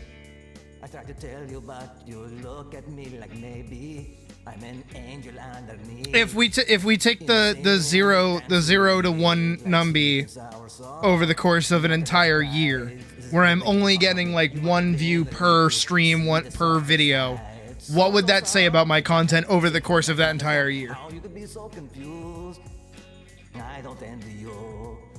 I'm a little bit of everything, all rolled into one. I'm a bitch. My name's Robert, such a bitch whose name is Robert. I'm a bitch, yeah, I'm a bitch. I'm such a fucking bitch. I have no hopes, I have no dreams, and I need to be. And it doesn't even function anyway, because every record is function. So take me as I am, just tiny little bitch, have a man. Rest assured that when I start to make you nervous and I'm going to extremes, tomorrow I will change, and today won't mean a thing. Poetry, I'm a bitch. My name's Robert. I'm a child, I'm a mother, I'm a singer and a saint. I do not feel ashamed. I'm your hell, I'm your dream. I'm nothing in between. 0 to 1 is basically infinite percent. That's not for anybody. That's so hard. Fuck. Oh, guitar riff. I do air guitar too. Since a child, I'm a prodigy. I'm an air guitar prodigy. I do air bass too. I do air drums. I'm fucking the Jackson 5 by myself. I'm the fucking Jackson 5 by myself. Just when you think you got it figured out. Oh, I jumped early, my bad. The season's already changing. I love Flambe so much. You do what you do, and you don't try to save me. So how about you save me? I'm a bitch. There we go. I'm love. Everyone knows this. I'm a child. I'm a mother. I'm a sinner. I'm a saint. Don't worry, so did I. Which doesn't make any sense. I'm good at shapes. I'm nothing in between. You know you wouldn't want That either the target audience for said content is not getting reached, or that people aren't interested. There you go! Ding ding ding! Verkson got it! When you get hurt, when you suffer, I'm your angel undercover, like Shaft. I've been numb, I'm relieved. Can't say I'm not alive or leave. That would be good, a leave, huh? You know you wouldn't want any other day. A leave is a pain medication, huh? I think I killed it. I mean, good luck. Who's next? Your funeral. Am I like a superstar? I think this is my new job, guys. I'm fucking... you got to get the new Z-Team guy, because like I'm like opening for Taylor. I fucking love Flambe so much. He's such a fun character.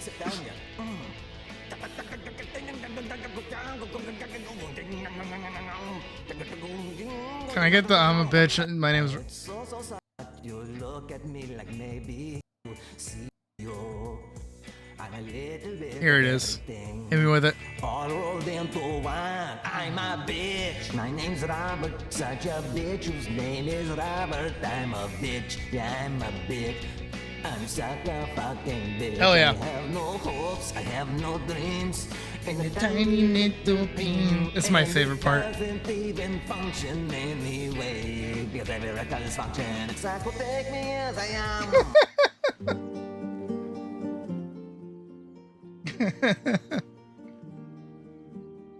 Kept thinking, no, yeah. No, that's might be for just like not explaining it well. Basically, what I've noticed whenever I look at like tiny little streamers or other people around like my view count, my like sub count, is that like I noticed this weird tick in like they want to make the thing that they want to do work, but they don't read the room And it's especially bad with like 14 streamers, I feel. Because I feel like when it comes to Final Fantasy 14, there are so many streamers out there that are better than you that you have to give a reason to watch, to like be watched. Right? You need some kind of reason to watch this person. And I think that's why, especially for me, it's a good thing that I stepped away from 14 for a while and started doing different things. And now I work on projects, I do art, I do other things. I play other games as well. It's so that like I can kind of build up variety, and I can notice where things like where people actually care about what I'm doing to certain degrees. Like I know that people really like when we play Atlas. Anytime Atlas is on screen, people lose their minds. That's very good. But I will admit, and I will agree with Kisef, is that like there isn't very much to do towards the end of the game in Atlas, so it's kind of hard to keep playing it after you've gone through it and done what you needed to do. But then there's also, art. People like my art a lot, which is pretty cool. Usually I get upticks anytime I play like a new game or a popular game. Or if we just have like a good night where I'm working on something or doing art. But most of the time I do get most of my new subs that hopping in from videos. That's where most of them come from. So I know that like streaming itself isn't good for growth, but it's good for retention. And it's good for like being personable as well. I know that a lot of people enjoy watching the streams because they get to actually like interact with me a little bit, sometimes to lesser intense than they wanted. Because, it is a bit of a mixed bag whether or not the streamer is actually going to like you or not. But I like all of you guys. I don't dislike any of you. Don't worry. You guys are safe for now. Don't do anything to piss me off. But just like in general with stuff like that, right? Is like, I don't know. I pay more attention to it than I feel like a lot of other people do. And maybe they do pay attention to it, but they don't know how to fix it. Maybe that's what happens. I don't know. But I definitely know that if I ever asked one of those streamers that I watch where I'm just like, what is the reasoning behind your decision making with this? It's like the fear of God has returned. Yeah, be afraid. I ain't no fucking angel. Be fucking afraid. It's like it's the same thing that happens when people like break the rules in the Discord server or are assholes about the like when we enforce rules. It's like what's going through your brain right now that makes you think that this is like the move? Why are you fighting with the cat in this moment? Why are you doing that? What's the goal here? What's the achievement here? You know what I mean? Like back, not to dredge up old wounds, but I already have, so I don't really give a shit. Back when Skip was being kind of a dick about the like posting sketches in PictureShare. And I was like, hey man, like I'm cool with you doing this and you can leave these here, but like, this isn't what this channel is for. I'm sorry. You know what I mean? It's like, and then he's like, whatever. And I'm like, no, not whatever. It's a rule that's there. Please, like, just follow it. Please and thank you.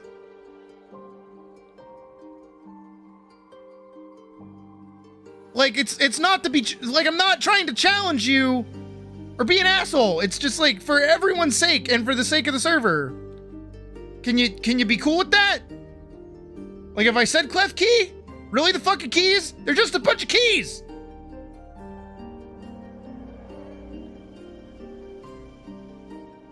It's so... There's another interaction, that I saw. Fuck, where was it? It's still in the server. It's like one of the earlier posts.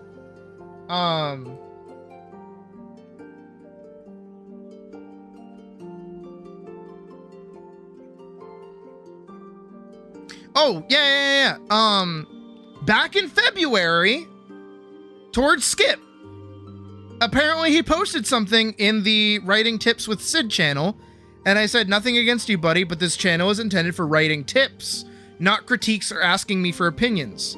This is a space intended for those who need to push towards a direction, so I'm removing the post. Again, I'm certain you did a good job on it from what I scanned, but this isn't the place to share/ask general questions. If you have more targeted question, I'm able to help with that.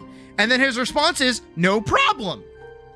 So he's been talked to before about posting things in the wrong area, and I've let him know, like, hey man, like, you know, you're in the wrong spot, but hey, like, it's chill. So for him to get like that, I was like, what the fuck? I don't get it. Why would you do that? I also, again, Sydney's hater corner. I always have to preface it anytime I get like a little too hatery. But these are the things that I bitch about, and I hope that you guys can see them, and then not repeat these mistakes, because hopefully you have a brain. Fuck, what was it? Oh, and then he like brought up the fact that he like hadn't been around lately because he's dealing with stuff IRL, and I'm like, okay, step one, I feel for you, like I get it, like I'm not mad at you for not being around. However, I don't entirely see what that has to do with you not following the rules. And I'm very gently letting you know, hey, you posted in the wrong spot. You're cool for right now. Just in the future, do this. I don't get it. But that's the same thing, is like, in those moments, I don't have the wherewithal to just stop everything and ask, what is your end goal with this encounter right now? Like, why are you being aggro to me right now when you're the one fucking up? What is the outcome that you're looking for right now in this situation? Do you want me to apologize and go, you know what, my bad, you can post whatever the fuck you want in whatever channel you want? Is that the result that you're looking for? Like, I don't know what it is that you're looking for or what you want out of this scenario. And again, that's the same thing towards like little baby streamers, is like, I want to ask the same question of like, you clearly can see in your viewer count that like you have one person watching you. And that one person watching you is you yourself watching your own chat. And you've been at this for 2 to 3 to 4 years with no noticeable growth, no change in anything, and you've been doing the same content. And your videos, like, again, as much as I could say, like I agree with the idea that if you're just streaming for fun, kudos to you, do whatever you want. I don't mind. I'm not going to be an asshole about that. Like, if you don't care about the viewership, if you don't care about growing the community, if you're not doing it for a career, you're just streaming for fun, and maybe people will stop in, maybe they won't. Kind of similar to what Puck was doing. Puck didn't want to, like, make it a whole big thing, but she's actually very good at it, and she's been popping the fuck off. So she's been taking it a bit more seriously. But if she was just hitting, like, maybe 1 or 2 viewers, hey, you know, that's different. But again, it's like, I want to know what these people have in their heads, that they look at their own numbies and they look at their own content and they go, I'm okay with this. Just because I just like knowing how other people think. Because I know that how I think is bad. I know that the way I think about things is not healthy or good. Don't think like I do. listen to everything I say with a grain of salt. And then take it and do your own thing with it. That's the best advice I can give you. Because no one should have the same brain that I do. Both literally and metaphorically. I would not wish this head on anyone. Well, I mean, I'd wish it on someone, but hey! Sorry. But it's just like, I don't know. It's a thing I think about. A little too frequently.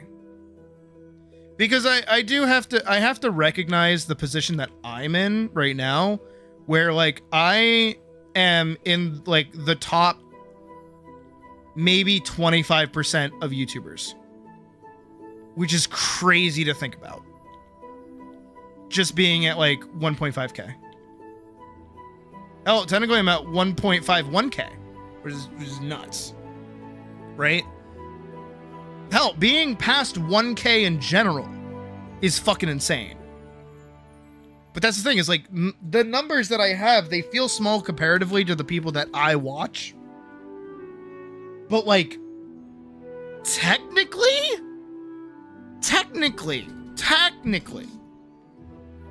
in some realm of space, I am, by all accounts, a micro e-celeb.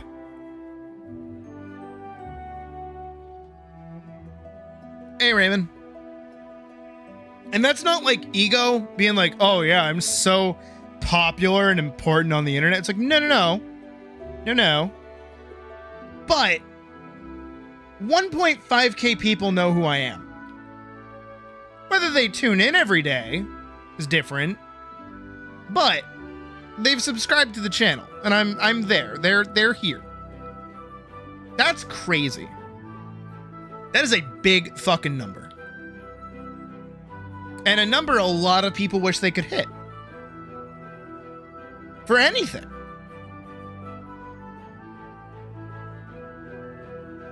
And I gotta recognize sometimes that like when my videos don't do very well to how much I want them to do, like I was really hoping for at least 500 views on the Atlas video, maybe even 1k. I was really hoping for that. But it only got 250. I want you to think about that for a second. What did I just say? It only got 250 views? What the fuck am I saying? 250 views. Some people are lucky to hit 10. How fucking needy am I?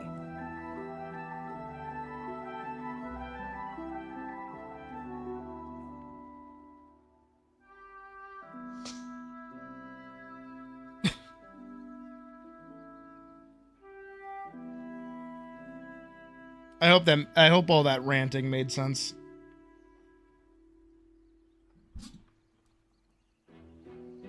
$275. Shit. It's doing better. I mean, it did plateau. I'm sad that it didn't do as good as the Monster Hunter video, though. I do wish it got more. But that's okay. Maybe it'll spike up next time there's another Atlas update.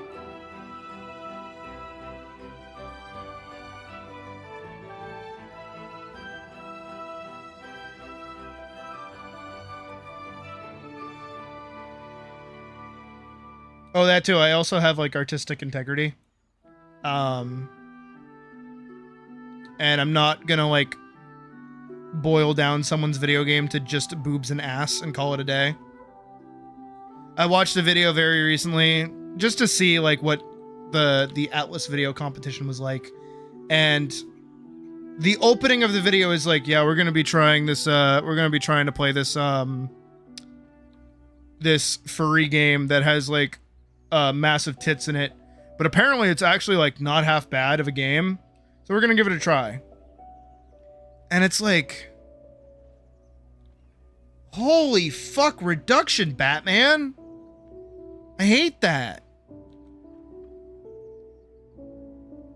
Like, things can have booba and butts in it and still be good.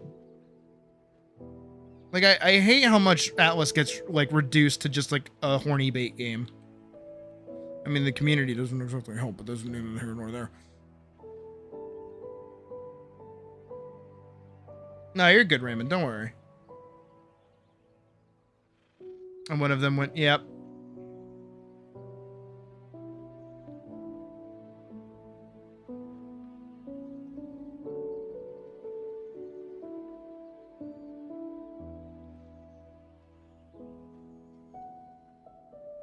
I don't know. I think...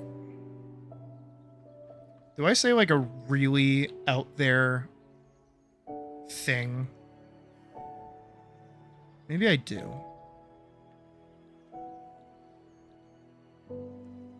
I have to wonder... Alright, okay, we all gotta, we gotta do this really quick. Okay?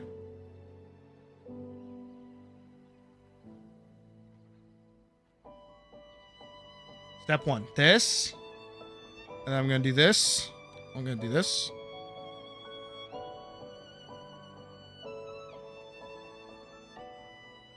Okay.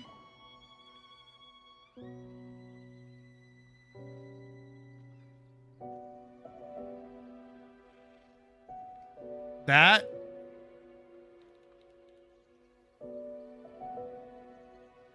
That, okay? Right? We're just... I want us all on the same page as what I'm about to say, okay? Maybe the right was a little right with over-sexualizing children. Hear me out. Hear me out. Hear me out.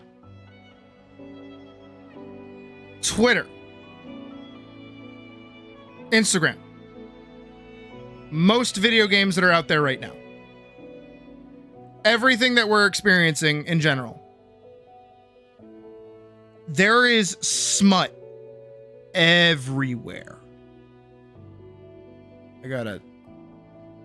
Everywhere. Everywhere. I am part of it. I am part of the problem. Right? I gotta re-angle my notes about myself. Hold on.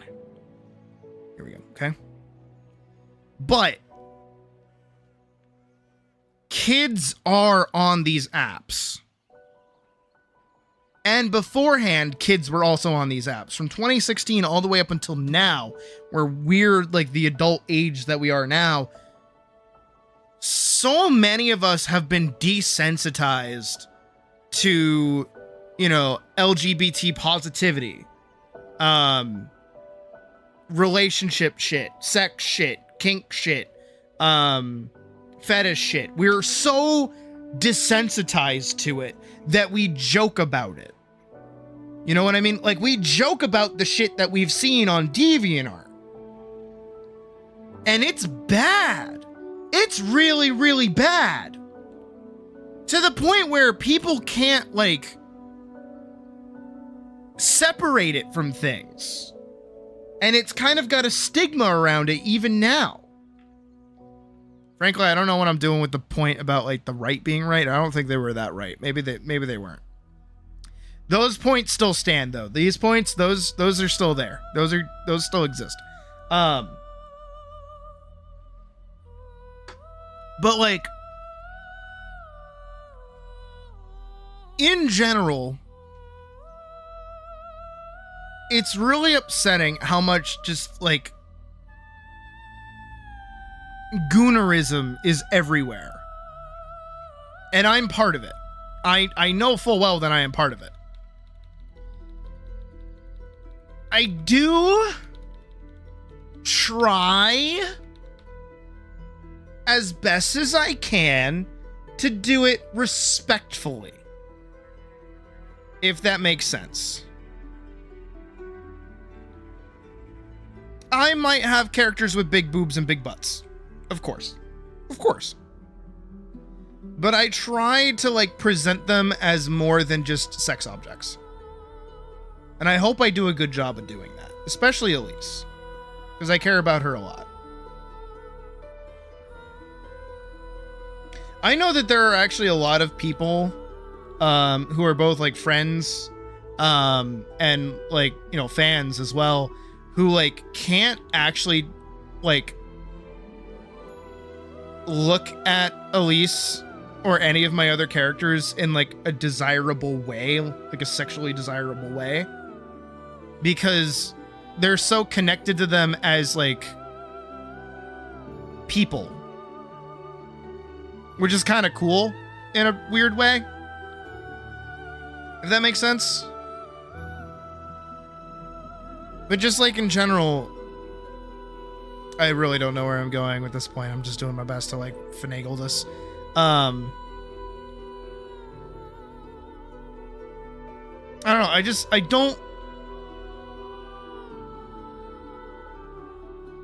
I don't like things that are attractive being reduced to just gooner bait because they're attractive. I think everybody has a really massive case of porn brain, and it's not healthy for anybody.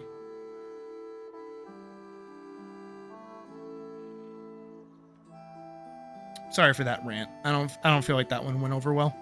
Maybe it did. Maybe it didn't. Maybe it's a touchy subject.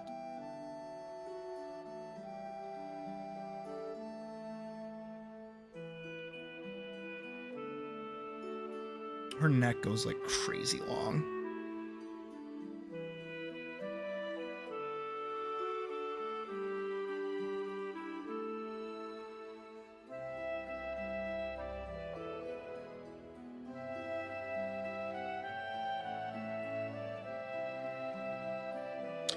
Subscribe to the $25 Patreon tier.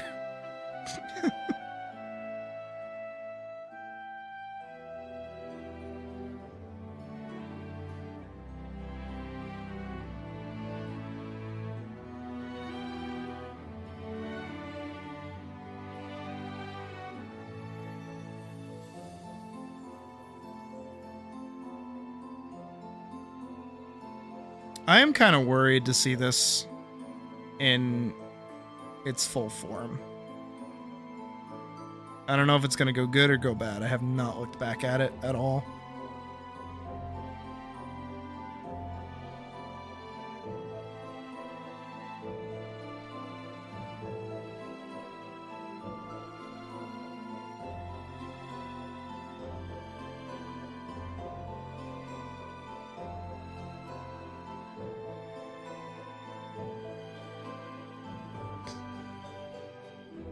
I got a point. Okay, good. I don't know. I just remember story time with Sydney. When I was a young kitten, the first time I got like interested in anything, trying to cuck you out of your non-existent money. The first time I was like interested in anything remotely quote unquote sexual, right? I had to have been like 12, and I had gotten my own phone. And on that phone, I had uncheckable like internet privileges.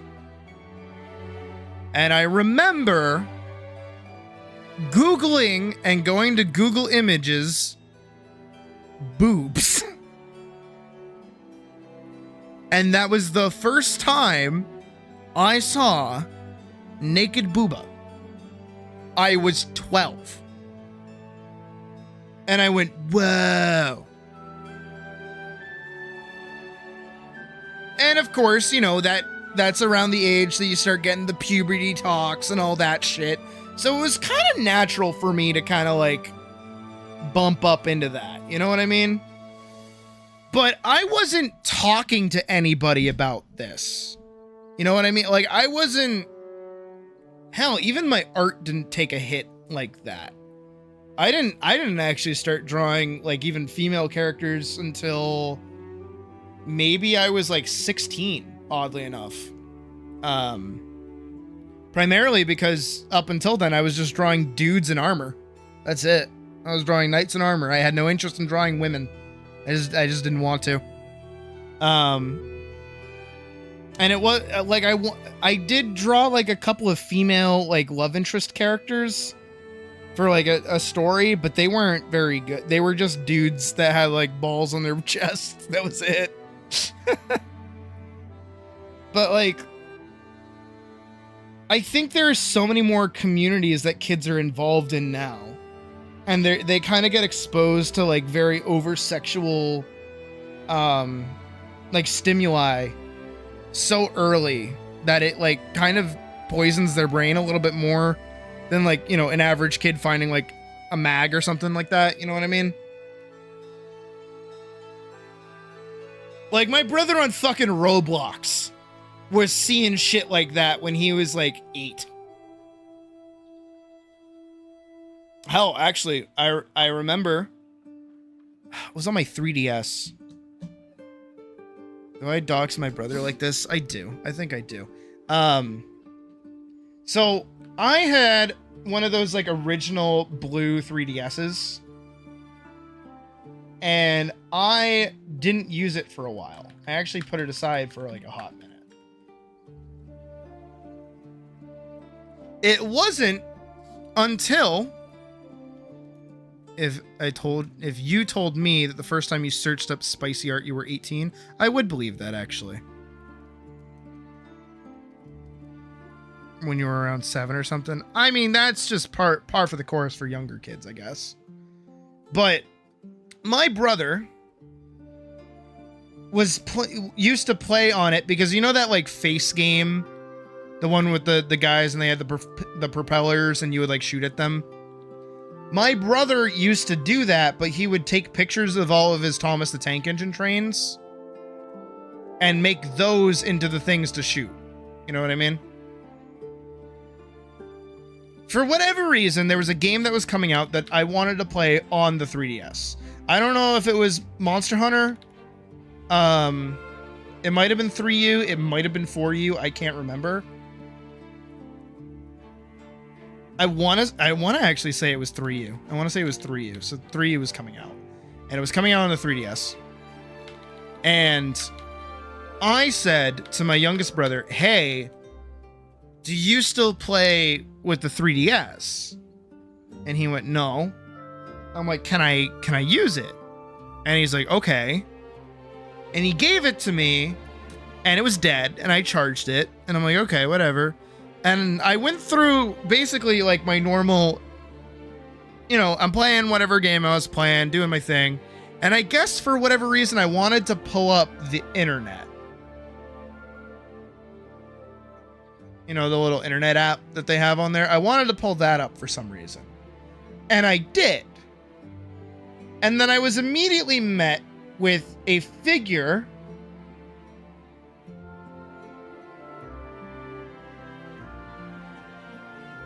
that looked like this.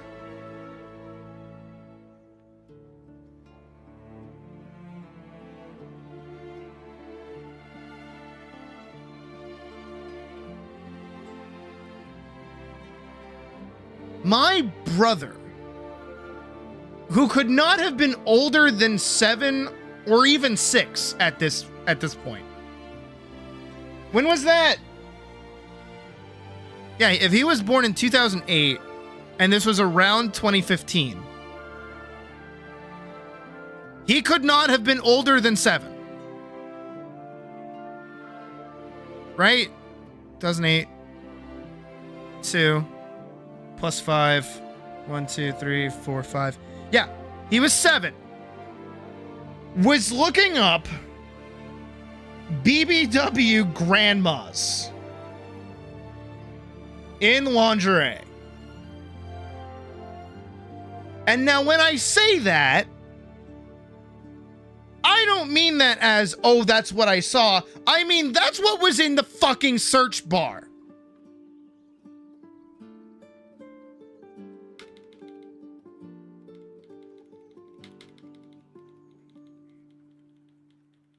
So forgive me for being a little concerned.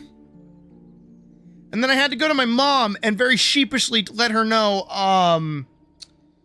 hey, Ma, your kid's into some weird shit. It's very oddly specific and pointed. I don't know why. And then she had to have a very early conversation with him. This is on top of him, like, grooming people in Roblox and him getting groomed also in Roblox. So, there's that. And that's why the Roblox creator can go fucking explode. I don't like him. Trying to set up a dating service in Roblox? What the fuck, you piece of shit?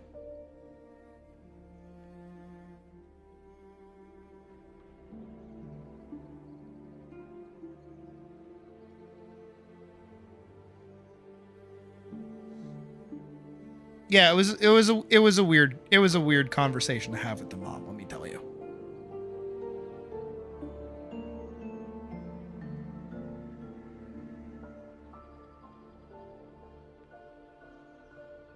I think that's everything, though. I think her run animation's done.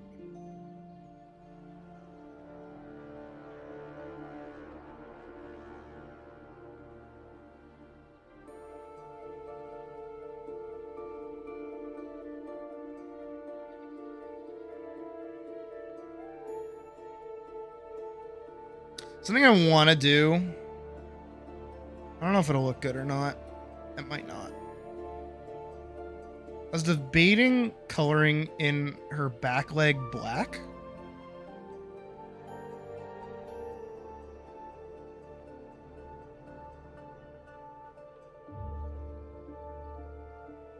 Just to kind of give her a little bit more, like, oomph.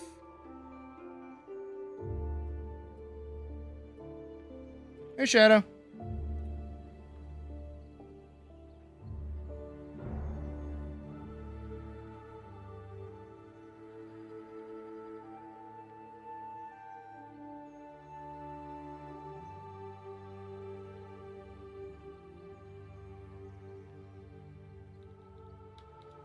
Yeah, I'm gonna take all that back.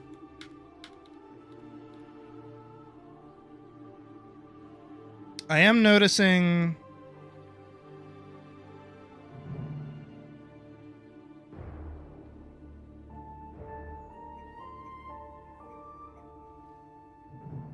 I think it's this one to this one.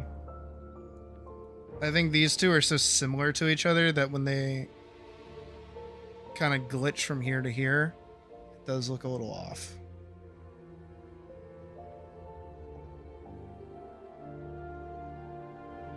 Yeah, he did. It was weird.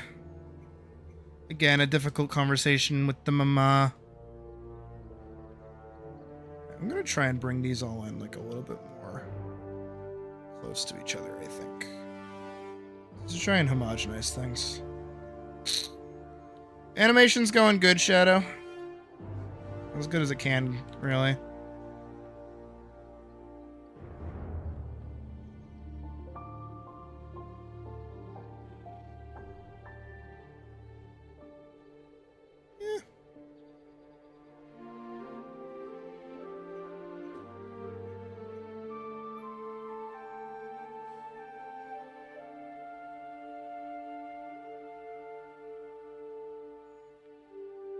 Oh, I get it.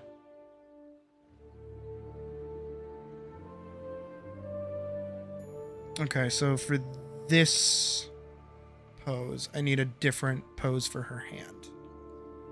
Because it looks kind of jarring to go from one to the other.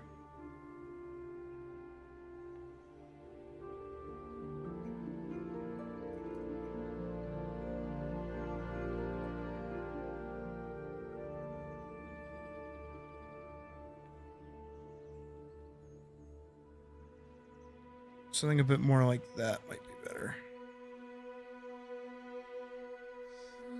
Is Pictomancy worth using on other hunts aside from Omega? I don't actually know. I don't see a downside to it, at least. Alright, I'm gonna bump this. Just kind of like...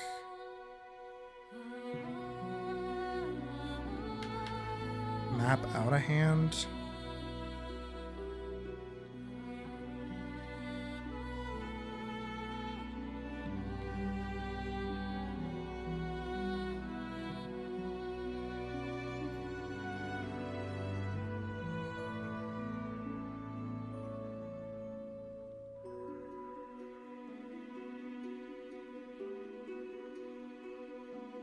Yeah, I get it.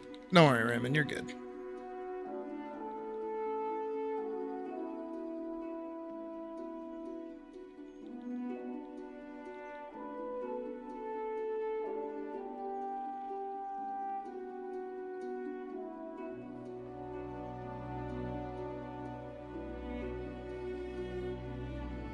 Maybe...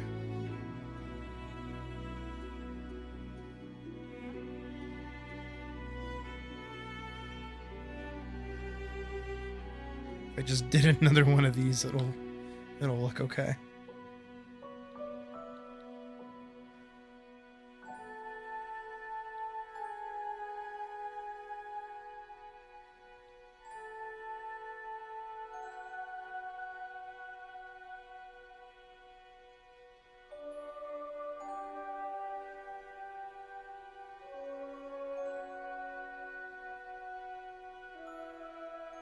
Yeah, I mean...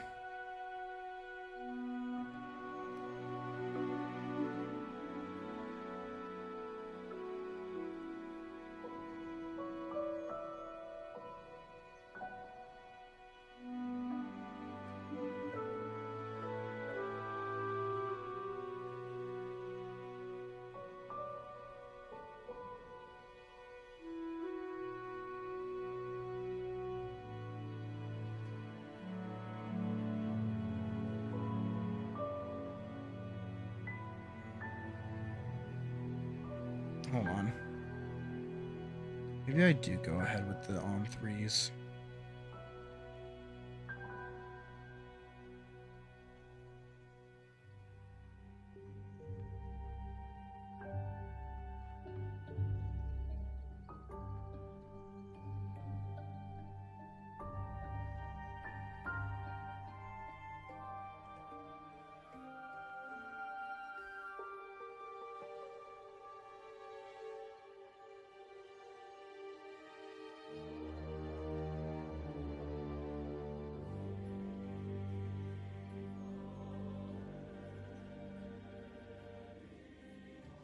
It looks like she's running backwards. Such a weird optical illusion.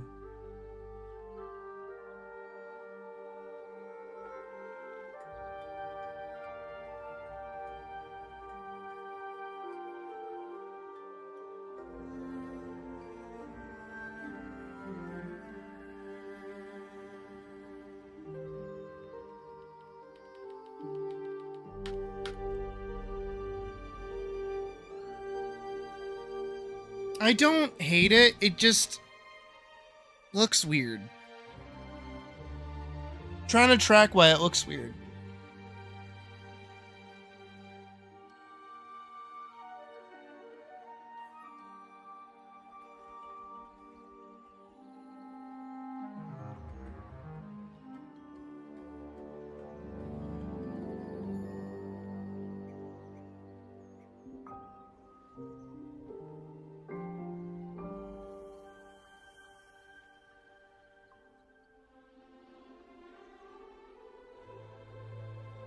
Wait.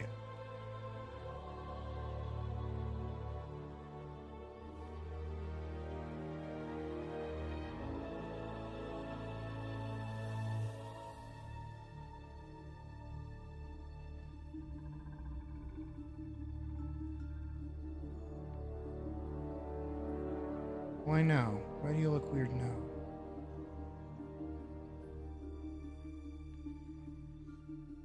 Wait.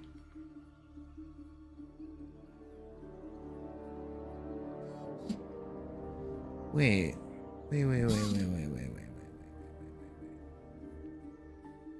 I've always known that this is an uneven amount of frames. There's 7 frames here. Which means that somewhere along the way, there's like there's a missing piece. But I think I found it.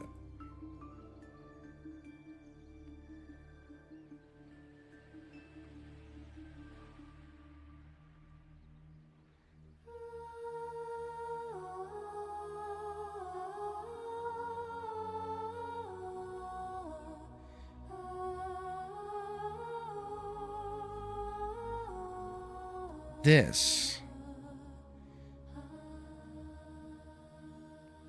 into this.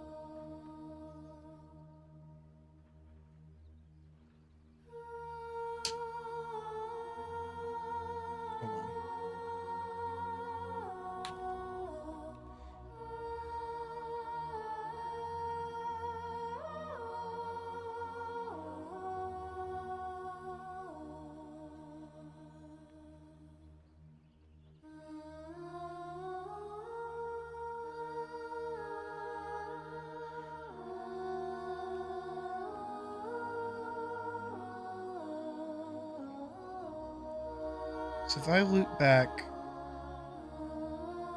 to there, her knee is up. But in this one, her leg is already out. So what happens if I just get rid of this?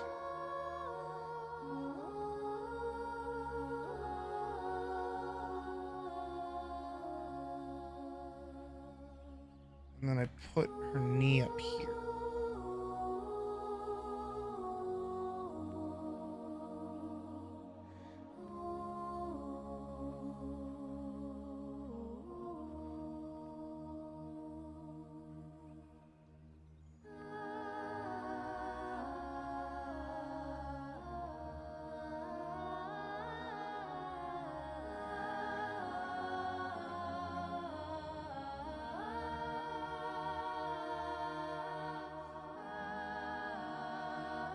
Why does that somehow fix it? What the fuck? Also, her name is Elise with a Y. Not Alice.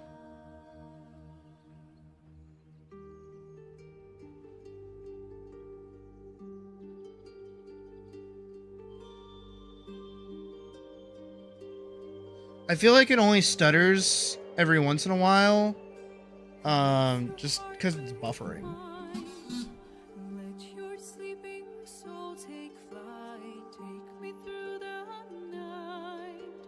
Her head does kind of bob up and down quite a bit.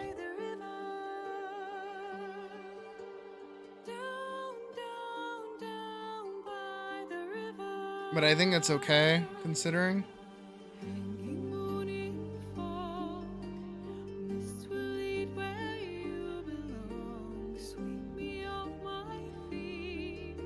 Okay.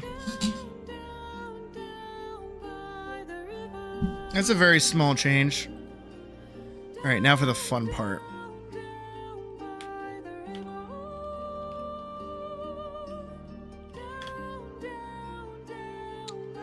Technically, what I need to do is I actually need to restructure this. I think this one should be the lead.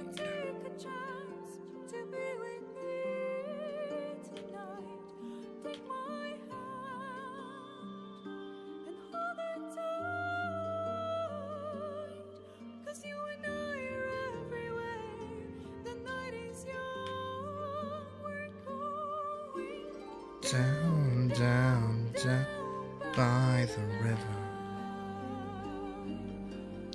Down, down, down by the river.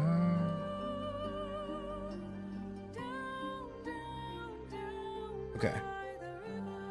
And the reason for that is because what I'm gonna do is we're gonna do Elise base idle animated. She's just gonna be chilling right there. Gonna let her chill for about 2 seconds.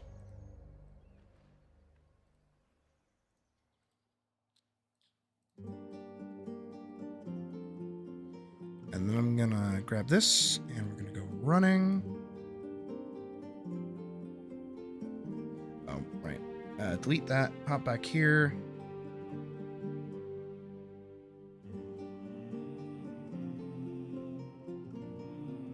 And over the course of 1 second, I'm gonna make her run center. And then have her stop.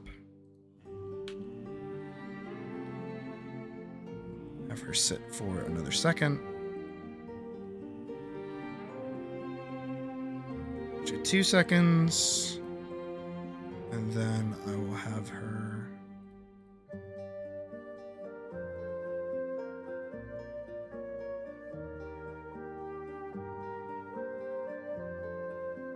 still.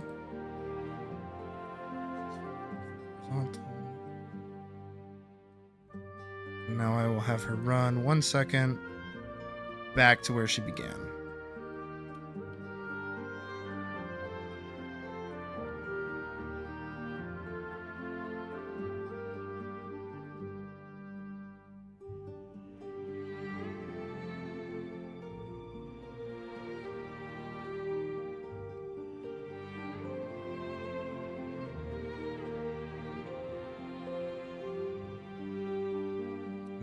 Sit for another second. And all together.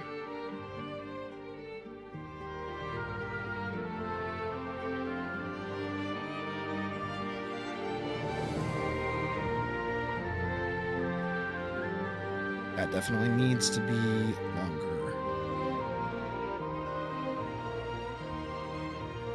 And go.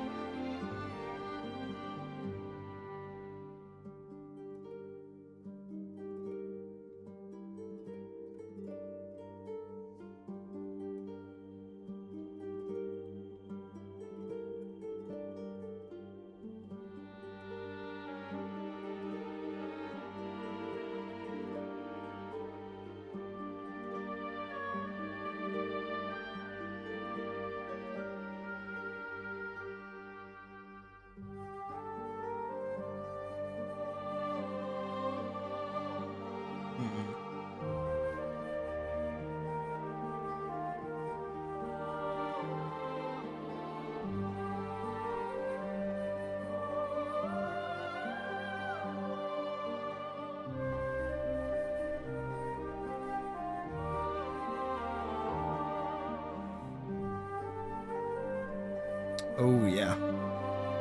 That is a noticeable difference actually.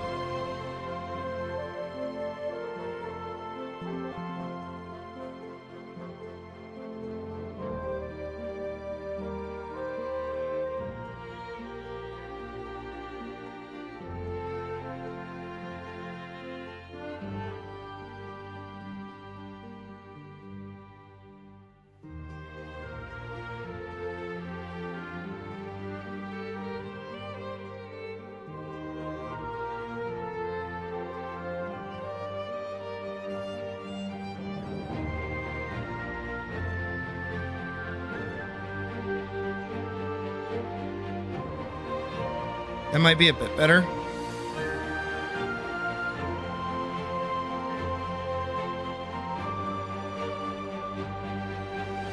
Yeah, that looks a bit better.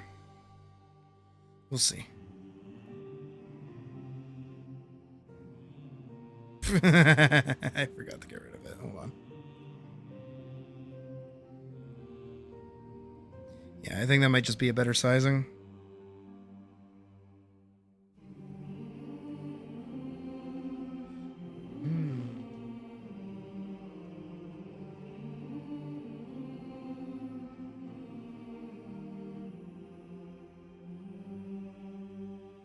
It is gonna need a frame in between it though.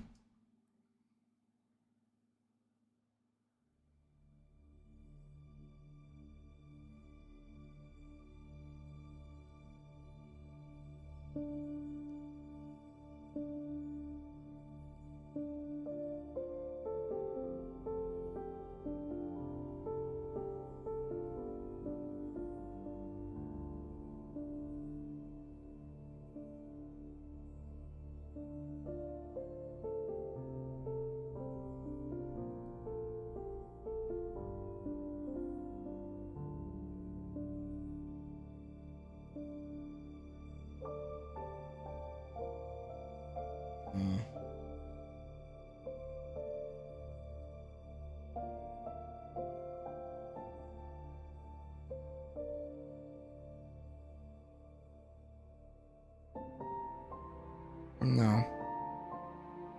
No, I don't like it. There's a few changes that happens in between, going from the idle animation, which I actually really like the idle. I prefer the idle. But when she moves, her belt drops to actually being a belt instead of a corset, so it goes from like around her waist to not around her waist. I think this is a good first pass. But it is gonna need a little bit more work. I think her upper torso is fine. I think her lower half needs a bit more work, and I think I can see how I can do that, actually. Especially with just how much more oomph this lower half has with the way that I did the skirt. I think when she starts running, I don't think it should be attached to her legs as much as I did. I think separated from each other, they look fine. But when put like right next to each other, they don't look that great.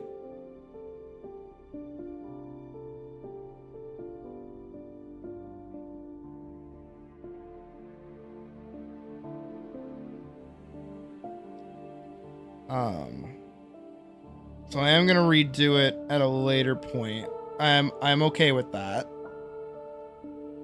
Because this is gonna be a really fundamental piece of the whole animation, because she's going to be running a lot. So I want to get it right. So I do think building off of this is probably my best bet. And maybe even just like turning her body to the side a little bit and having her run should be fine. Hey, no problem, Greek. You're good. You have a good night. Appreciate you being here as always.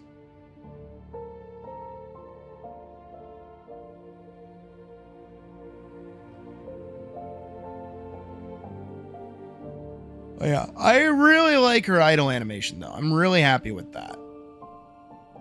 Which is probably the only reason why I'm so like uppity about the run.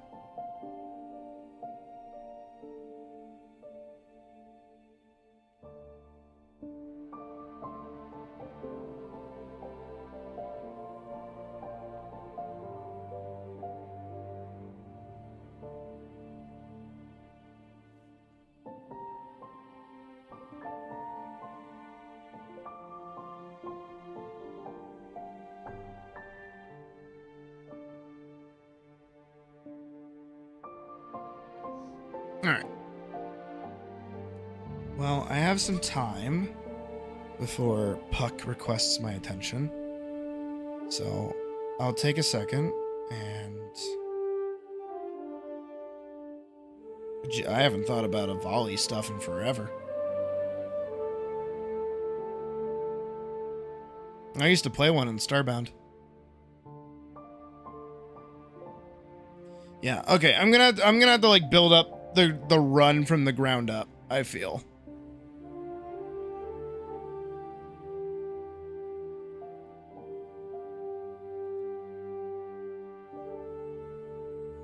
Maybe I should do... Maybe I should just do like another...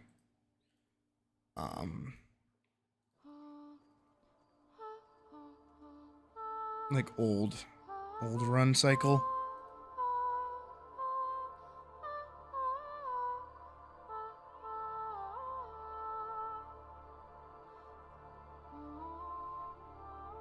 Where's the boss test footage?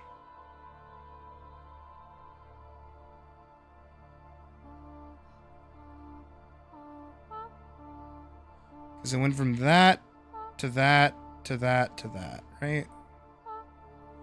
And admittedly, Free Knight's Run animation didn't look terrible. And it was only built on 4s. Which I wonder... It only being built on 4s... might move a little faster, but...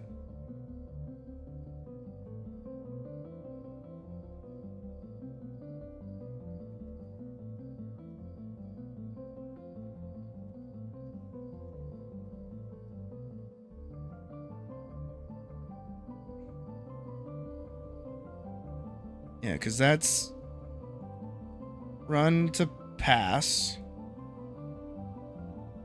Step to pass.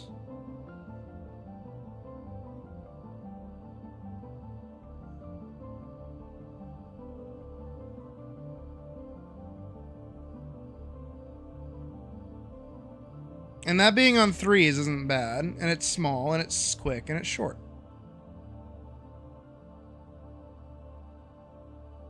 I could just copy over the same arm motion that I did from before, adjust for the corset being directly under her chest. Yeah. Honestly, I don't see a problem with this in the slightest.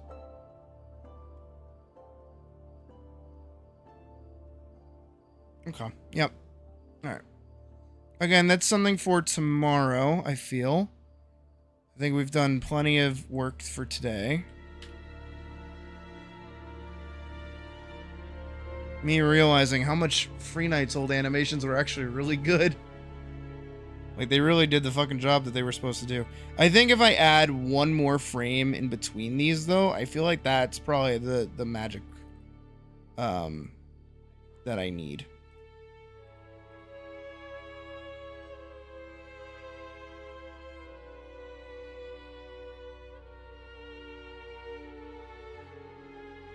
Maybe.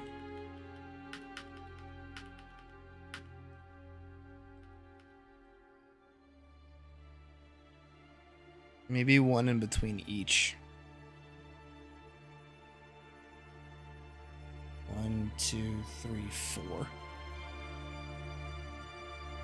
Yeah, if I do 1, 2,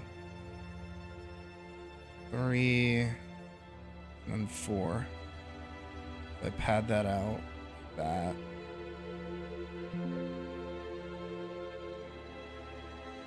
Hold on, I'm testing.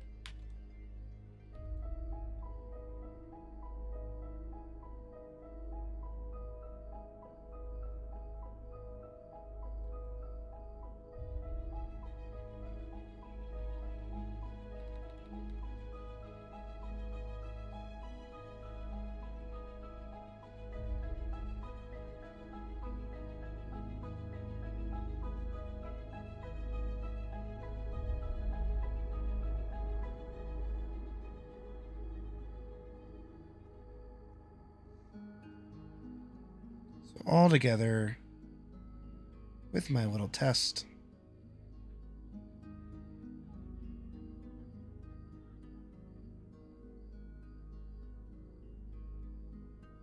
It's a little trippy.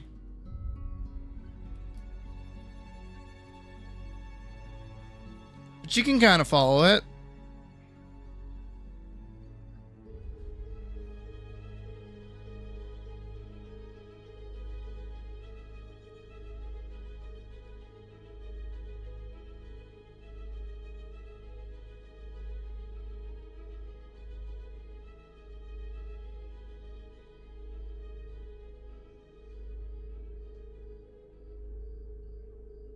I think that's our move.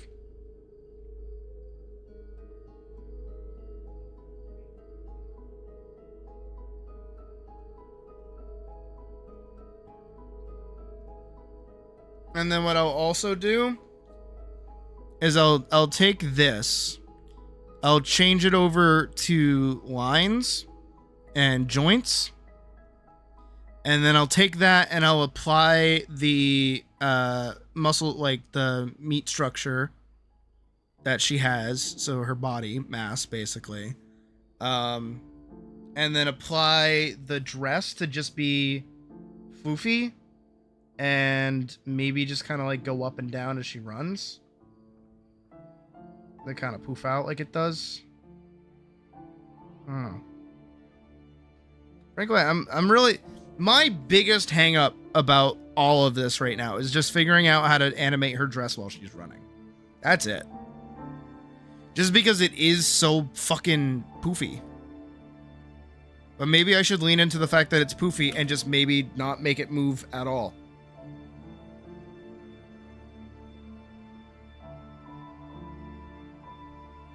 I don't know.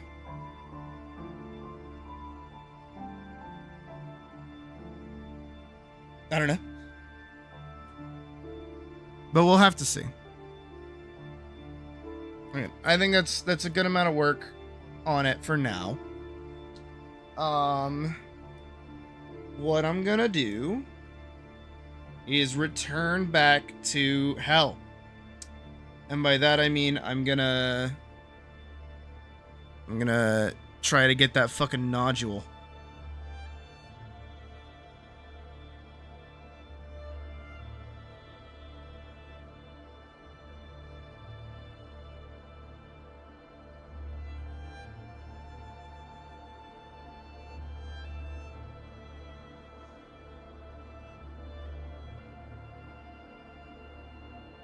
Okay. Sorry, just checking a thing. Back to the grind, indeed. But again, this is my base for everything, because I fucking adore this. This is my favorite, genuinely.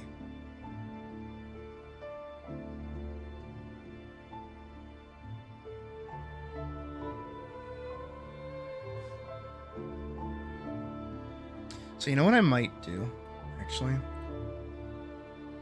Very quickly. Before we do get back to the grind. Is if I grab all of her bits and pieces. There's her head. There's like the rough size of her torso. There's her hip section. 1, 2.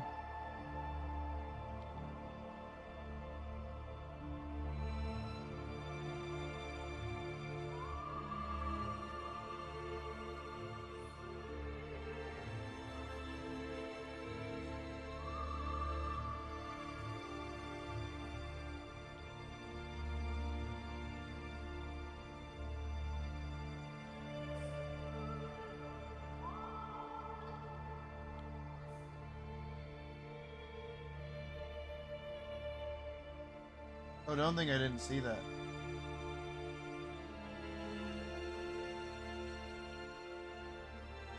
I know I'm not crazy this time.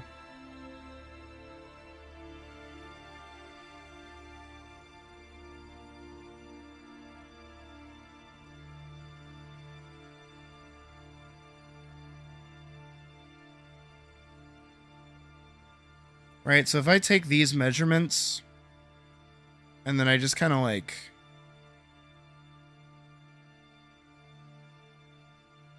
move them over here.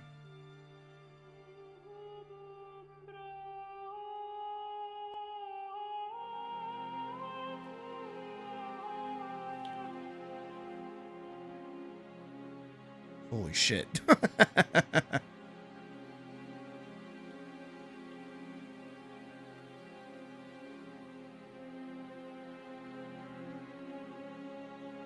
Jesus Christ, girl.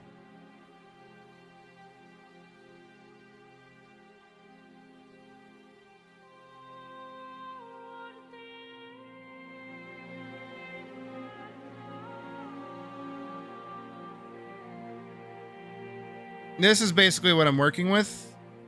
And then if we fan out that as much as we can, that is also what we're working with.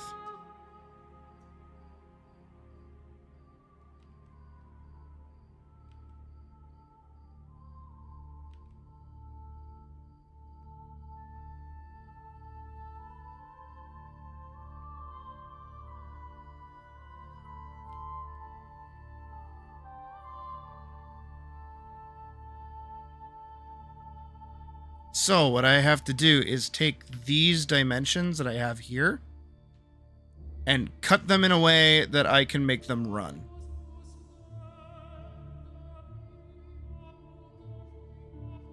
And then I think, okay, actually that's a brilliant idea of me. What I can literally do is cut these into sections and make them move like a puppet.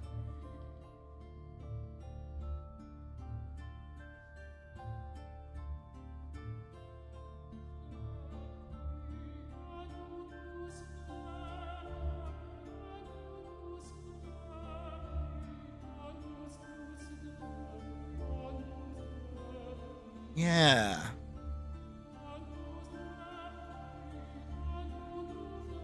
Yeah.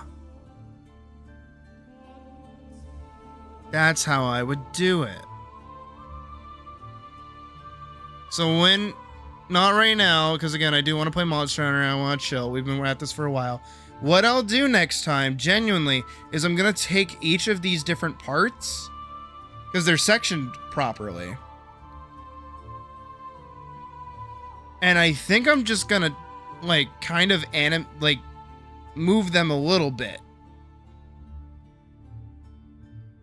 for each section, and then just kind of map that around it while keeping those proportions proper, if that makes sense.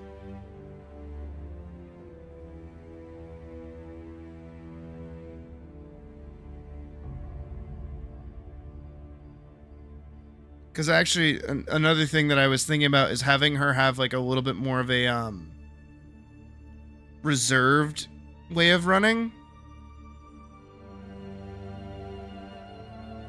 So she'd obviously be leaning forward, but her legs wouldn't like really reach that far while she's running. Maybe about there, and then she would also be tucking her arms in like about here. The best way I can describe this is running like a Makote in Final Fantasy XIV.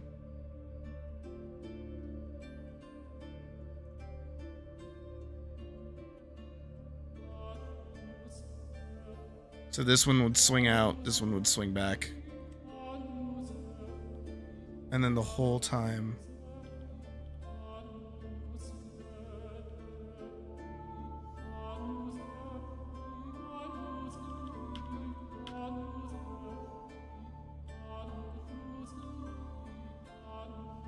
Maybe even just like that.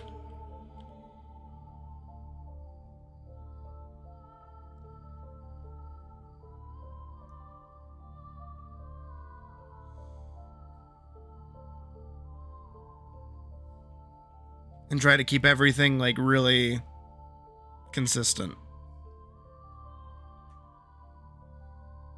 Yeah, I actually feel like this posing that she has here is not that bad.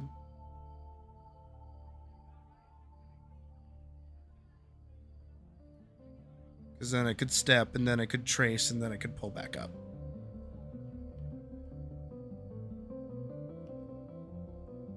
Step. Pass. Pull.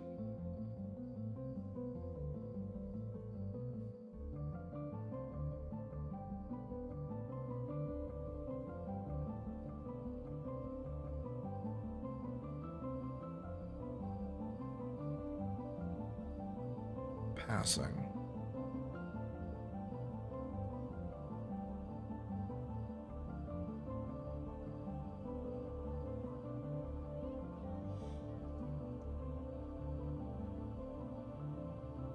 Yeah. No, I like that. I like that a lot, actually. That's good. That's good. That's good. That's good.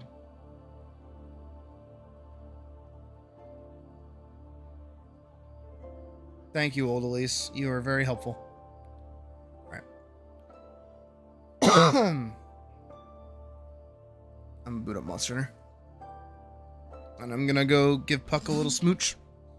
And then we're gonna hunt Omega for a little bit. Or until I get bored. One of the two. Give me 1 second. I'll be right back.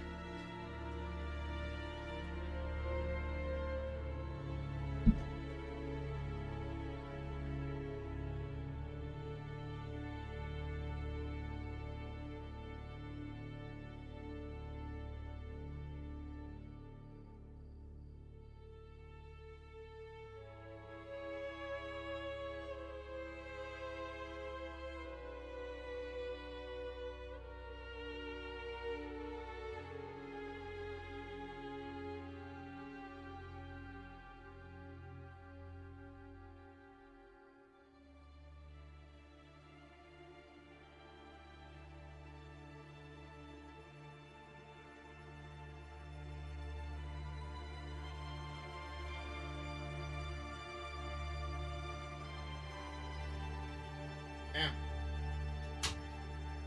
I really went over, gave her a little smooch, and came right back, and it's still not loaded. That's crazy. I even grabbed a drink in that time, too. That's wild.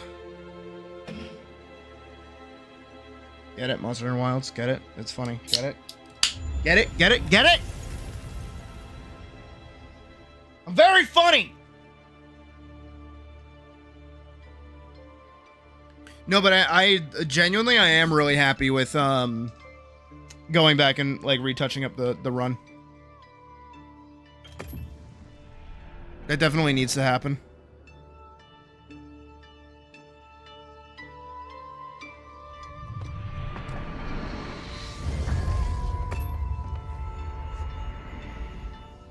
Ah.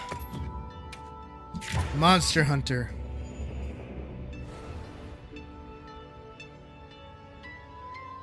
Only a little. Nah, you got to have chortled like a lot. That's what you should have done.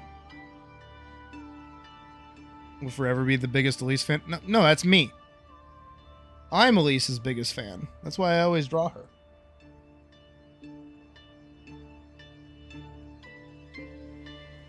If you were Elise's biggest fan, you would be drawing her too.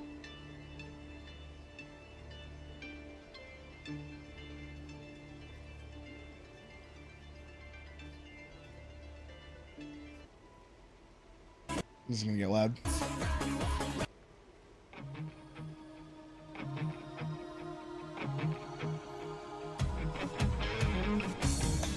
Shark Elise can fight you on that.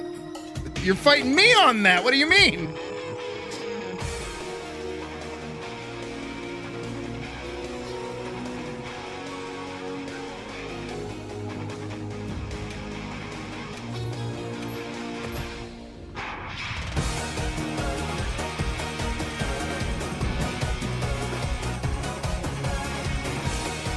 Gotta make sure I have all my items.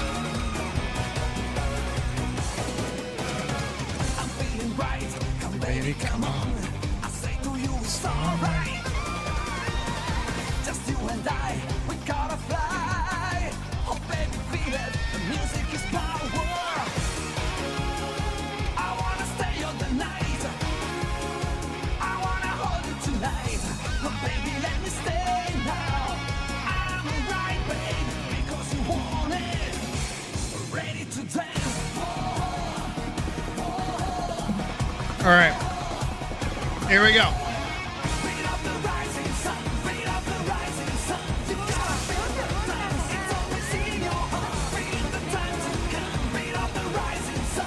wanna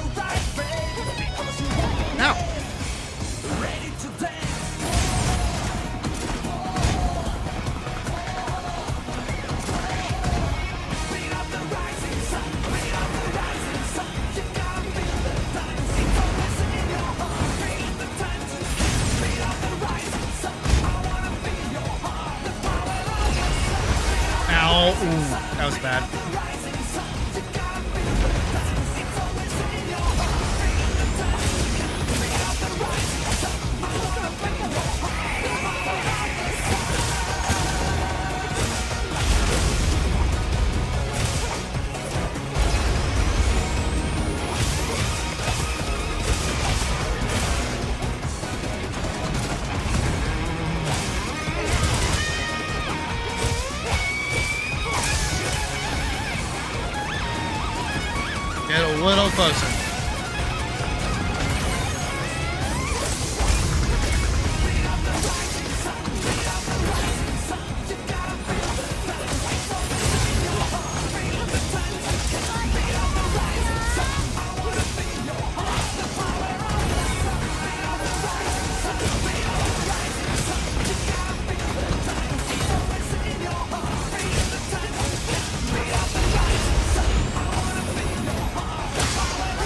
There we go.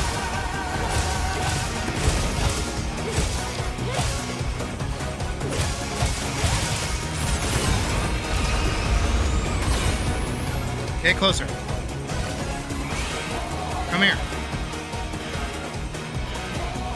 Oh, this sucks.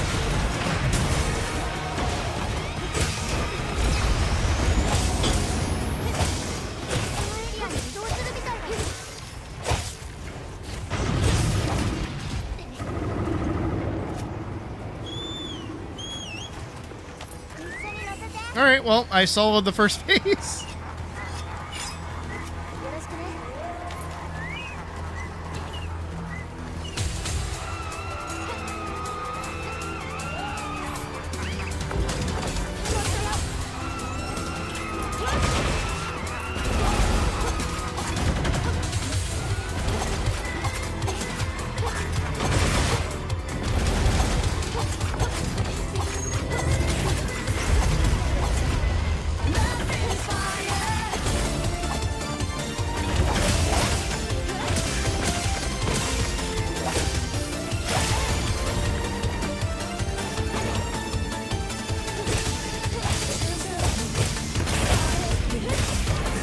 Same.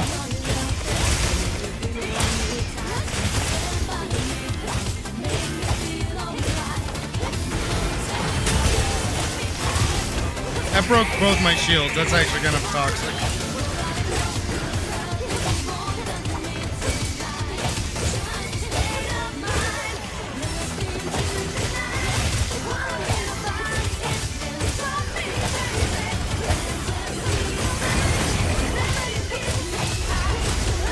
Oof.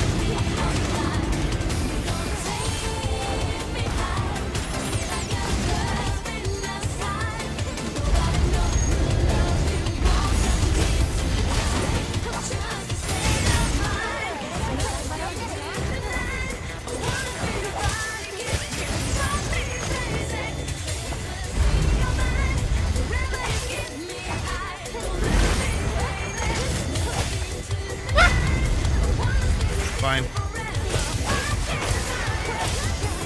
That's fine.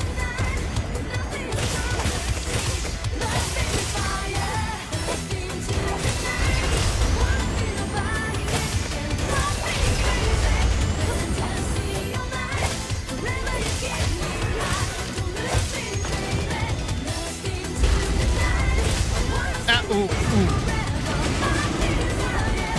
This might kill me.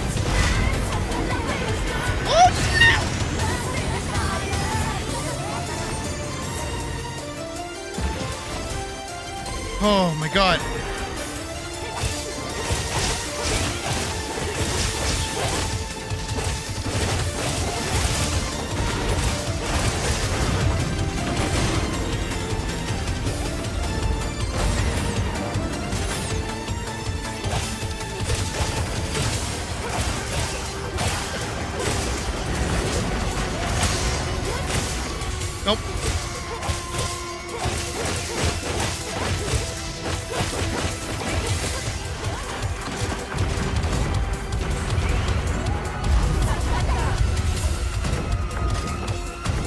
Okay, go over there.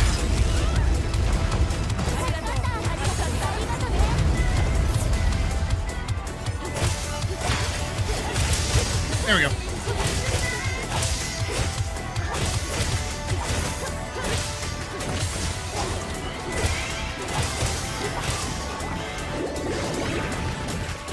Oh, I'm so sorry.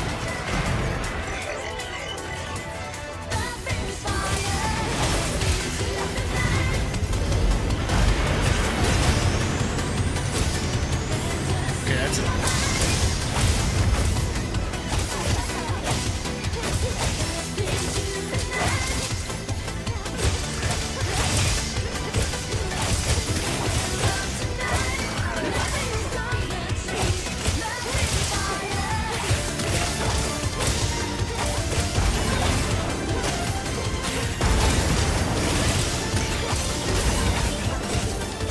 There we go.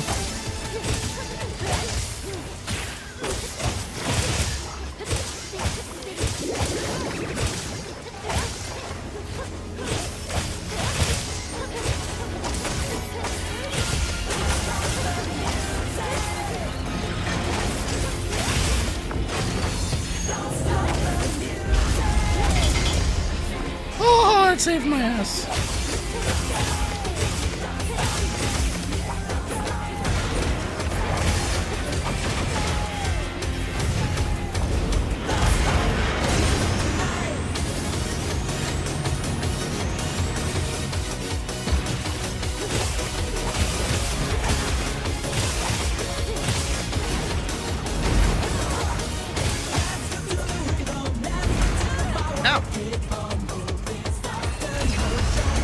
I mean, I could have dealt more damage, but I didn't.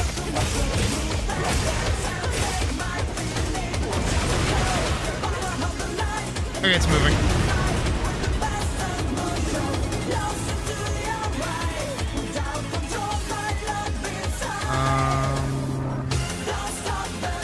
I'll drink.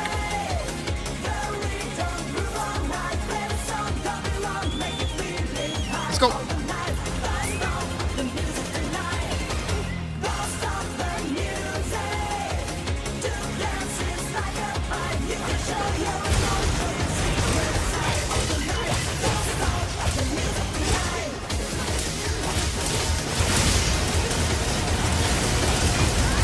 Yeah.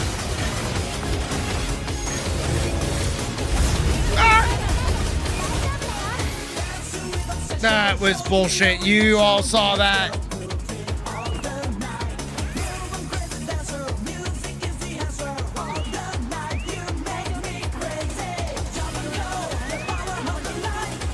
That didn't count.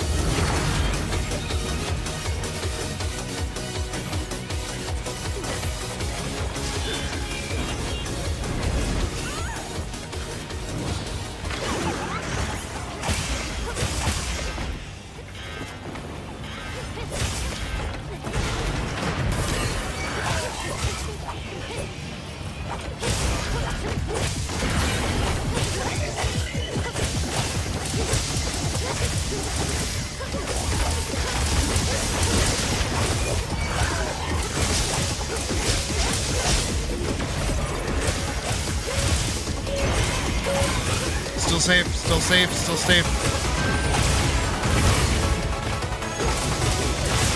Still safe.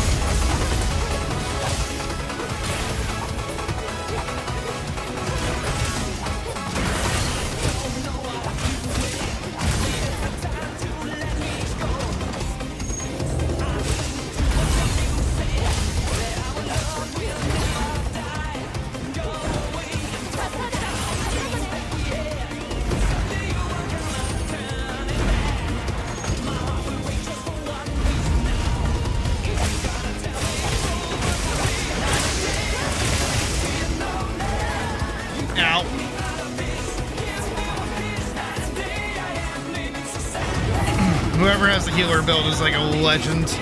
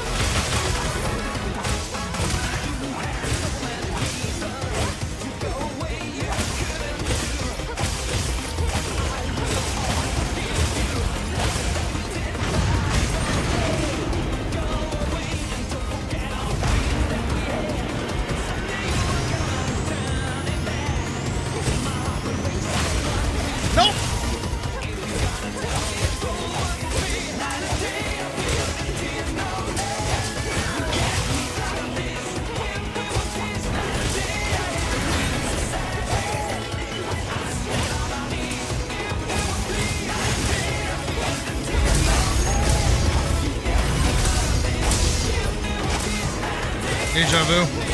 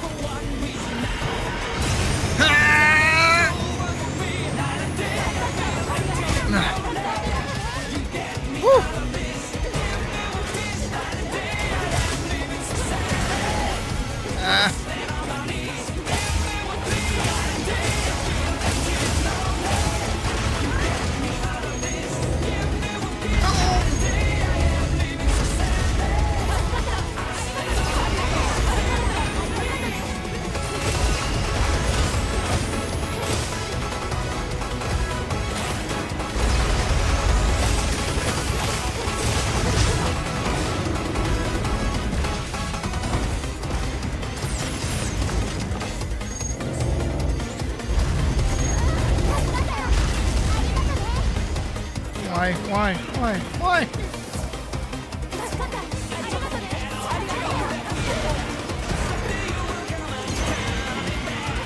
Oh, okay. It's left side.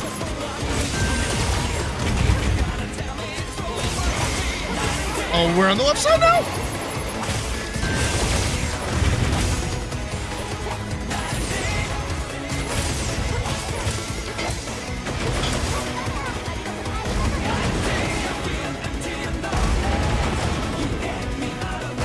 Hot potato, hot potato.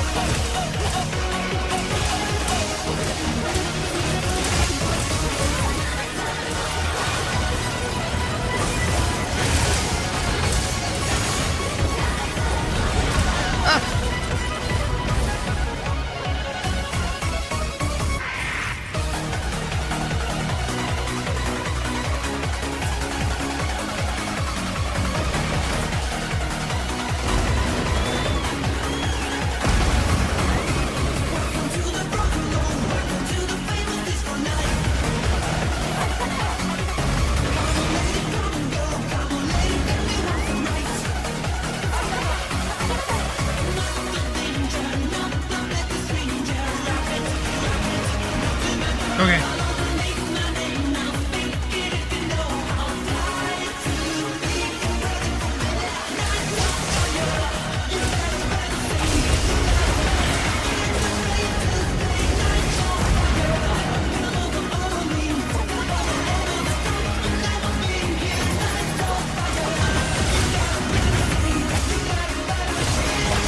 Nope. Fuck you.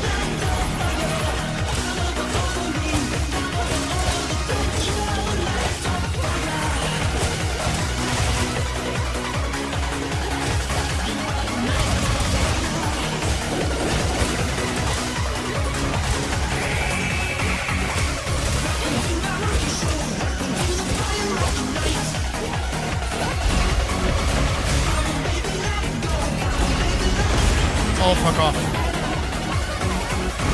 That was not the time.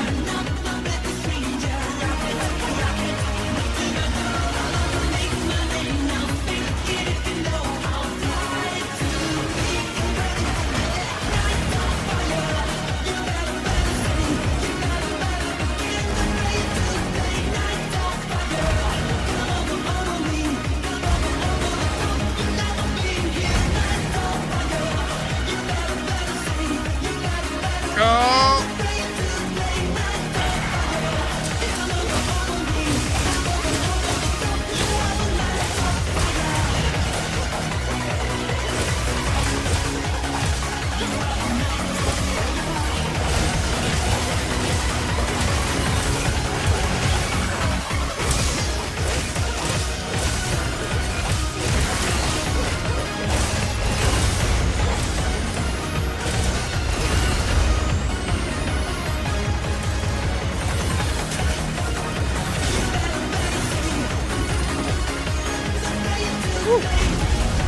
Oh, thank God.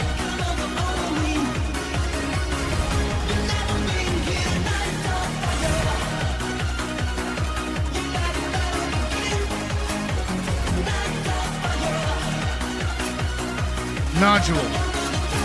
Just one. Free me.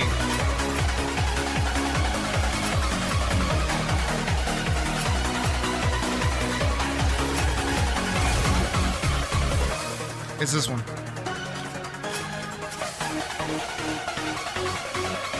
Nope. Shame. Maybe quest rewards? Nope. Sucks to suck.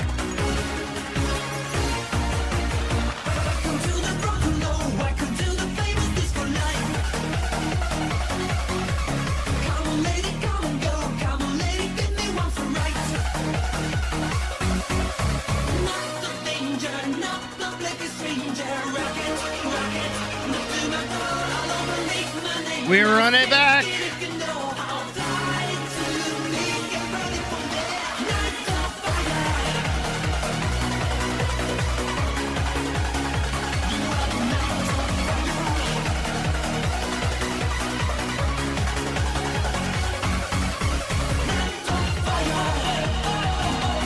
We just do it again.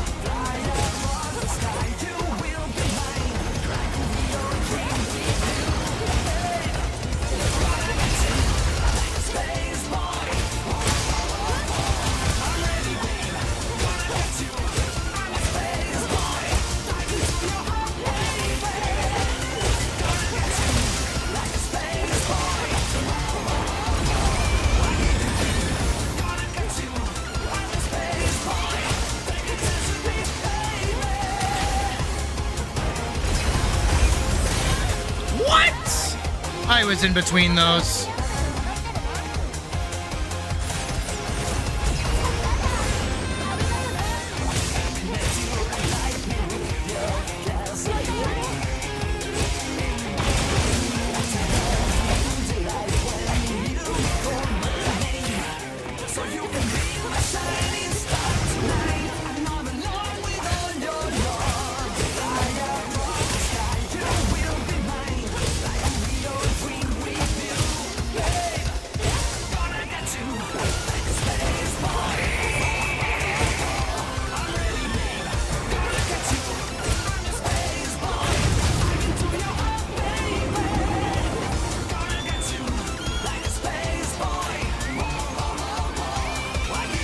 I mean, hey, we're going okay so far.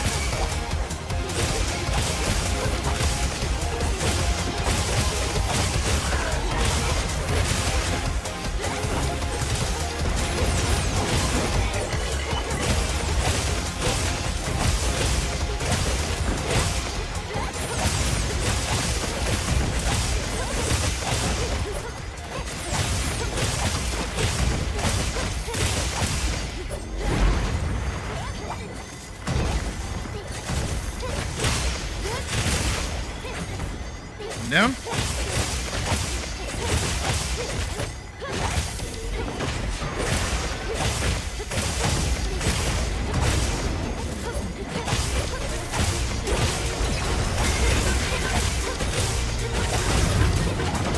Our uptime is phenomenal.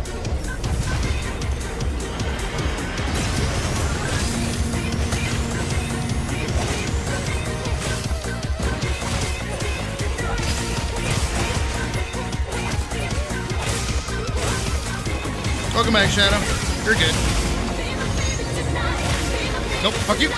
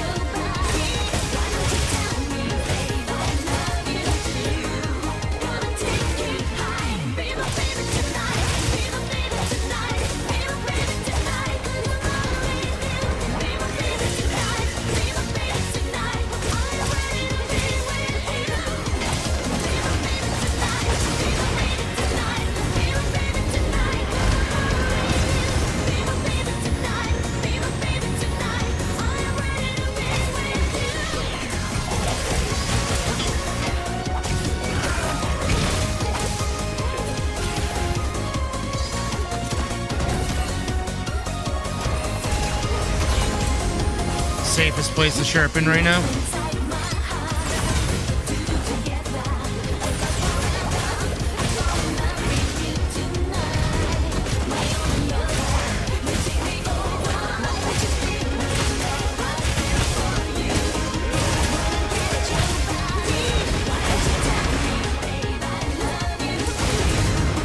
Phenomenal uptime.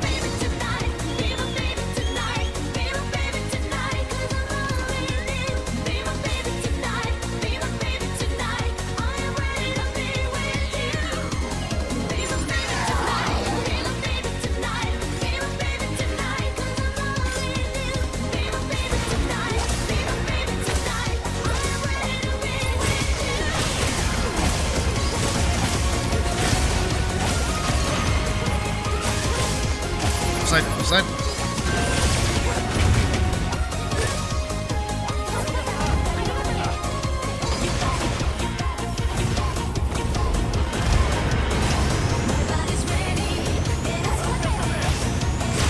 Nope.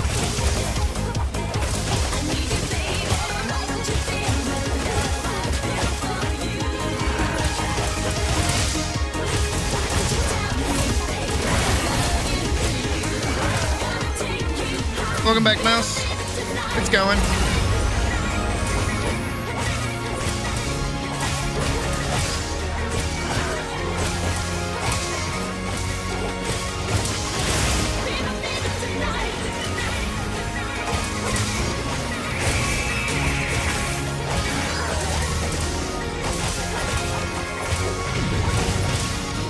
All right, there we go.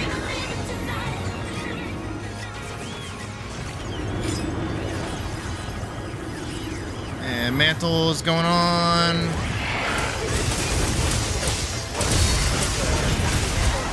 Ow. Stay away from him for a second. Let's get out of the way.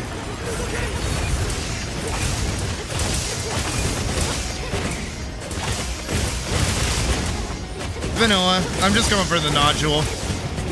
I don't really need anything from Savage anymore.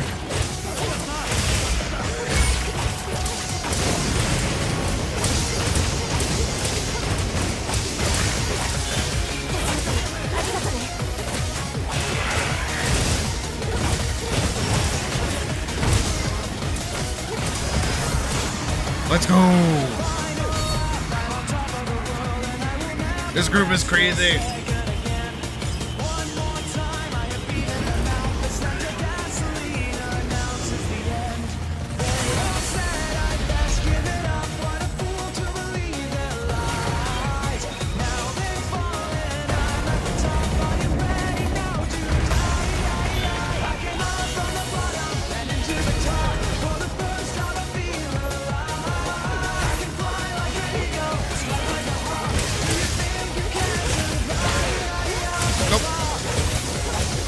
Not allowed.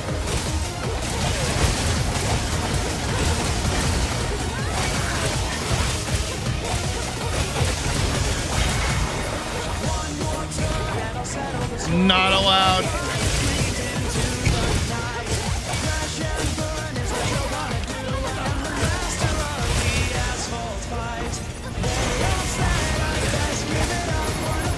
Left side. I had to rotate a cow in my head. What fucking no!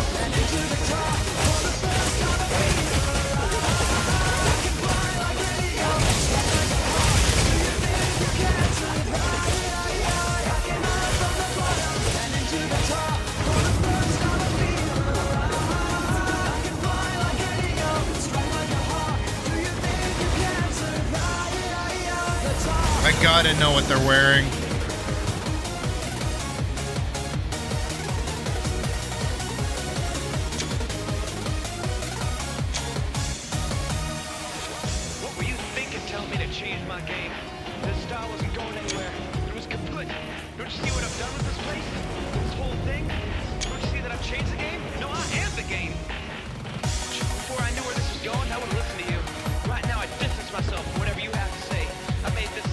That's definitely a build.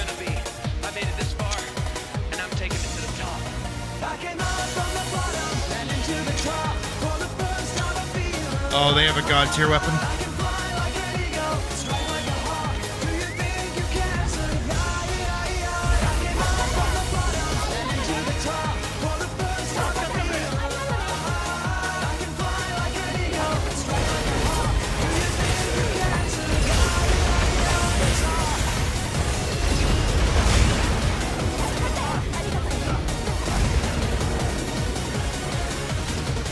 I need a steak.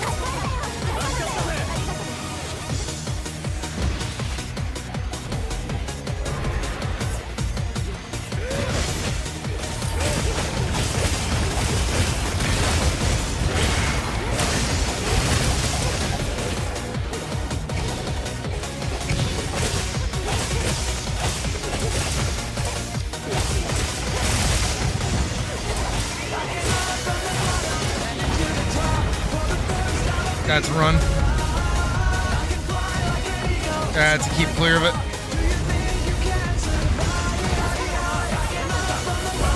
That's a get in there. That's a fuck it up.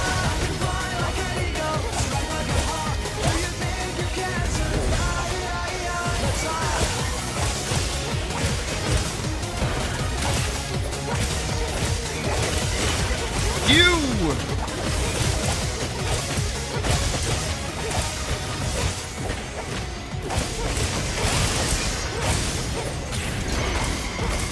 It's right side.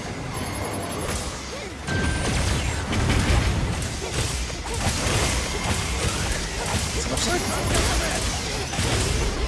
Not anymore, it ain't.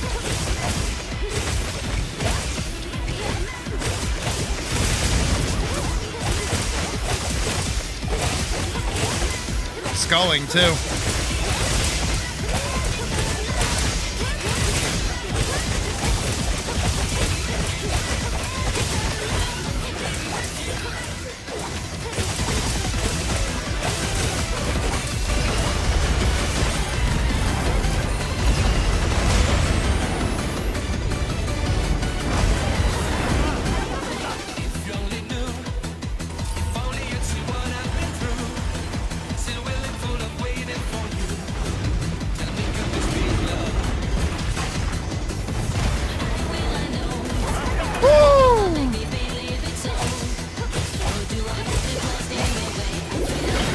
This team's got my fucking back, let me tell you.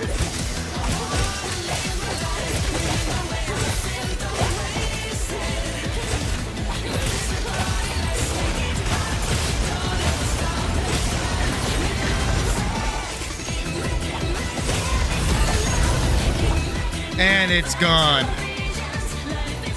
Not too shabby. All right. Nodule. Nodule. Nodule. Nodule. Nodule. Nodule. Nodule.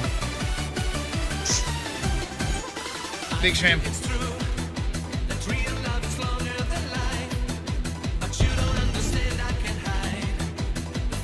Big shame.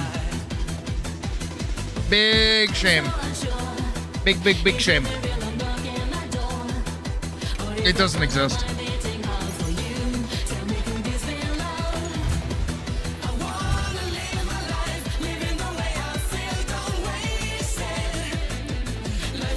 Big shame. Big shame. Huge, large, throbbing shame.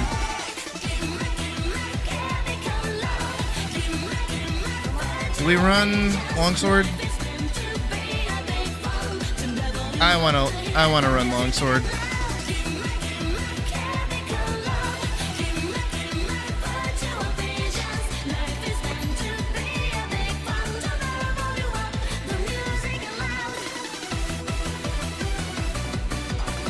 And I have a bunch of spheres now.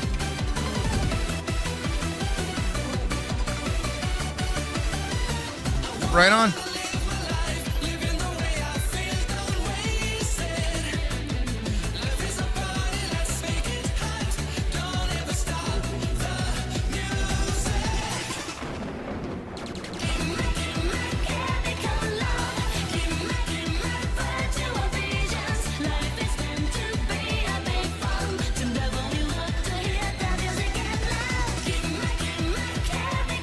Fuck it.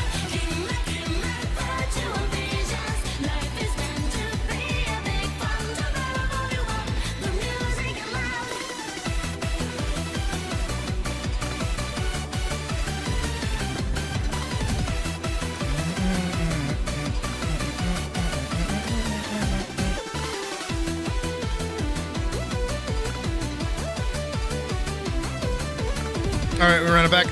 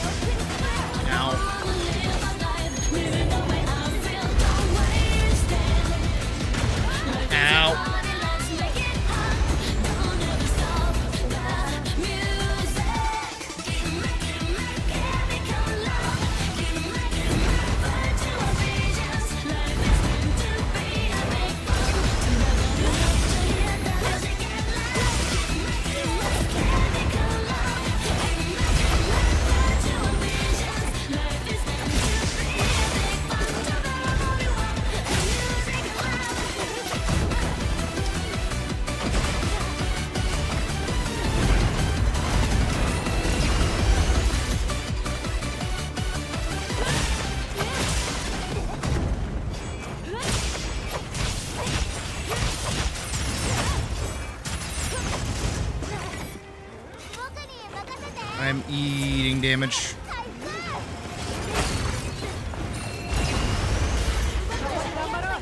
No.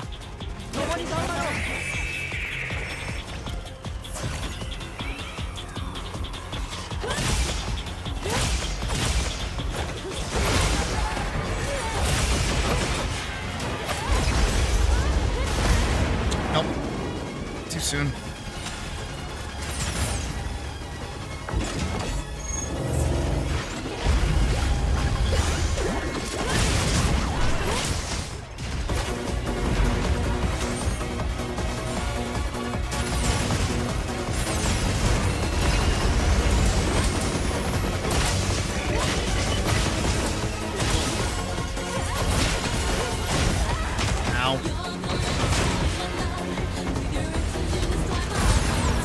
I'm healing a lot this time. And again, I'm still not out of, not even white.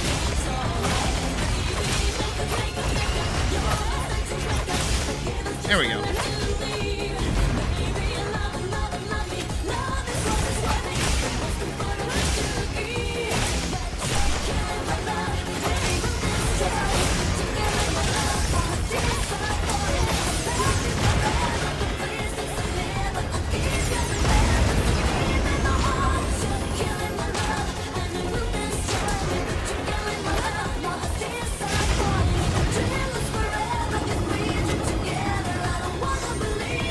Definitely scuffed on my end.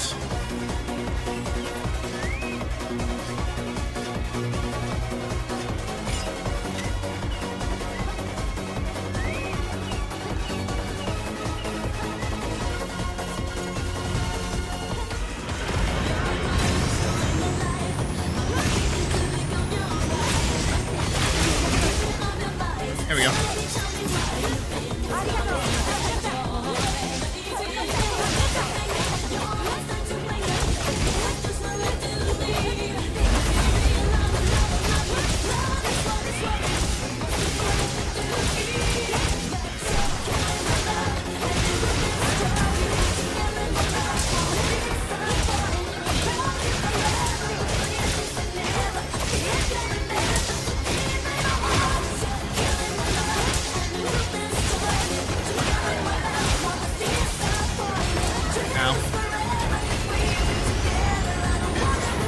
Ow.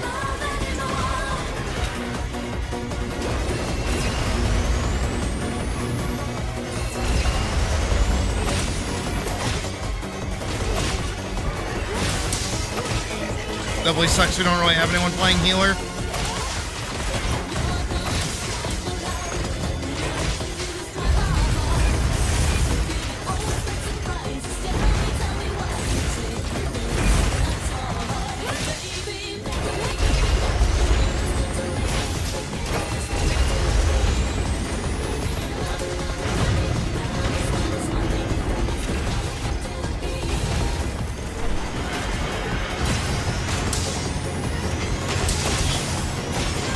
Nope. Thank you, Guts.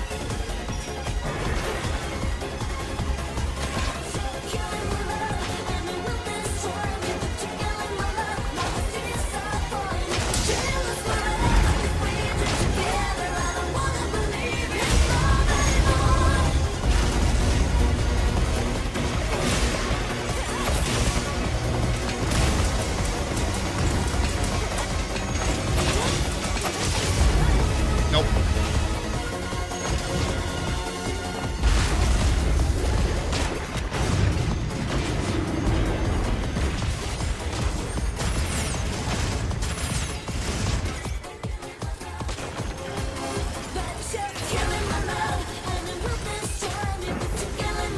Fuck off.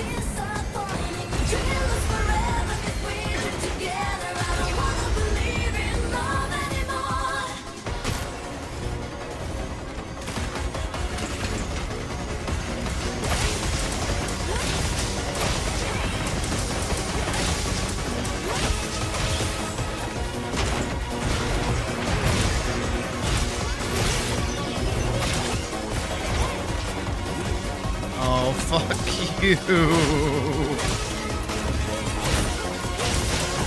You're gonna give me my red whether you like it or not.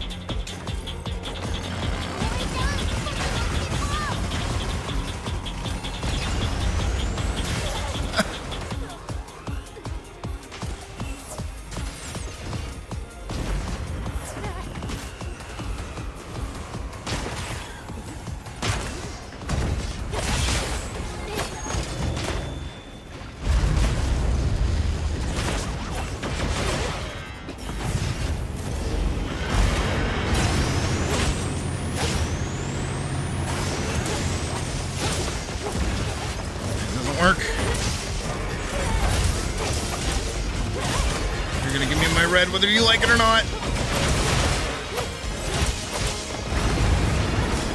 That still hurt.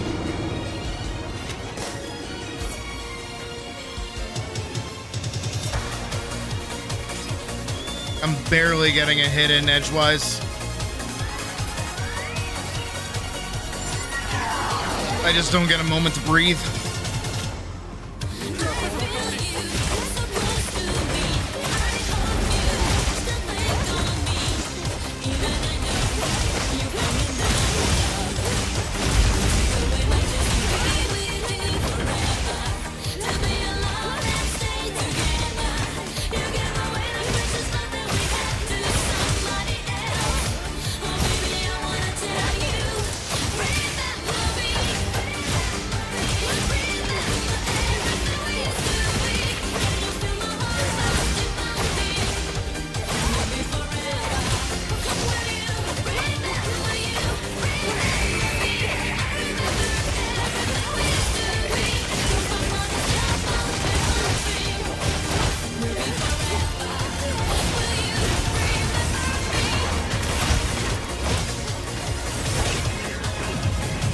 Shit.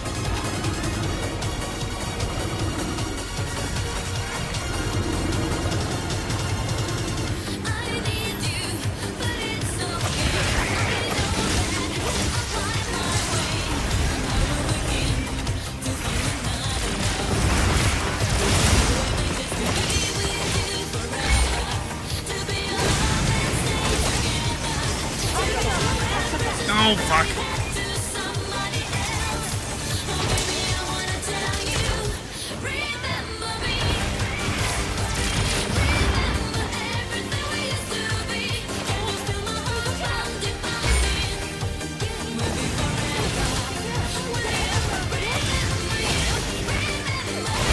Faster. I mean, my force light slash should have gone through, but okay.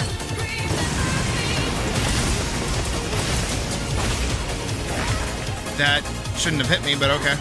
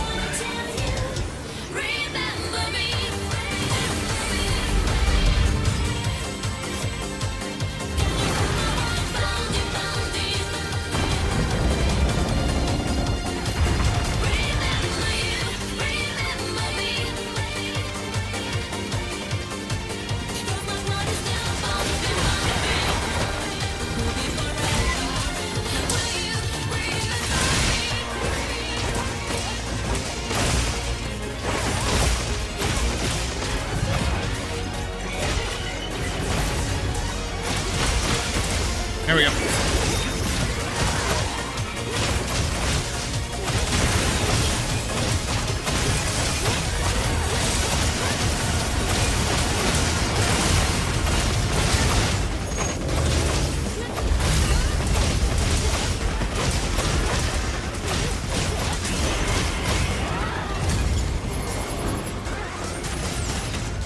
Have a good night, Badger. Shit. It's like when I get to wail on it, I actually do fine.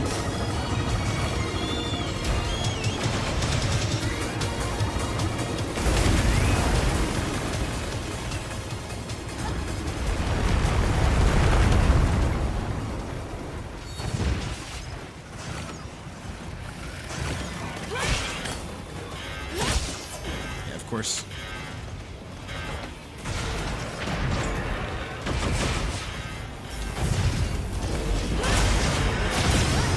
Nope.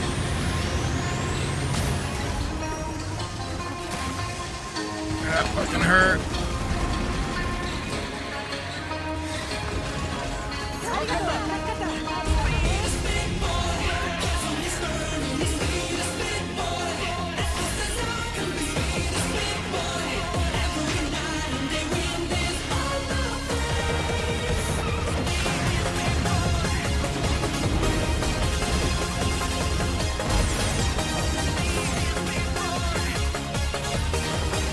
gonna be here for a second.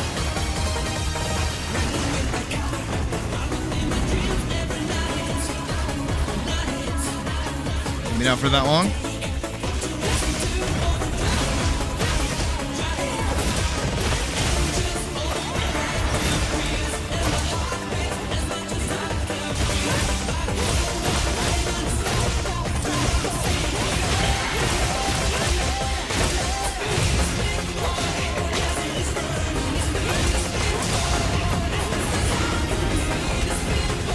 Does anybody want to grab the shield? I mean, I can.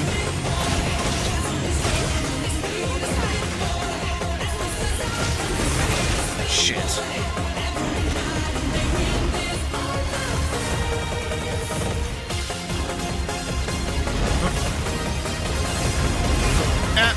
Nope, didn't matter.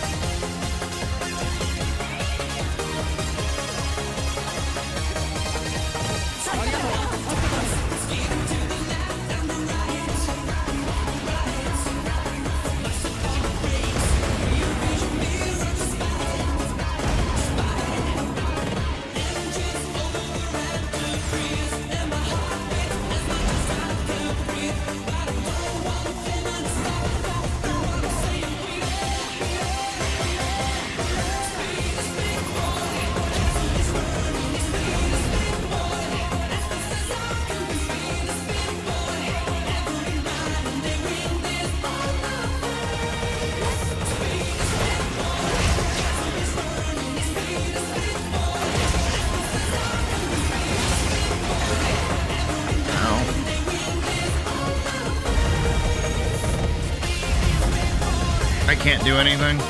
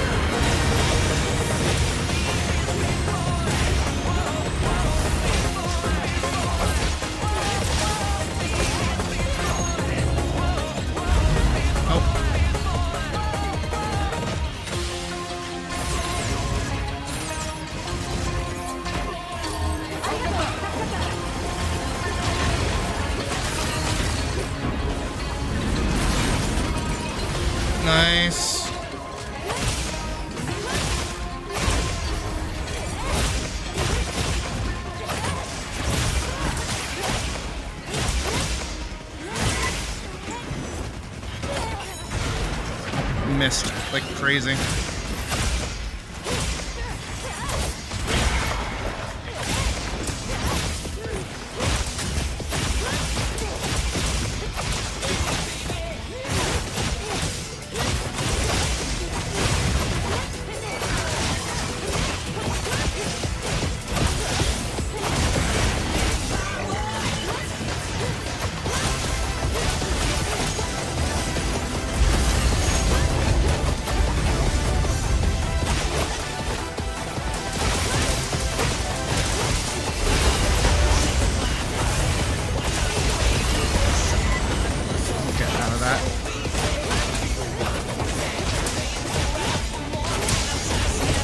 Oh, thank God.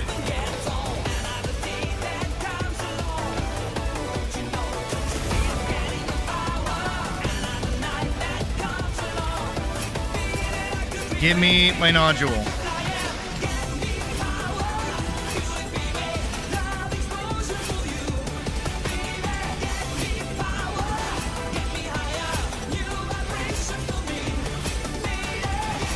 Nope.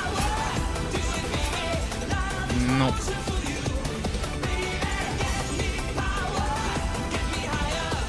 Quest rewards.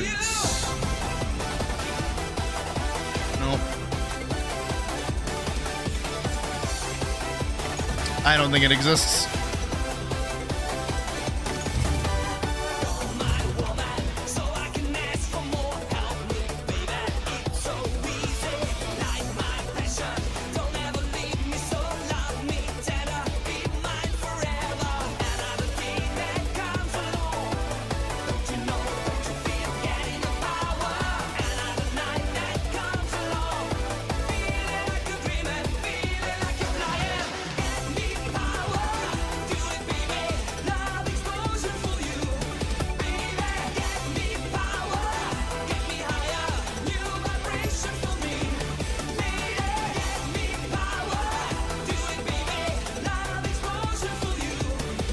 I would.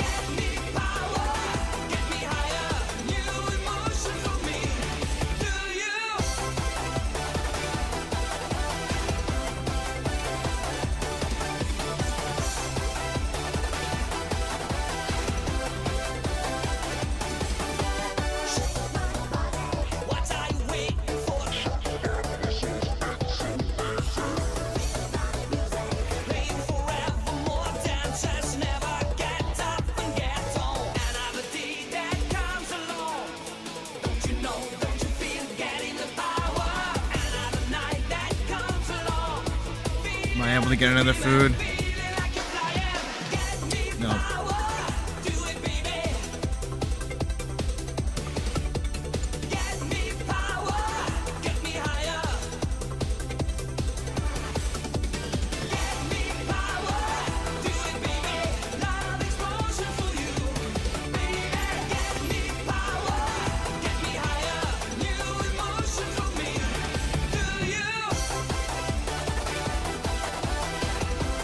Alright, one more.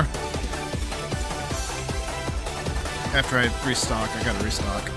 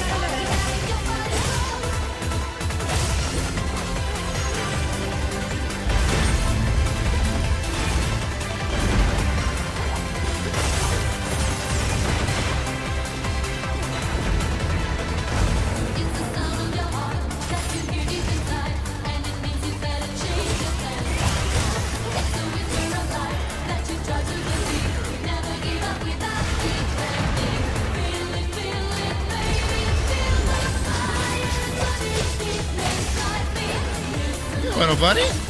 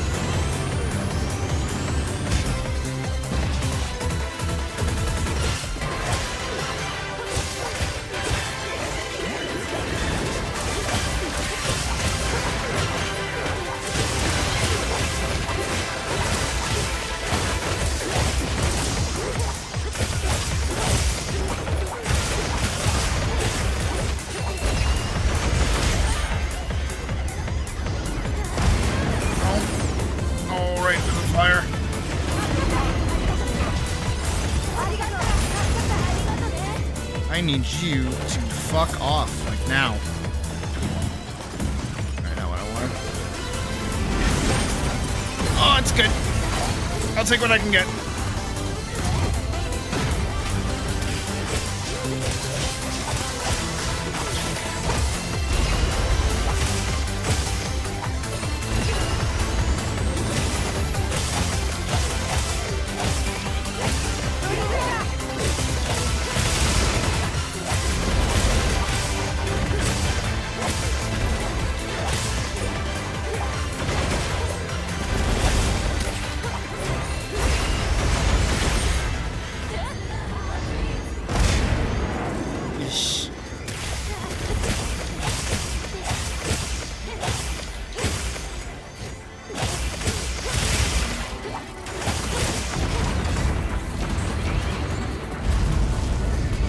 Do its thing.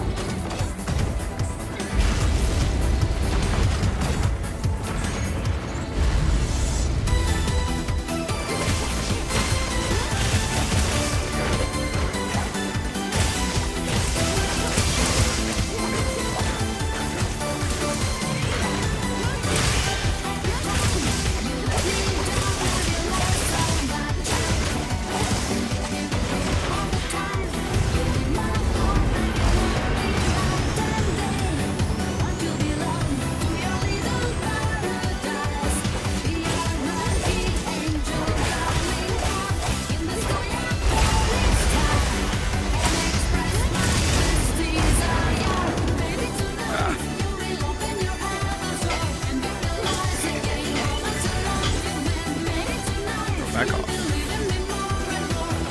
Let's go run for a second.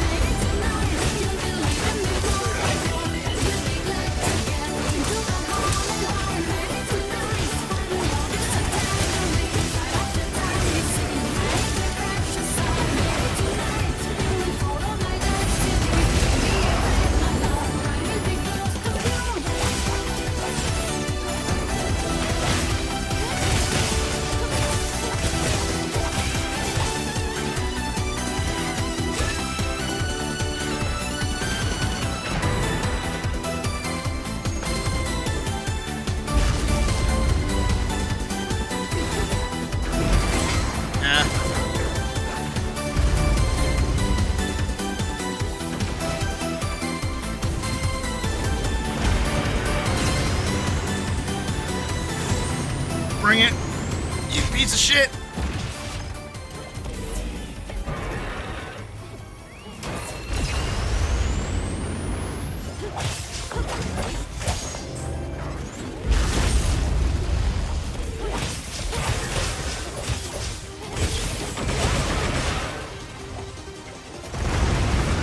Alright, he's moving.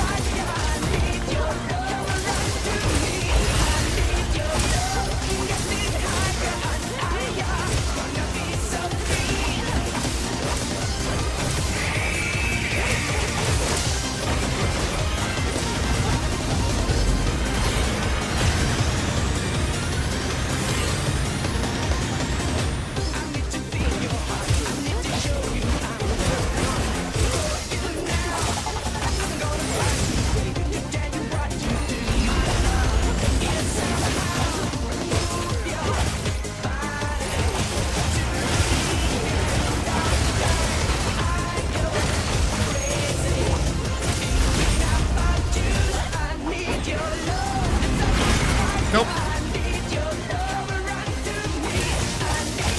Have a good night, Maniacal.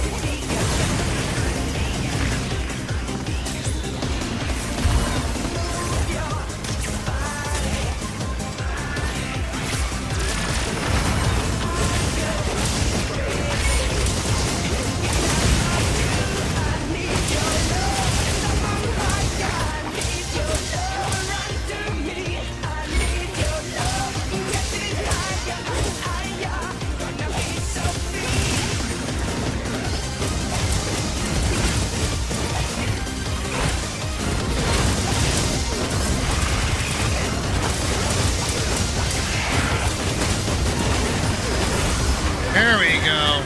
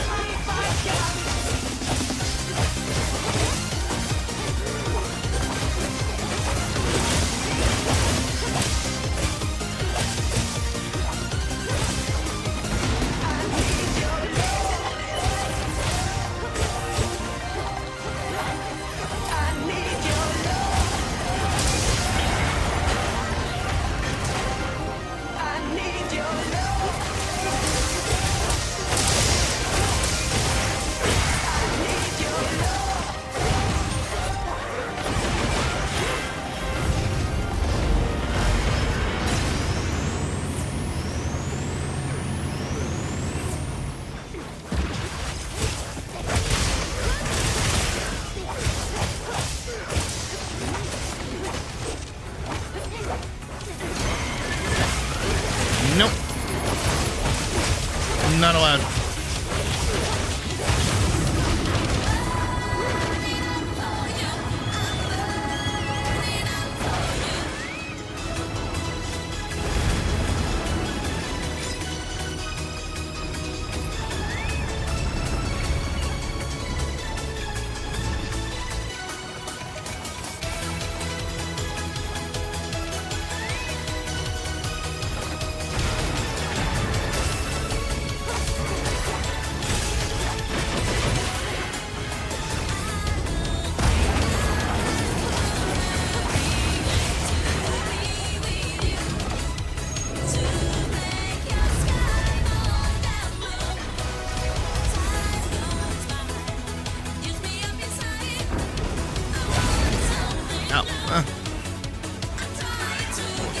Fucking hitbox on that, so stupid.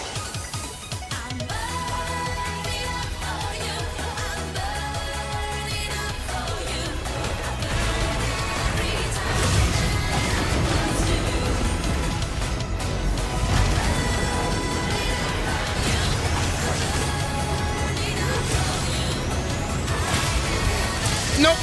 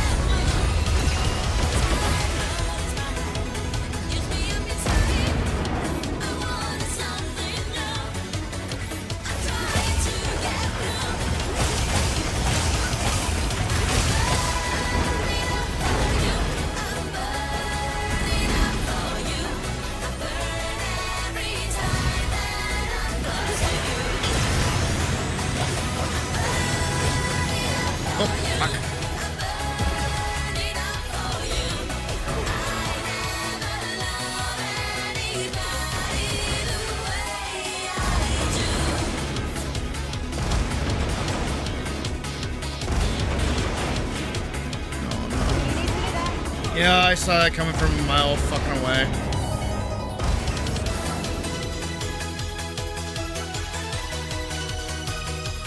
Alright. That's all for me. I have shit I gotta do.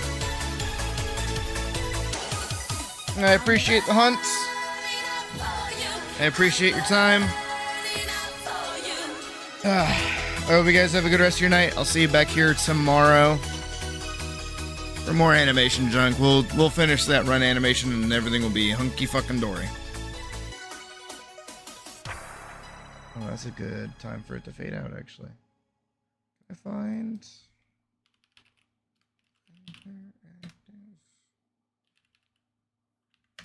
Should come up if I do... Yeah, there we go. Alright. Yeah, I'll see you guys tomorrow. Peace. Bye.